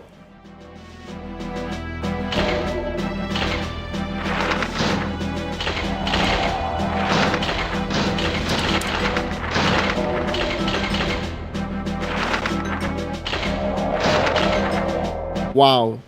Let me turn it on and off. No, I don't have the 8-bit though. This is the only third-party controller that I have. Modern one, that is. Okay, I'm only missing Caverns, and then I'm all done with all the cheats with the ModRetro controller. Other than those issues, I like the controller. It's more sensitive than the N64 one, which means it's less accurate for GoldenEye and such. But you can get used to it, it's not bad. I've enjoyed playing GoldenEye with it. It's $90 though, so you have to keep that in mind.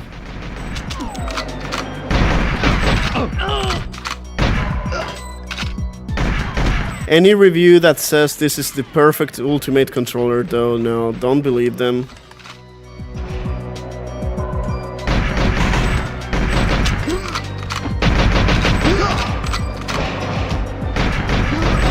The perfect controller is the OEM, OG controller, with upgrades to the joystick, such as steel parts and all that. Any modern alternative that changes how the stick works is not gonna be better.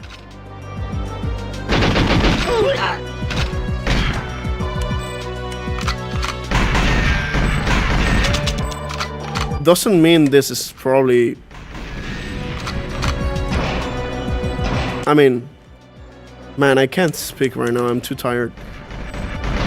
It does not mean that this is not one of the best options in the last few years when it comes to modern controllers though.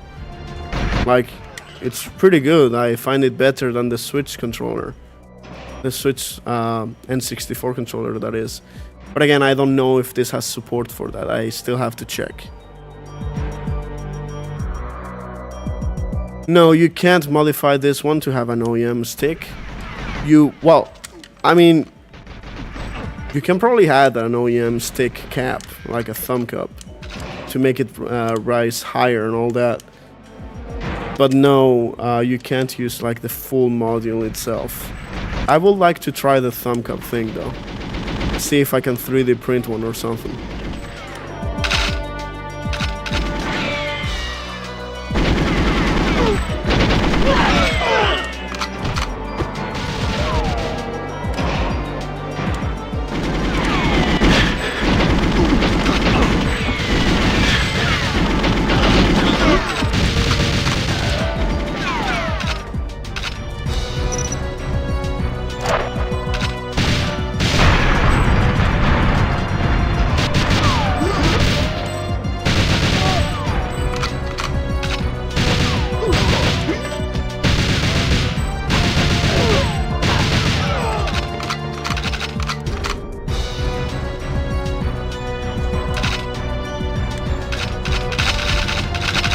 Hey Alec, nice seeing you. The sensitivity is a little bit higher than N64.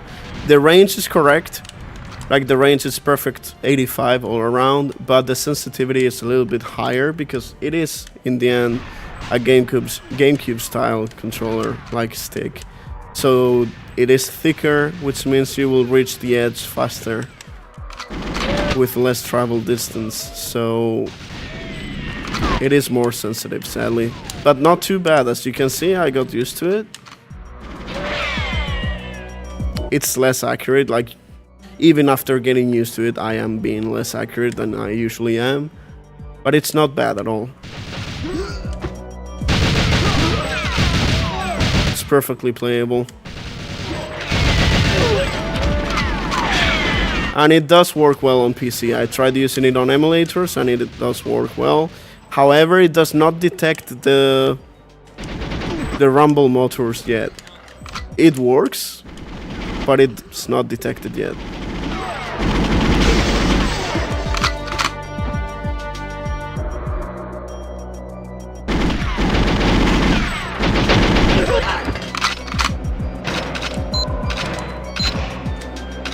It would be better if they just used a thinner and taller joystick, like in the original. I don't know why they are so scared of doing something like that. Like if they did that, but with this sensor, I think it will be almost perfect. Obviously not perfect as in better than OEM, but perfect when it comes to a modern alternative that has to sacrifice that.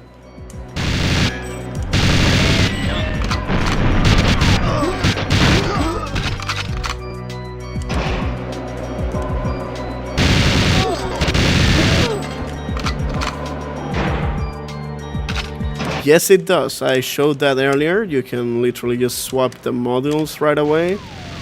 I actually have some here laying around. I will show you in a moment.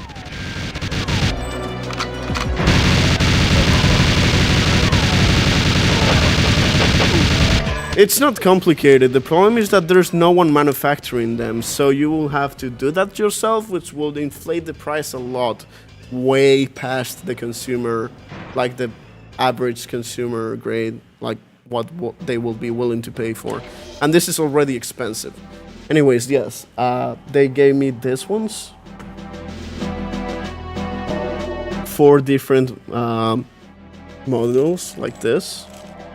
And all you have to do is open the controller, pull the little things here. I forget the names now. I'm sorry, I'm really sleepy. I forget words. But yeah, the things at the top and the bottom, you pull them, or well, push them in and then pull, and then just swap the other in, and you're set. Same for the thumb cup, literally just pull and push in the new one. I want to see if I can 3D print one that is literally just the N64 one with the hole for this, see if that will improve it. You can calibrate it with a button combination, so that's good, even if you change the joystick. Yeah, I'm repeating myself a lot too. Yeah, I'm done with the game. Another double input. Did you see that? And it only happens on the menus. That is so weird.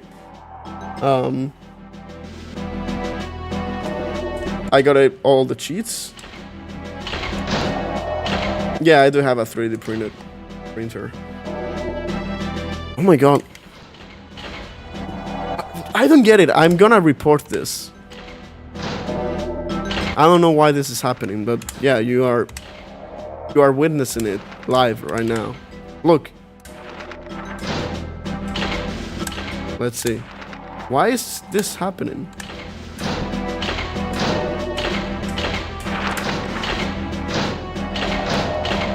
I don't know. It's weird. Anyways.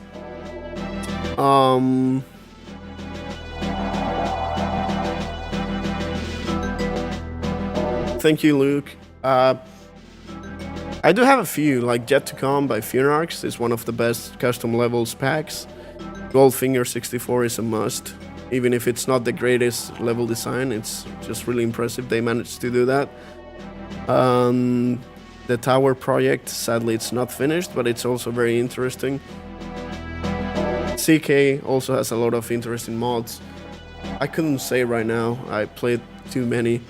But anyways, to not go much further away from the point of this live stream right now, the controller, we've seen some of those issues where the inputs got stuck. That happened twice.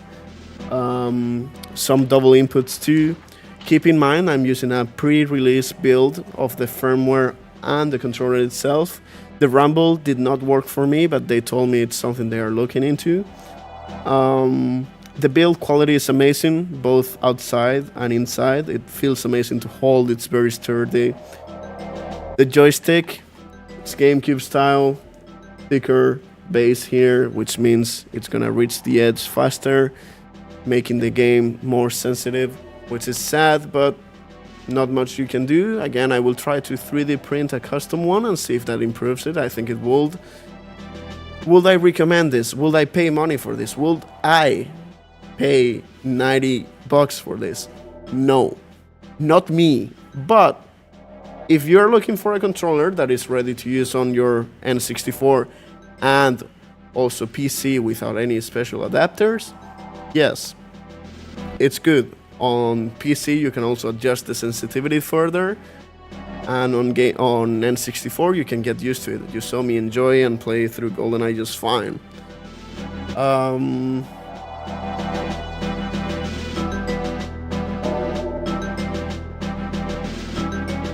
Let me keep thinking. Oh yeah. Because if you want to connect a controller like this, the original one, onto the PC... Okay, so hold on, comparison. This is $90. This is $45 for the steel ball, and I think the steel stick itself is $100.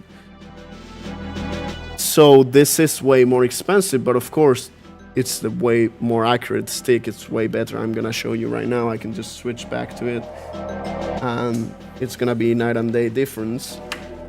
But yeah, if you do want to use an original stick on your PC, for example, for recomps or emulators or something, you will need a good adapter too, which adds to the price.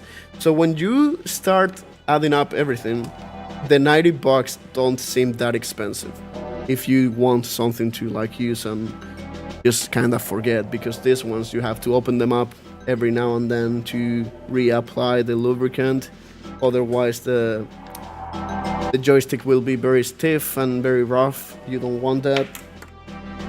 Hold on, I have too many cables right here. Man, whatever. So when you keep all of that in mind, maybe the $90 is not that bad. Again, I will go over all of this properly on a dedicated video review of this. But yeah, man, it feels it feels so tiny in comparison and cheap. Like, no, this has really good build quality. I can't stress it enough. And the slightly longer middle handle here, it's really good. But man, you just can't beat this this joystick. You just can't beat it. Like, it's so precise.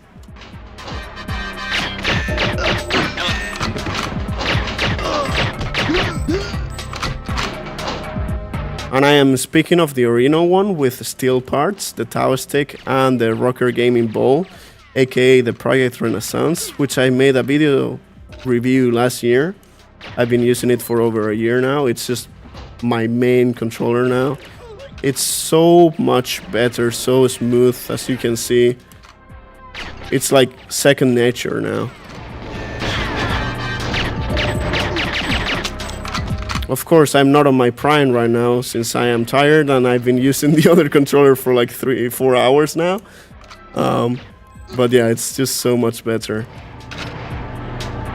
That is my only complaint against ModRetro is how they are being so...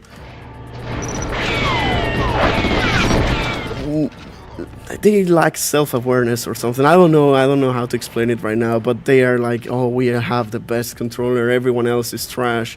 Which, I mean, true, everyone else doing modern revisions of the N64 controller is pretty bad compared to the original, but it is not better than this joystick.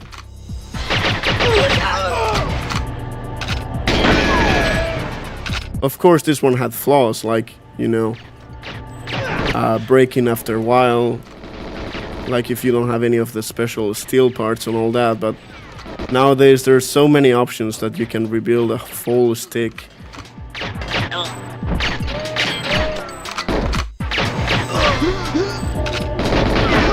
But yeah, it feels so much better to play like this with the original one.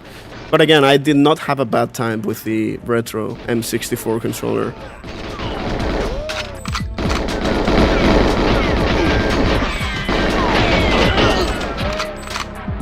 Yeah, it is definitely worth rebuilding a stick if you can source the gears.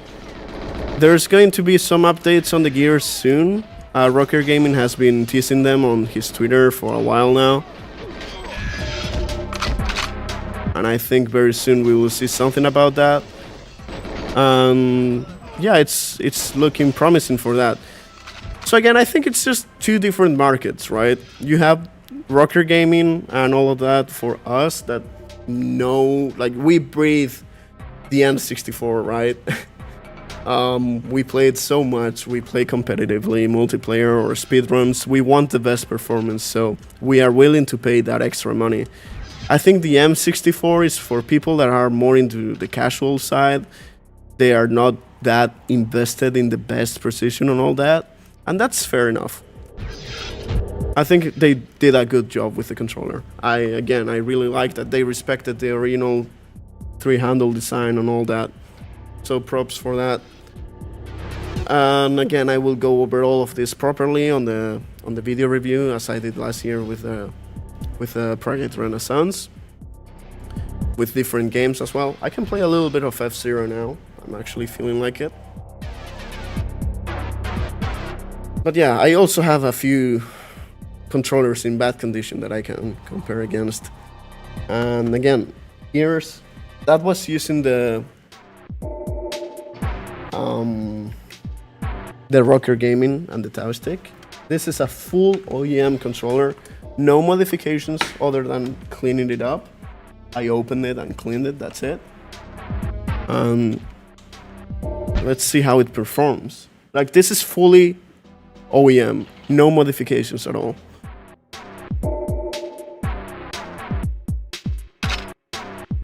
Yeah, don't worry, I have water here.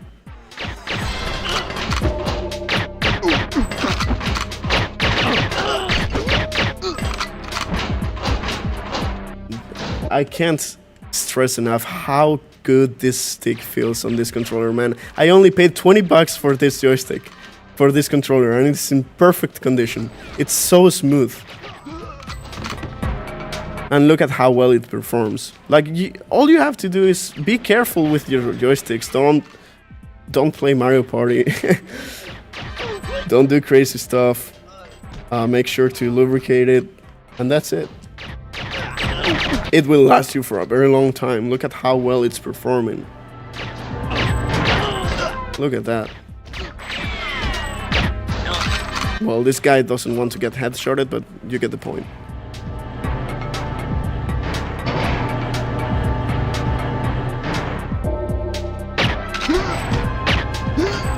Amazing. Just, you can't beat this. That's all. I want people to know that ignore any review or any claim from them saying that this is just way better. It's not. Like, the build quality, sure, this plastic is 30 years old now. It feels like a toy in comparison. It's way cheaper. It will break after a few times you open it up to do some maintenance. Like, yeah, the build quality on the ModRetro, it's way better. Obviously, it's been 30 years. But when it comes to the joystick and gameplay, nothing's gonna beat the original controllers. So if anyone in a review says that it's a perfect 10, which we've seen a few, that's not true. Not at all. No. You can't have a perfect 10 when you don't have the original design. It is very good though. I'm not saying it's bad. Not at all. I am actually very impressed, very happy with the results. It's, again, oversensitive a little bit, but not too bad. Let's test F-Zero before I go to bed.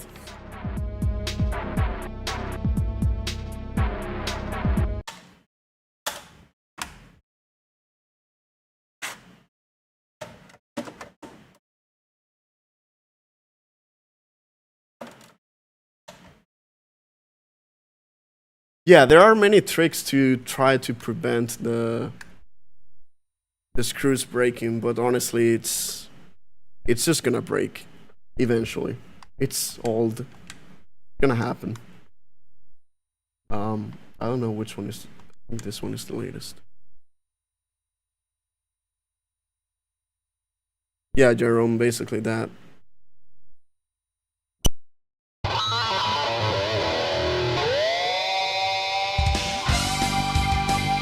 Like on my main controller, hold on this one, I've been very careful with this, like very careful. And this side, sadly, like the bottom, this one usually always breaks.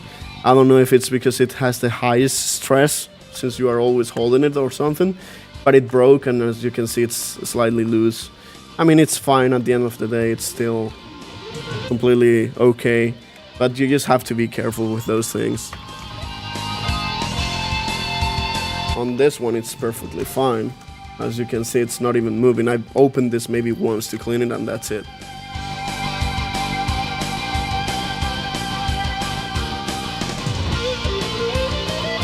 Anyways, gonna test F-Zero. For those that don't know, this game is you have to be very accurate with the joystick. If you oversteer, you will drift everywhere. So you have to be very careful with that. Seems like I lost my save file, damn.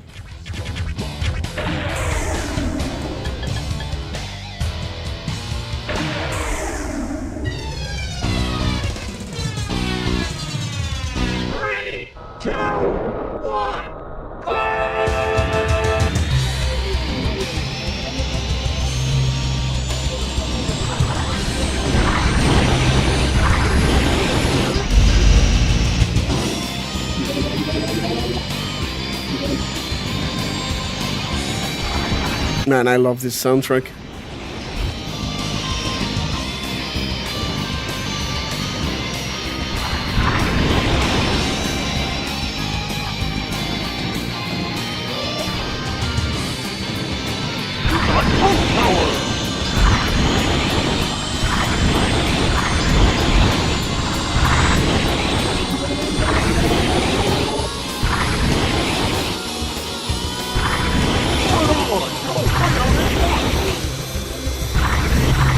As you can see in this game, you don't even want to reach the borders of the gates. Unless you are doing like super tight turns and want to like do this.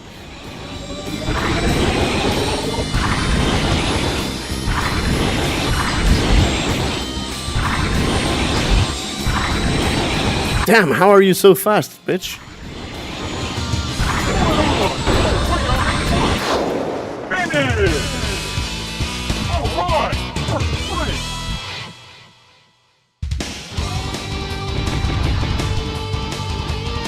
Okay, it feels nice. I didn't oversteer. You can be very precise with the turning, which is nice. And yeah, I think on the original N64 controller, the biggest issue right now we have is just the screws and the shell itself just breaking. It's been 30 years. They go through a lot of stress, especially if you open and close them constantly.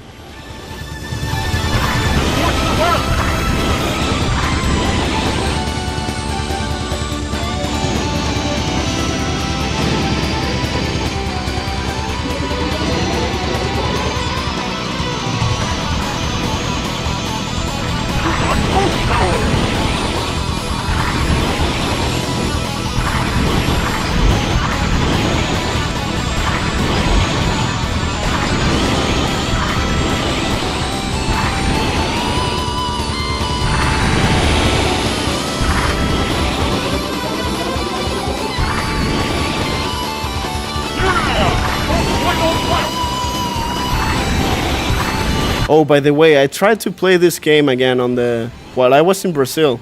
I tried playing this on the Switch online, like on the Switch 2 emulator.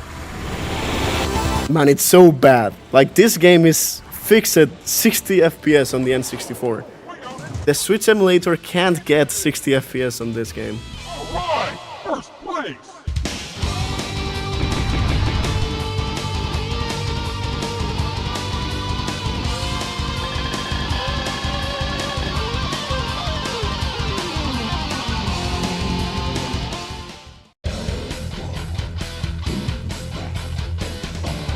Makku, I prefer the original graphics myself, honestly.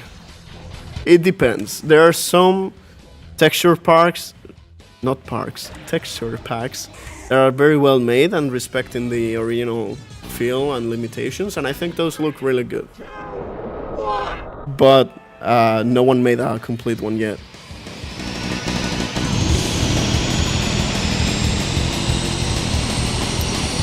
I went to Sao Paulo, then I went to Minas Gerais for Poços de Caldas. I also stopped by Campinas for some time, but that is still in Sao Paulo, kinda. And I think that's it. I spent most of my time in Poços de Caldas.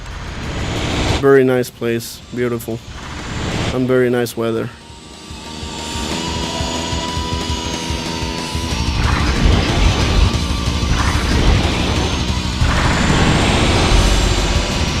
It's just where my friends are. Like I was staying mostly on Poços because that's where they live. No, I don't speak Portuguese. I was speaking Portuñol back when I was there. So like a few words in Portuguese, but mostly Spanish. We can understand each other if we both speak slowly.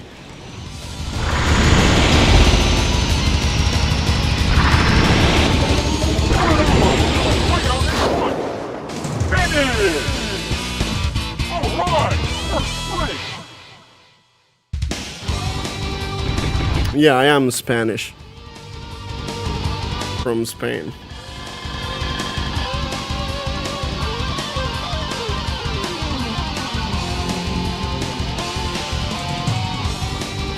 The best value as in price point or experience? Because for experience, nothing's gonna beat the original OEM controller. On price point, I can only speak right now on, again, OEM. And this one, which is $90.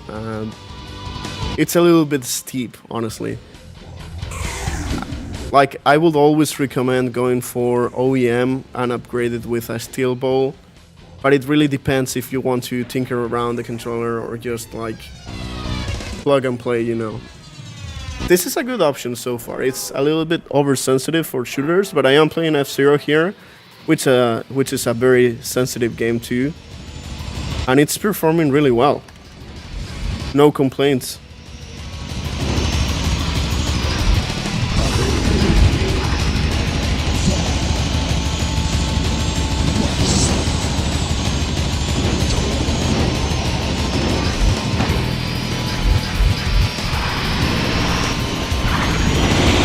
I'm driving and reading chat at the same time. Makku, I'm not from Argentina. I know you were joking though. Nah, I was actually very proud. I don't really care about football, but I am very proud that we won. Spain played amazingly well during the whole World Cup. Like, fuck, I think we got 7 world records with the performance.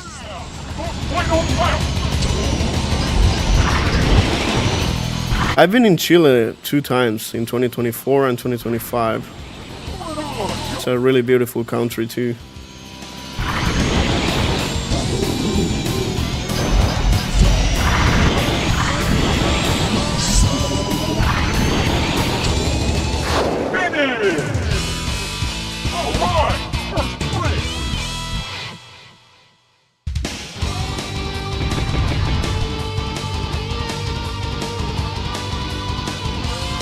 Are you in Santiago?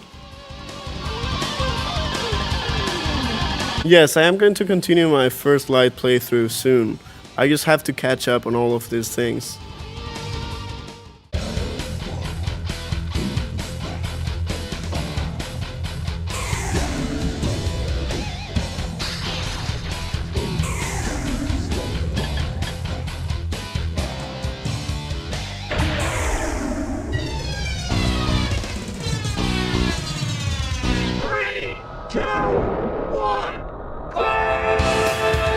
I mean, Spain did own like half the world for a while, so we are all Spanish in a way or another.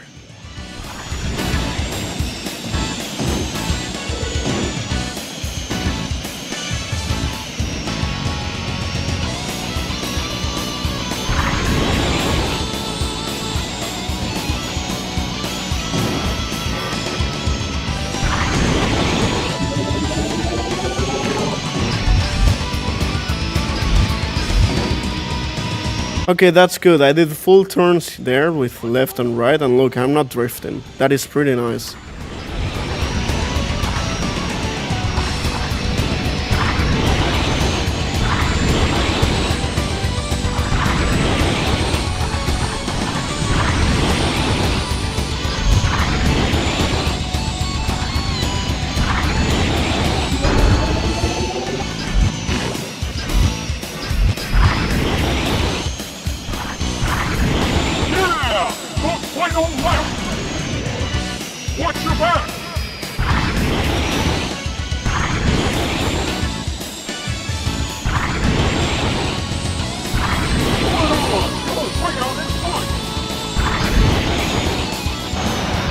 Oh shit, that's on me. That wasn't the stick fault.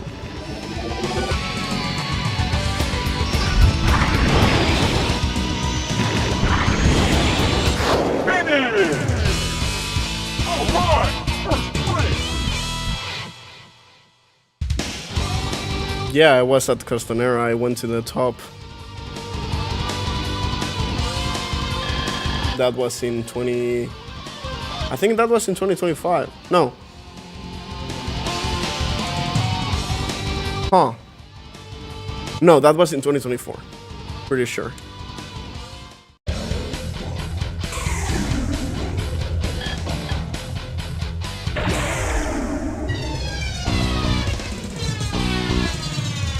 Three, two, one,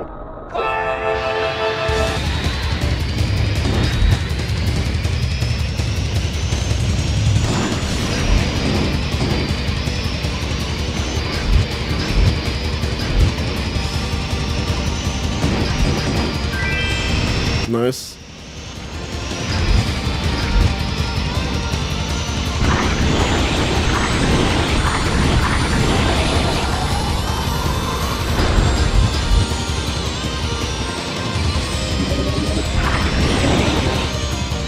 you got boost power!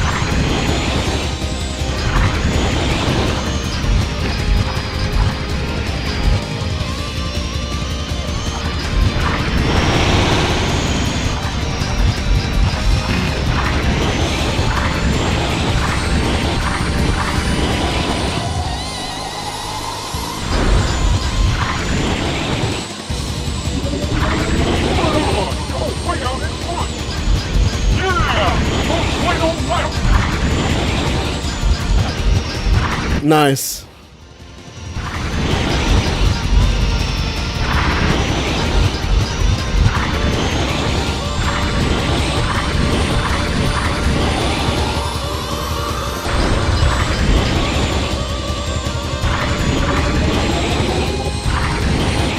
Finish! Alright, first place!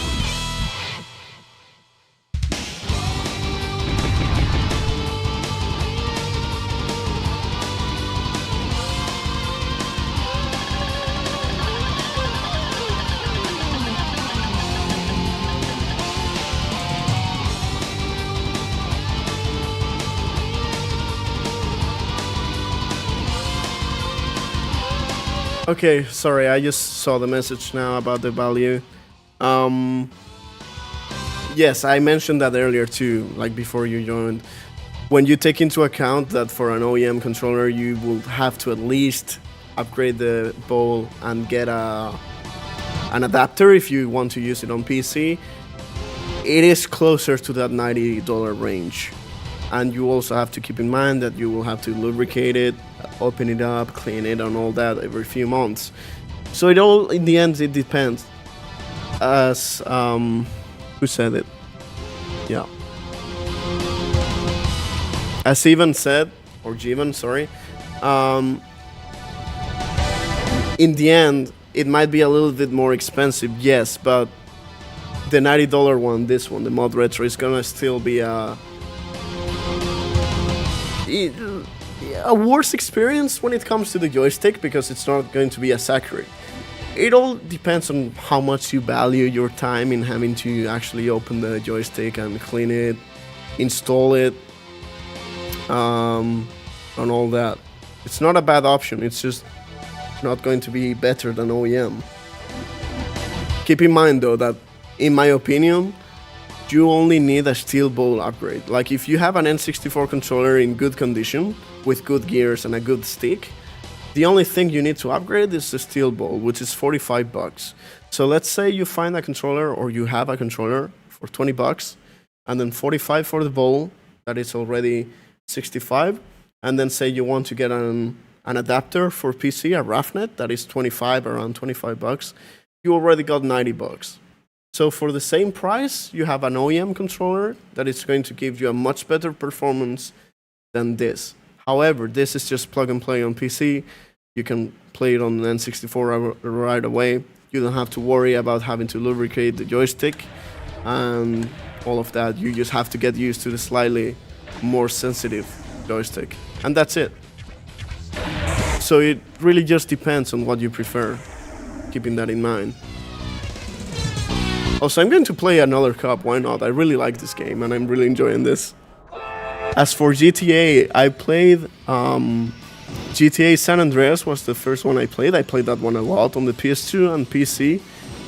Then I had Liberty City Stories on the PS2. I didn't complete it ever, but I played that for a while. I just preferred San Andreas. And then I got GTA 4 on the 360 and PC. Sadly, because the PC port was really awful, but man, I still enjoyed it with the mods.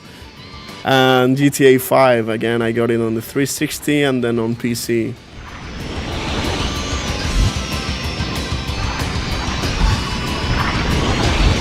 I did not play much of GTA Online though.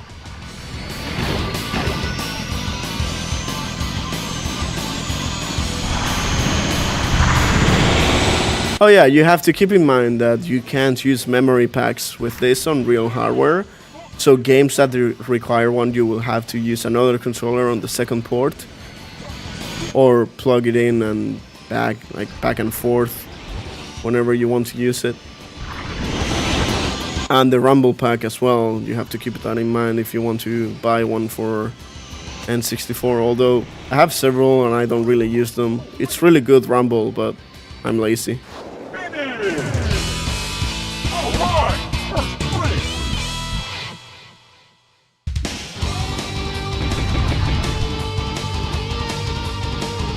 If you keep it properly lubricated, the friction between the plastic and the steel ball is so minimal that it won't really decay in years.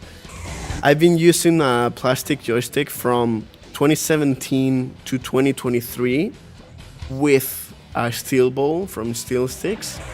That was before I upgraded to the Odini stick. And it's still as good as day one. Like, I still have that stick. It's still as good as day one. And I actually posted some comparison images from back in 2017 when I got it, and in 2023 when I replaced it, and it was still having the same performance and same shape and everything. So I wouldn't worry too much as long as you keep it properly lubricated. And even then, the plastic stick is the easiest part to replace and cheapest one too. I don't think you need a steel stick. Oh shit. Yeah, like the ball is the first point of failure. Like the moment the ball starts developing a hole in it, that's when the stick goes down, it will rub against it more, the tip will decay as you said, and then the gears will start opening up a lot and having a hole in the middle. That is really bad. At that point, it's the point of no return. You just have to fully replace it. But if you replace the ball with a steel one, which won't create a hole or anything, and you keep it lubricated, you're good. You will be good to go for years.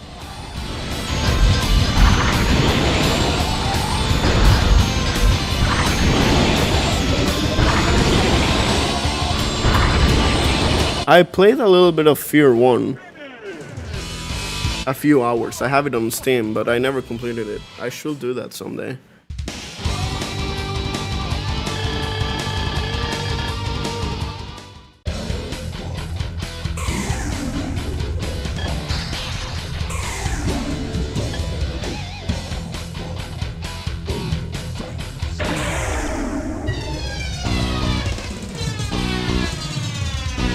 You're welcome.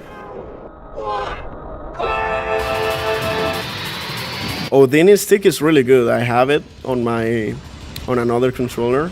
It's not the main one I use anymore, and I don't know how active he is, or if he's active at all. He's from France. It was a great option for us in Europe. But yeah, it's really good too. I don't know if he's active anymore though. I'm just keeping up with Rocker Gaming. Any N64 controller that looks like GameCube? Do you mean the stick or like all of it?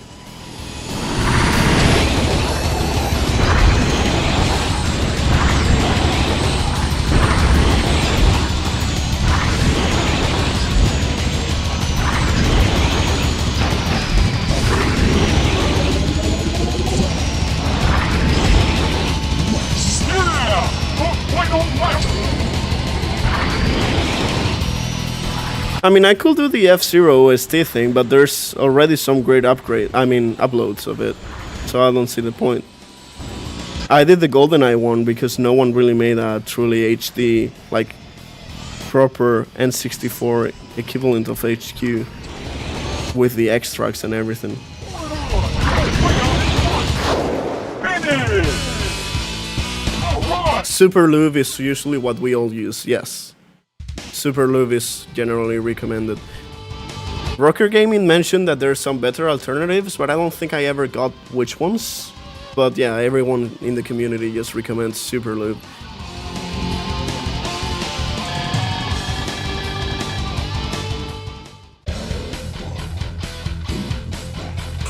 I actually got... Here, let me show you what I got from Brazil.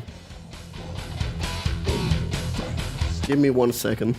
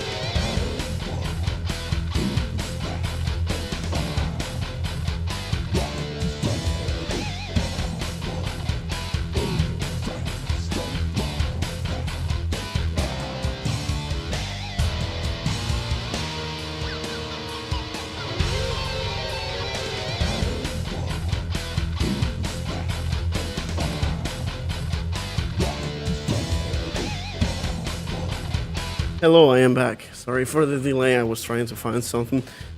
Let me catch up.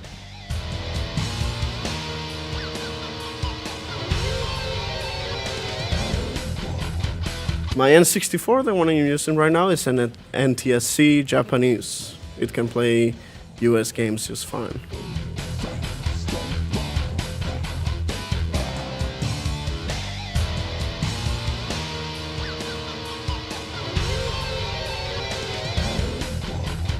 See you, thanks for watching, Osio man. Good night. And this is an original N64 with UltraHDMI. Anyways, what I wanted to show. In Brazil, I found these things. Give me a moment.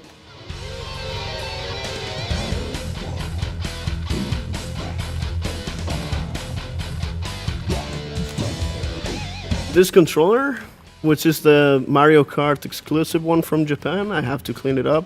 It was 195 reais, which is like 30 bucks? 35 bucks maybe. The joystick, it looks like shit, like it's full of grime here, but trust me, it feels really nice. It's in really good condition. So a controller like this for 35 or something like that, that's very nice. I have to clean it up. Then I got this one, which is broken. No funciona. But the buttons, look at that. They are so clicky. I love the membrane on this. Like compared to this, I don't think you can even hear it on the microphone. They are so clicky, so I got this one for very cheap. It's obviously broken, but I'm gonna get the membrane. It's really good. Maybe even use it on my main one. I also got a loose joystick to fix it. Which I bought this too, which is a full replacement for like, how much is this? 100 reais. That's like,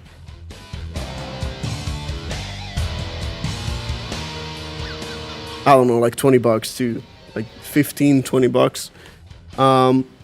They told me it's made by someone in Brazil. You can see it here. Made in Brazil, Feito no Brazil. Follows original standard. I'm not sure. I mean, yeah, I'm gonna open it.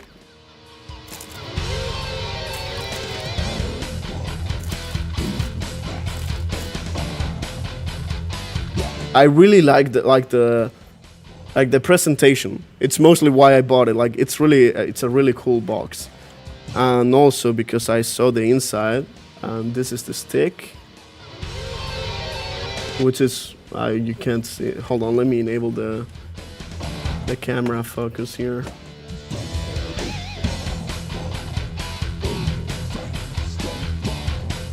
Come on, come on. There you go. It's a really nice stick. Almost look like an OEM. And then the gears, they also look pretty nice, honestly. I don't know if they are like resin 3D printed, but they don't look bad at all. And for the price, I was like, why not? Same for the Vol. Like, it's pretty good quality. I'm not sure if it's kit bent and like rebranded or if it's actually made there, but they seem to be really good quality, and I have to try them out and update you guys. I did not go to RetroCon. This is from a store. I forget the name. I actually have the card somewhere here. It's a store in Sao Paulo. It's a pretty cool store. It was gigantic. They had a lot of things, a lot of games from Japan, sealed copies for very cheap. I was not at RetroCon, yeah.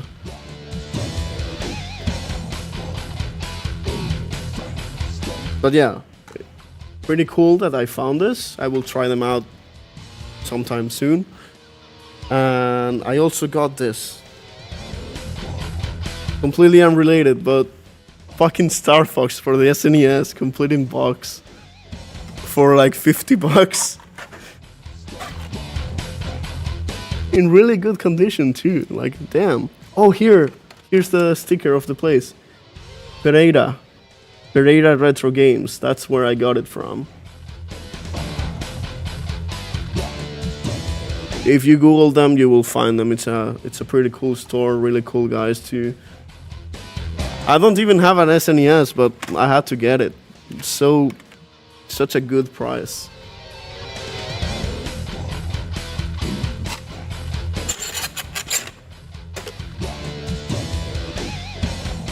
Anyways, yes, those are the things I got in that store. The 2 controllers, the 2 replacement sticks, and the loose one.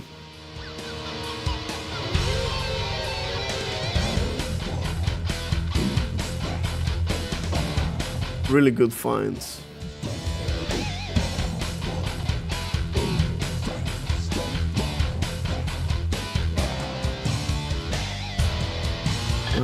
What is this map?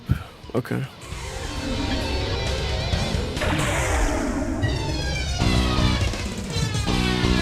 Maybe. I mean, on my trip around Europe, I got a GoldenEye edition N64. Like, the whole box is GoldenEye theme. The N64 itself is a normal gray one, but I had to. I got that one in Sweden, I think for 150 euros.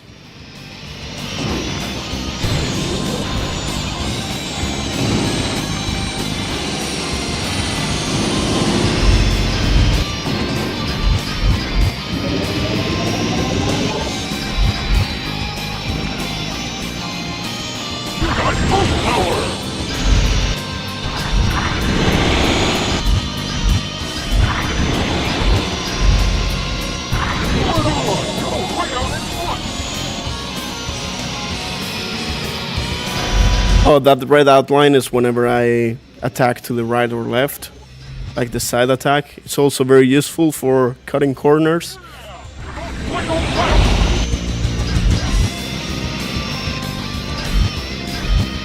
Yeah, it is.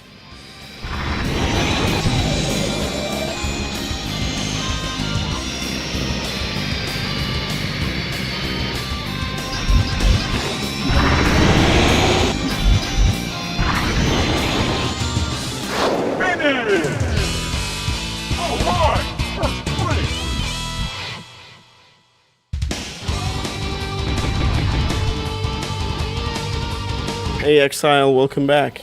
It's going pretty well. Like, it's performing really good on F-Zero. No complaints at all here.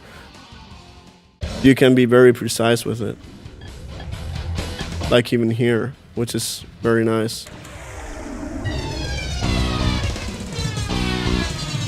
Nintendo 64.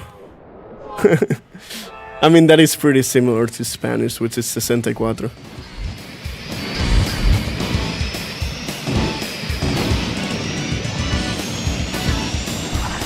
Nice. That's good to hear, Terusam. I will try it out soon and report back. I would like to know who made them, though. Maybe the information is in the box. I should look closer. Oh, shit. You got most power!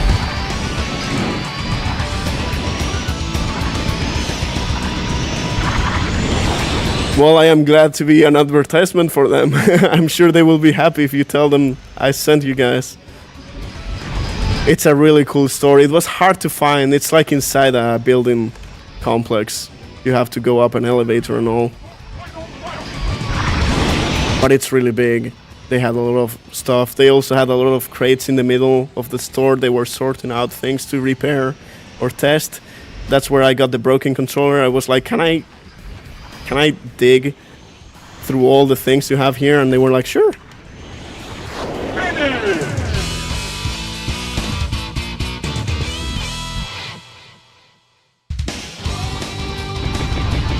Oh, that is very nice. I didn't know they had a website.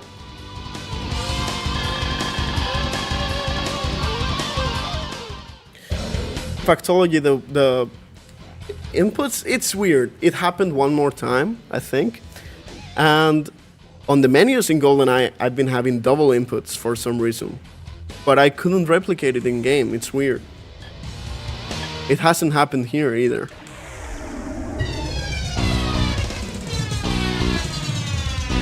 I will be sure to report that issue.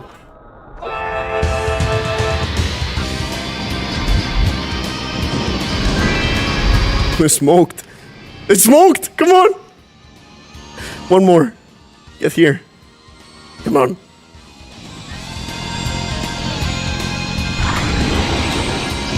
Yes! Oh no!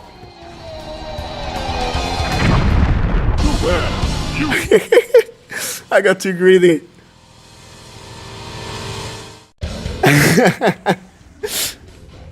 I love this game.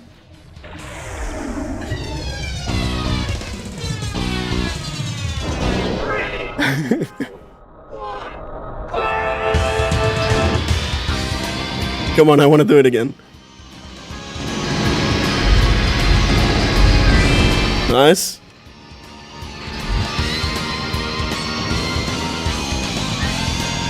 No, there's only 2 lives left now. Oh shit, I missed the boost.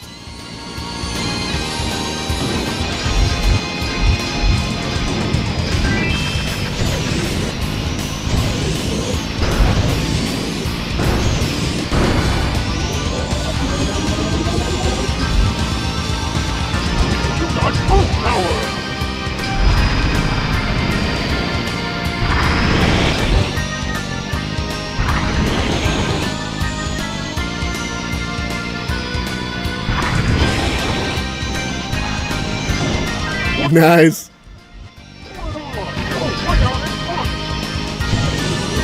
Yeah, I'm using the 64DD version.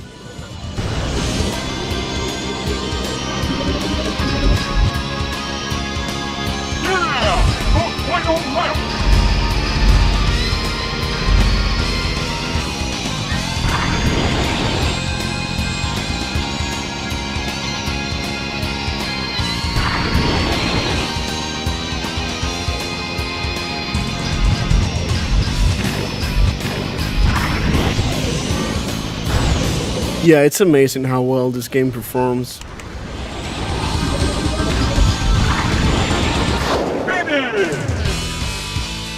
I did not play, well, I did play one of the ROM hacks long ago.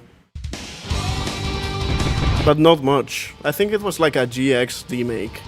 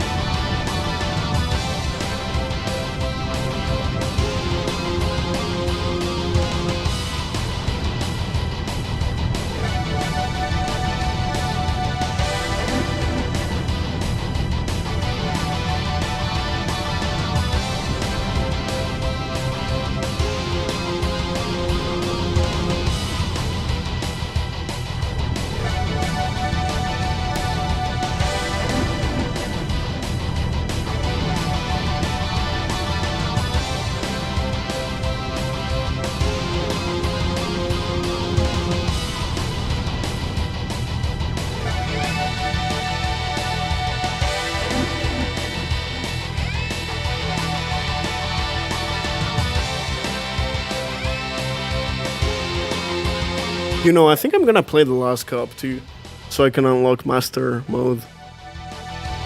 I'm addicted, man. I just love this game. I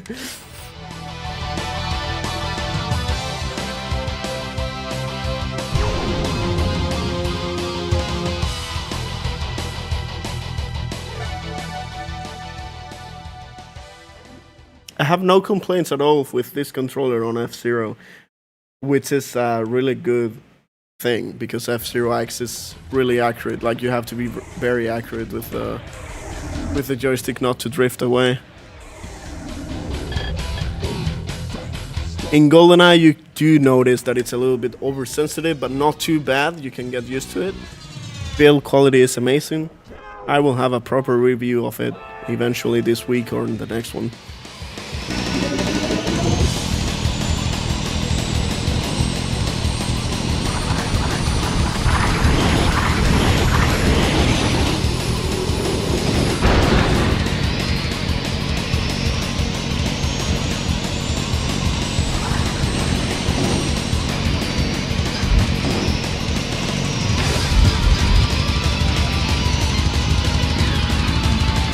Yeah, I mean, it has to be after the release. It's coming out in 2 days. Well, 1 day now. It's releasing on the 28th. So there's no way I can have the full review before that.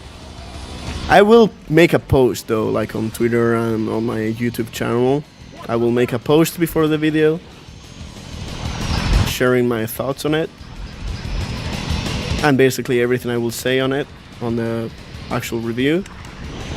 But yeah, for the review video with examples and more in-depth stuff, it will take a while. Maybe a week or two. Watch your back!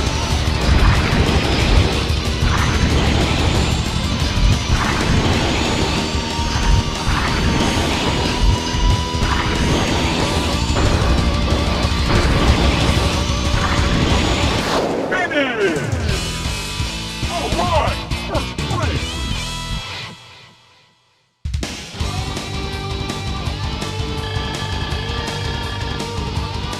I didn't share any ads, but I did post a picture that could very well be an advertisement for it.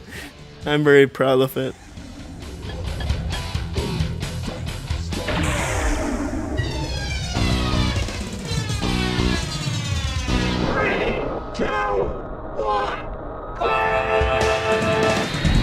While I was in Brazil, I was playing. I actually used a lot of the Switch emulators, the Switch Online ones.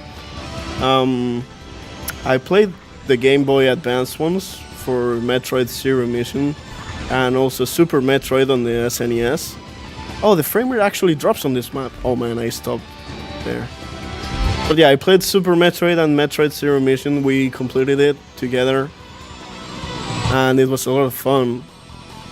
It's crazy that those games actually, like, I mean, obviously they are 2D platformers, The Switch emulation is good for those, but for N64 it's just awful, man. It's just a shame.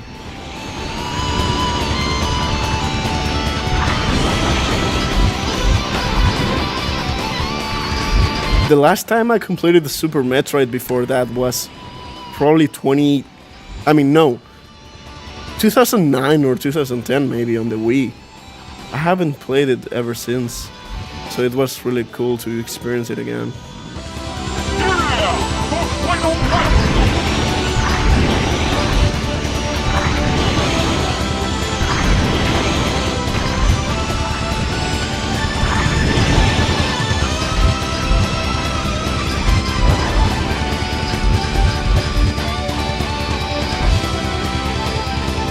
I might even stream them.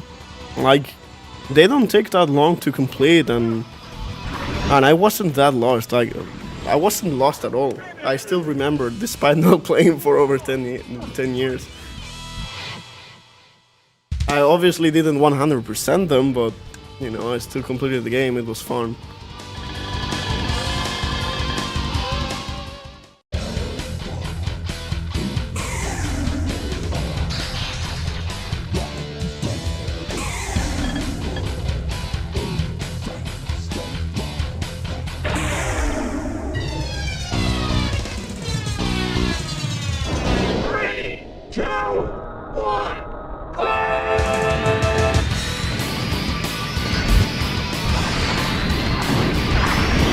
Oh, is it bad?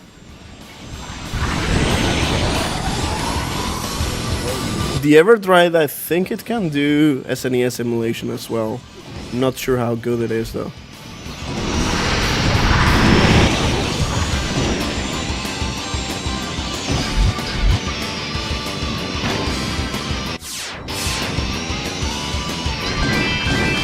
Damn!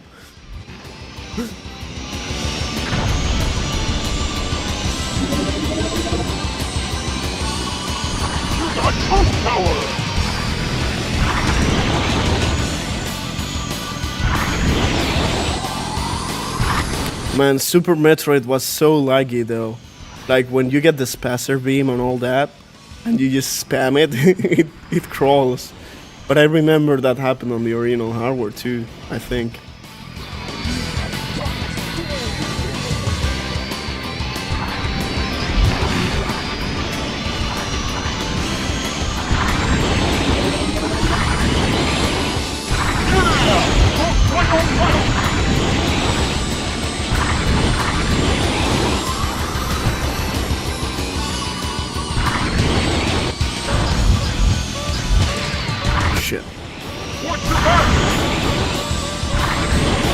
Oh no, this is bad.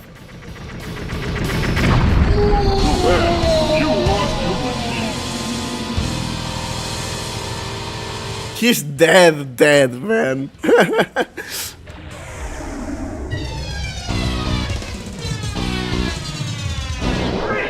2, 1.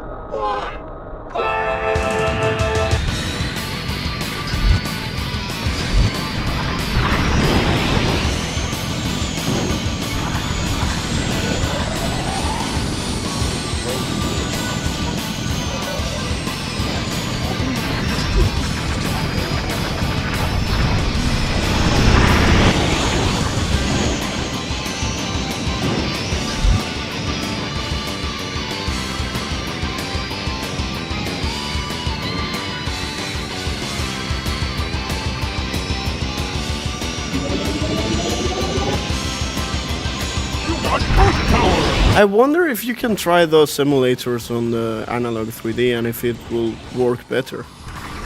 Watch your back!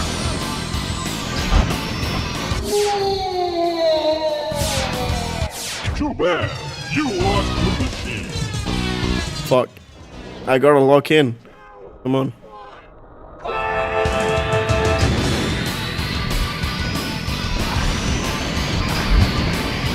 Maybe I can get an extra life.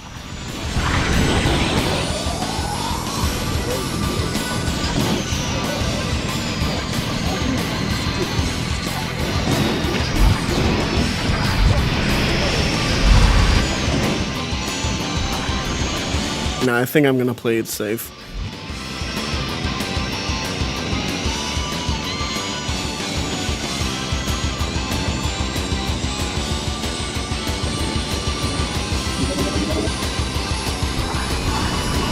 Got true power!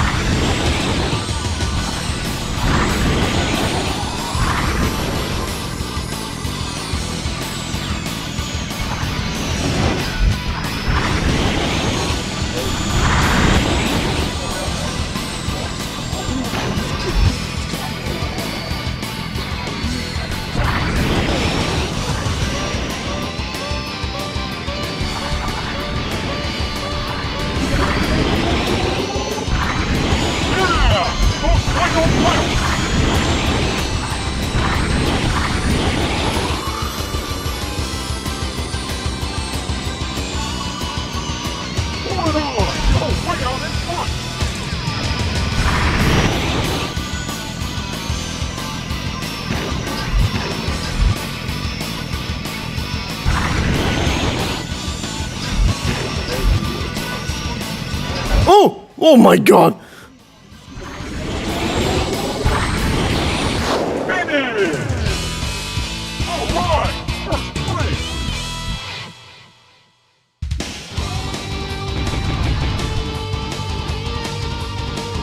Yeah, that was close.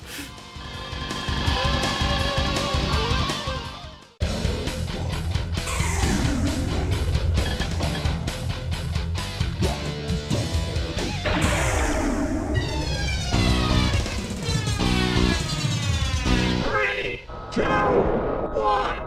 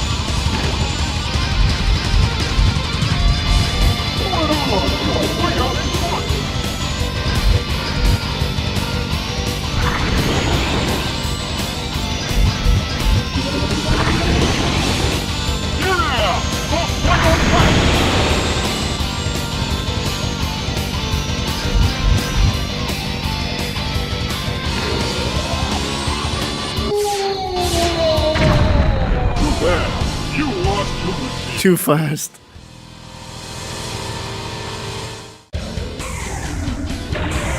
Okay, last attempt. Blame the controller.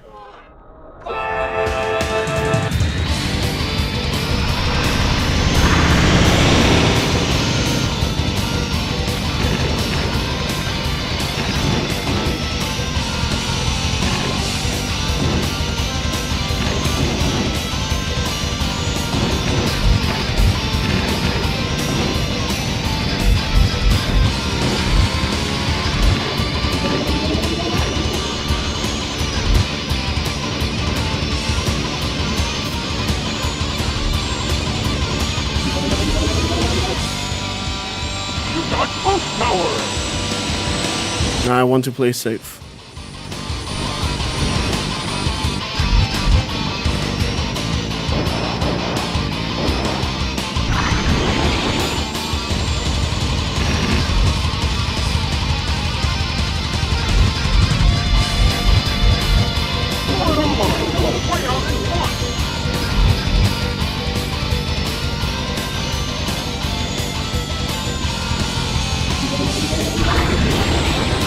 Yeah!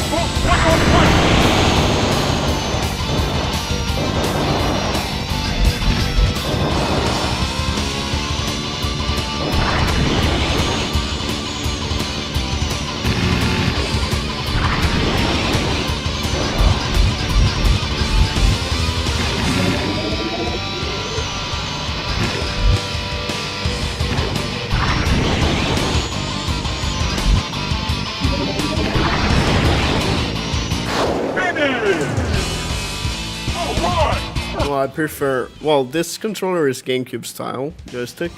It's the exact same as you can see here. But I prefer it way more than the GameCube one for shooters and all that. Any game that requires precision.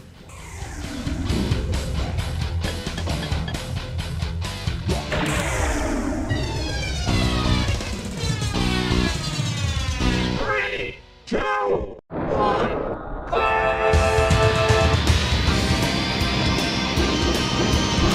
Does the Summer Card 64 support Game Shark yet? I find it impressive that it's still missing, if so. If not, I mean.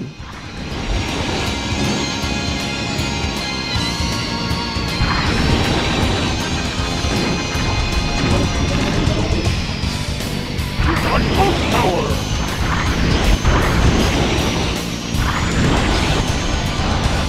Oh shit! No! Oh my god.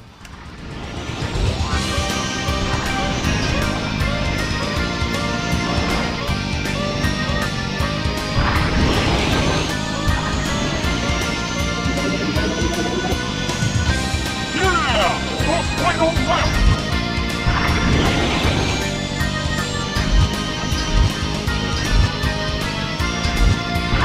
No issues with this controller on F-Zero, honestly.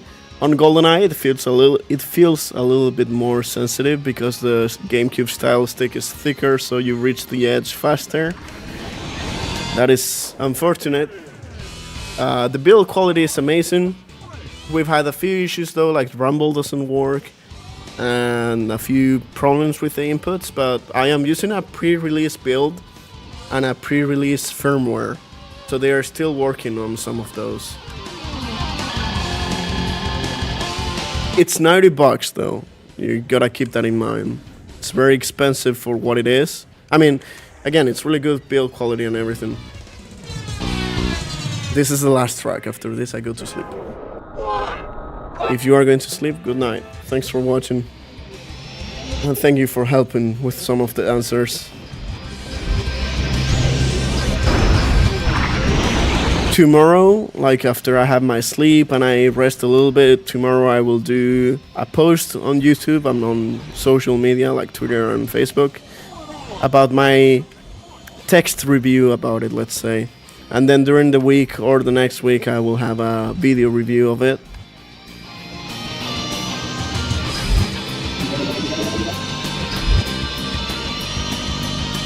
You got full power.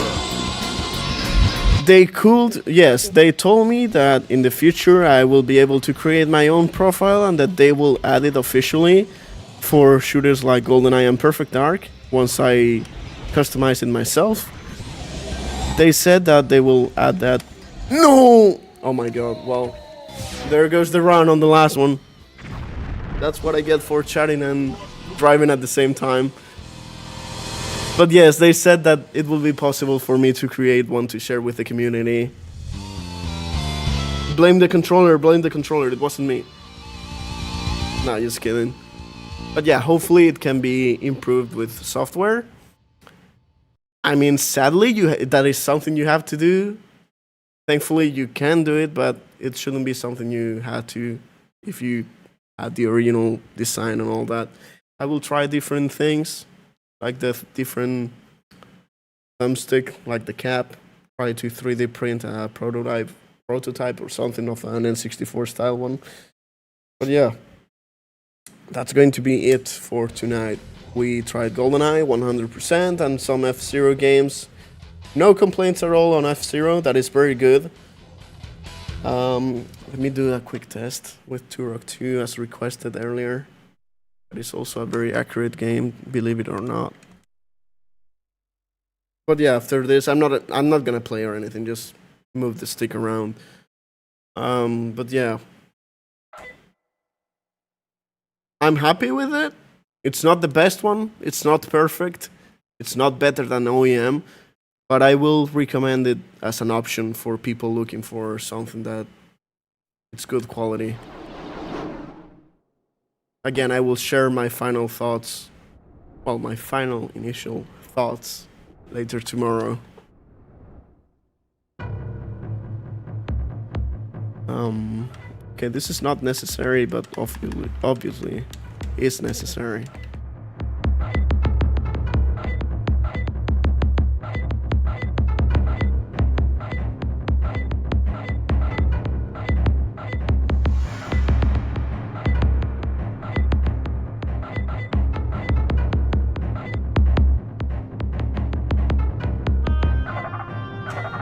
Best cheat ever. Let's go.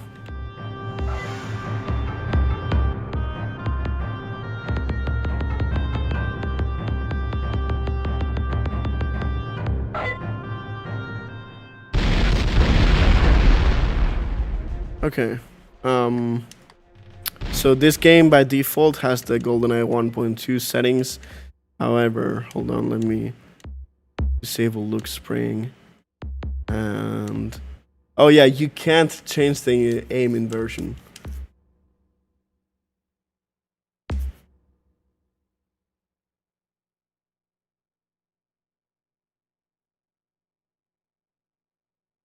Oh no, the controller comes with this.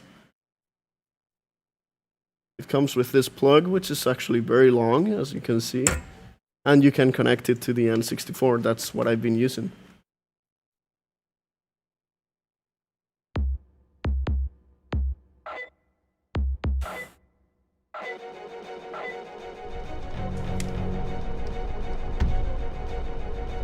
Oh, that. Okay. Oh, makes sense. Maybe that's why the other battery just ran out of battery. Okay, so what we wanted to test here is the joystick. Again, Turok is a game where any slight amount of movement will register as an input, which is very good. No dead zones. I'm not used to aim inversion though.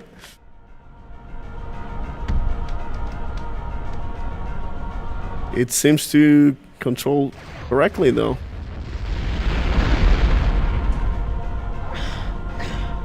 I am so used to playing the remake, well, remaster.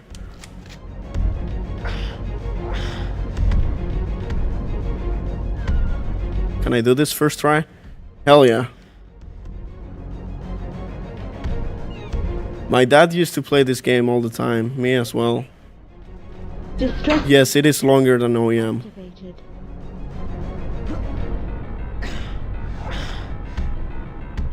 Yeah, honestly, I wouldn't go back to play this version of the game having the remaster. However, the remaster does have a few issues that I am not happy that they never fixed.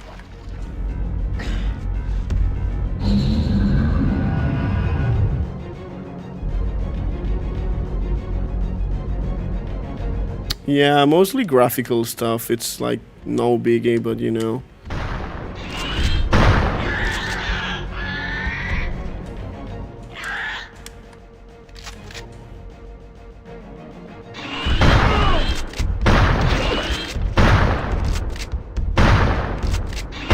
Damn. Okay, this is not the controller, it's just the frame rate. But yeah, every small amount works.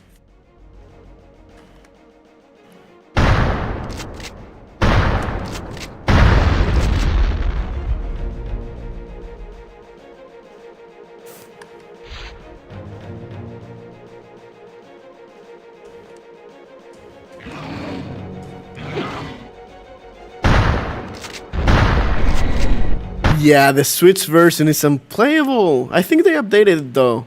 Not sure. I remember when I got it, I had to play with the touch controls. Like I literally had to aim with the screen, otherwise it was unplayable.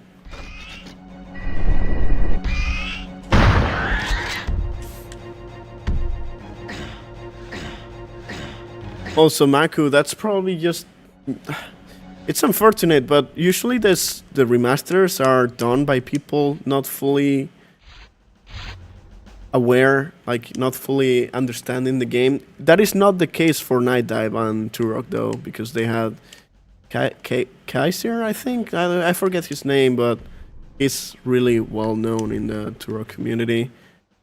But there's just a few things that you will naturally miss and someone else will notice a few years later, and by that time the contract is already expired or whatever, and they won't work on it for free. I don't know. No, this is original N64. I am not using the analog or anything. The only M64 thing I'm trying here is the controller.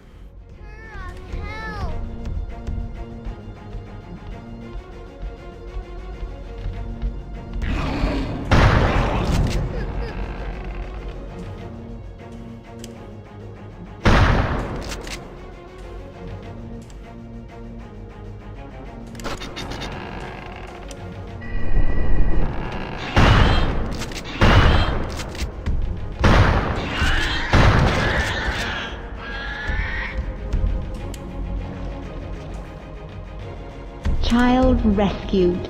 Thank you, Turok. Man, I don't know how I used to play this as a kid. It's so rough, like the frame rate. And I also hate how aim spring is forced.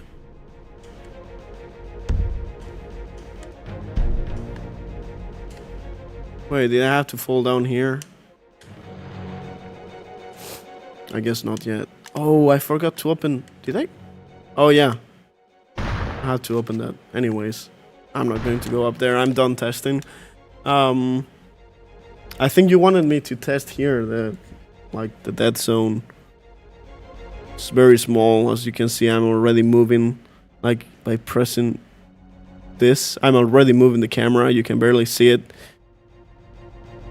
Now I'm not, but now I am. Yeah, it's very good. The dead zone here is minimal.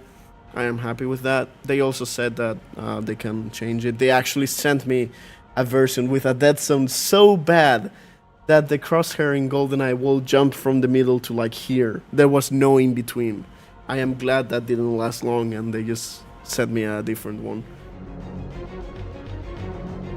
So yeah, the only issue for me is that the stick itself is too fat. So yeah, the throw distance is too short, creating that twitchiness on those kind of joysticks. I will update you guys if I manage to 3D print a different one. Yeah, this game uses the expansion pack, but I think it's only for the high-res mode, which makes the frame rate even worse. So yeah, benefit is a strong word in this case. I hope so. I hope they make a mod kit or something. So I'm also impressed by how modular it is. Like, it's very easy to open. It's very easy to change the gate. It's very easy to change the stick module itself. So I hope they release more things in the future, if they do plan for something like that. That's my only complaint. If they went for something like this, it would have been so much better from the get-go. But yeah, we will see how it develops. And hopefully they can answer me about those issues we've had. I will timestamp. Honestly, I think I will do the timestamps tomorrow. I just want to sleep now. And I will send them over to them as feedback. And I will update you guys on what they say. You can hook it up on PC, but I cannot do calibration on Windows. It does not let me. So I don't know. There is a calibration combination here you can do with left, right, up, down, left, right, up, down, B, B, A, A, start, which makes this spin around like the LED. And now all I have to do is this, and it's already calibrated.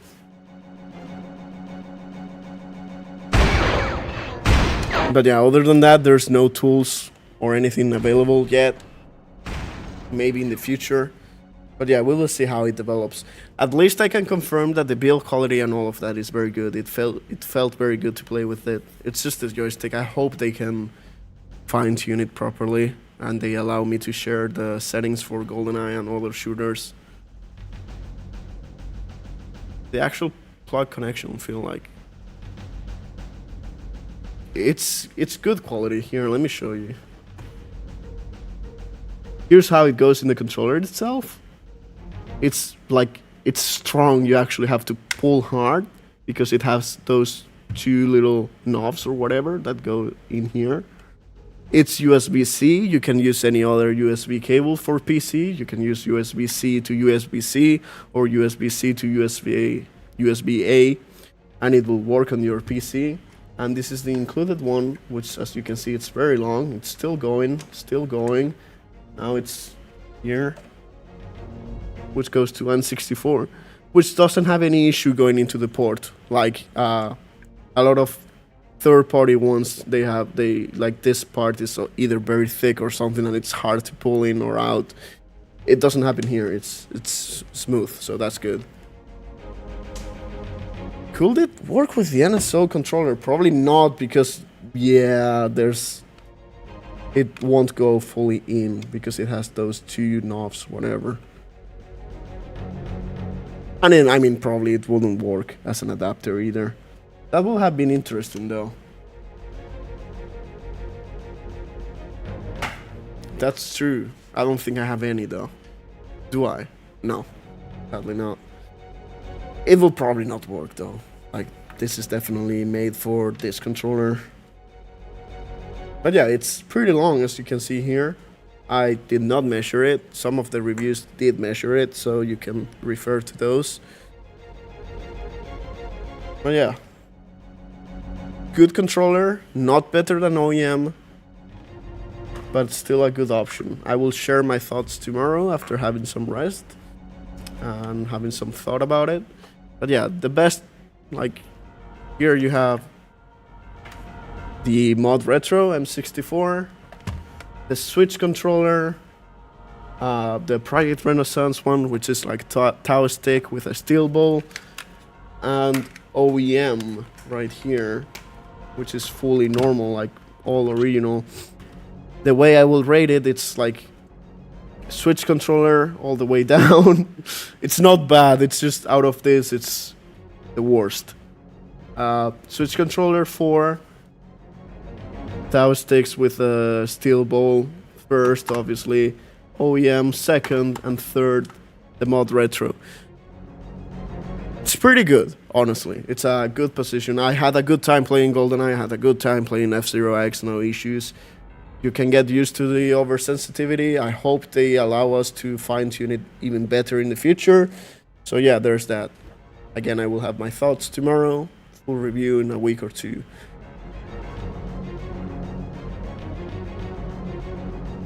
But yeah, I don't think it's to stop it from getting damaged, but more so it doesn't, you can't just yank it out easily from just playing or something. But yeah, thank you all for watching. Thanks for having me back. I am finally back. I will have more live streams later this week. GoldenEye, Perfect Dark, and some other stuff, some other news. Probably Star Fox, the new one on the Switch too. But yeah, it's nice. Yeah, you can pull from this. It's not gonna come off. It's really good. Yeah, the Switch controller is a pretty low bar, honestly. This joystick, props to them for actually using an actual N64 joystick, but nah, it doesn't feel great. It's not as smooth as this, and it's a potentiometer. It's not as accurate. But well, yeah, that's it. I will also share a website probably for the review regarding the stick lengths and all that. But yeah, thank you all for watching. Stay tuned for more live streams and more updates regarding this. See you all next time. I'm going to go get some sleep. Bye.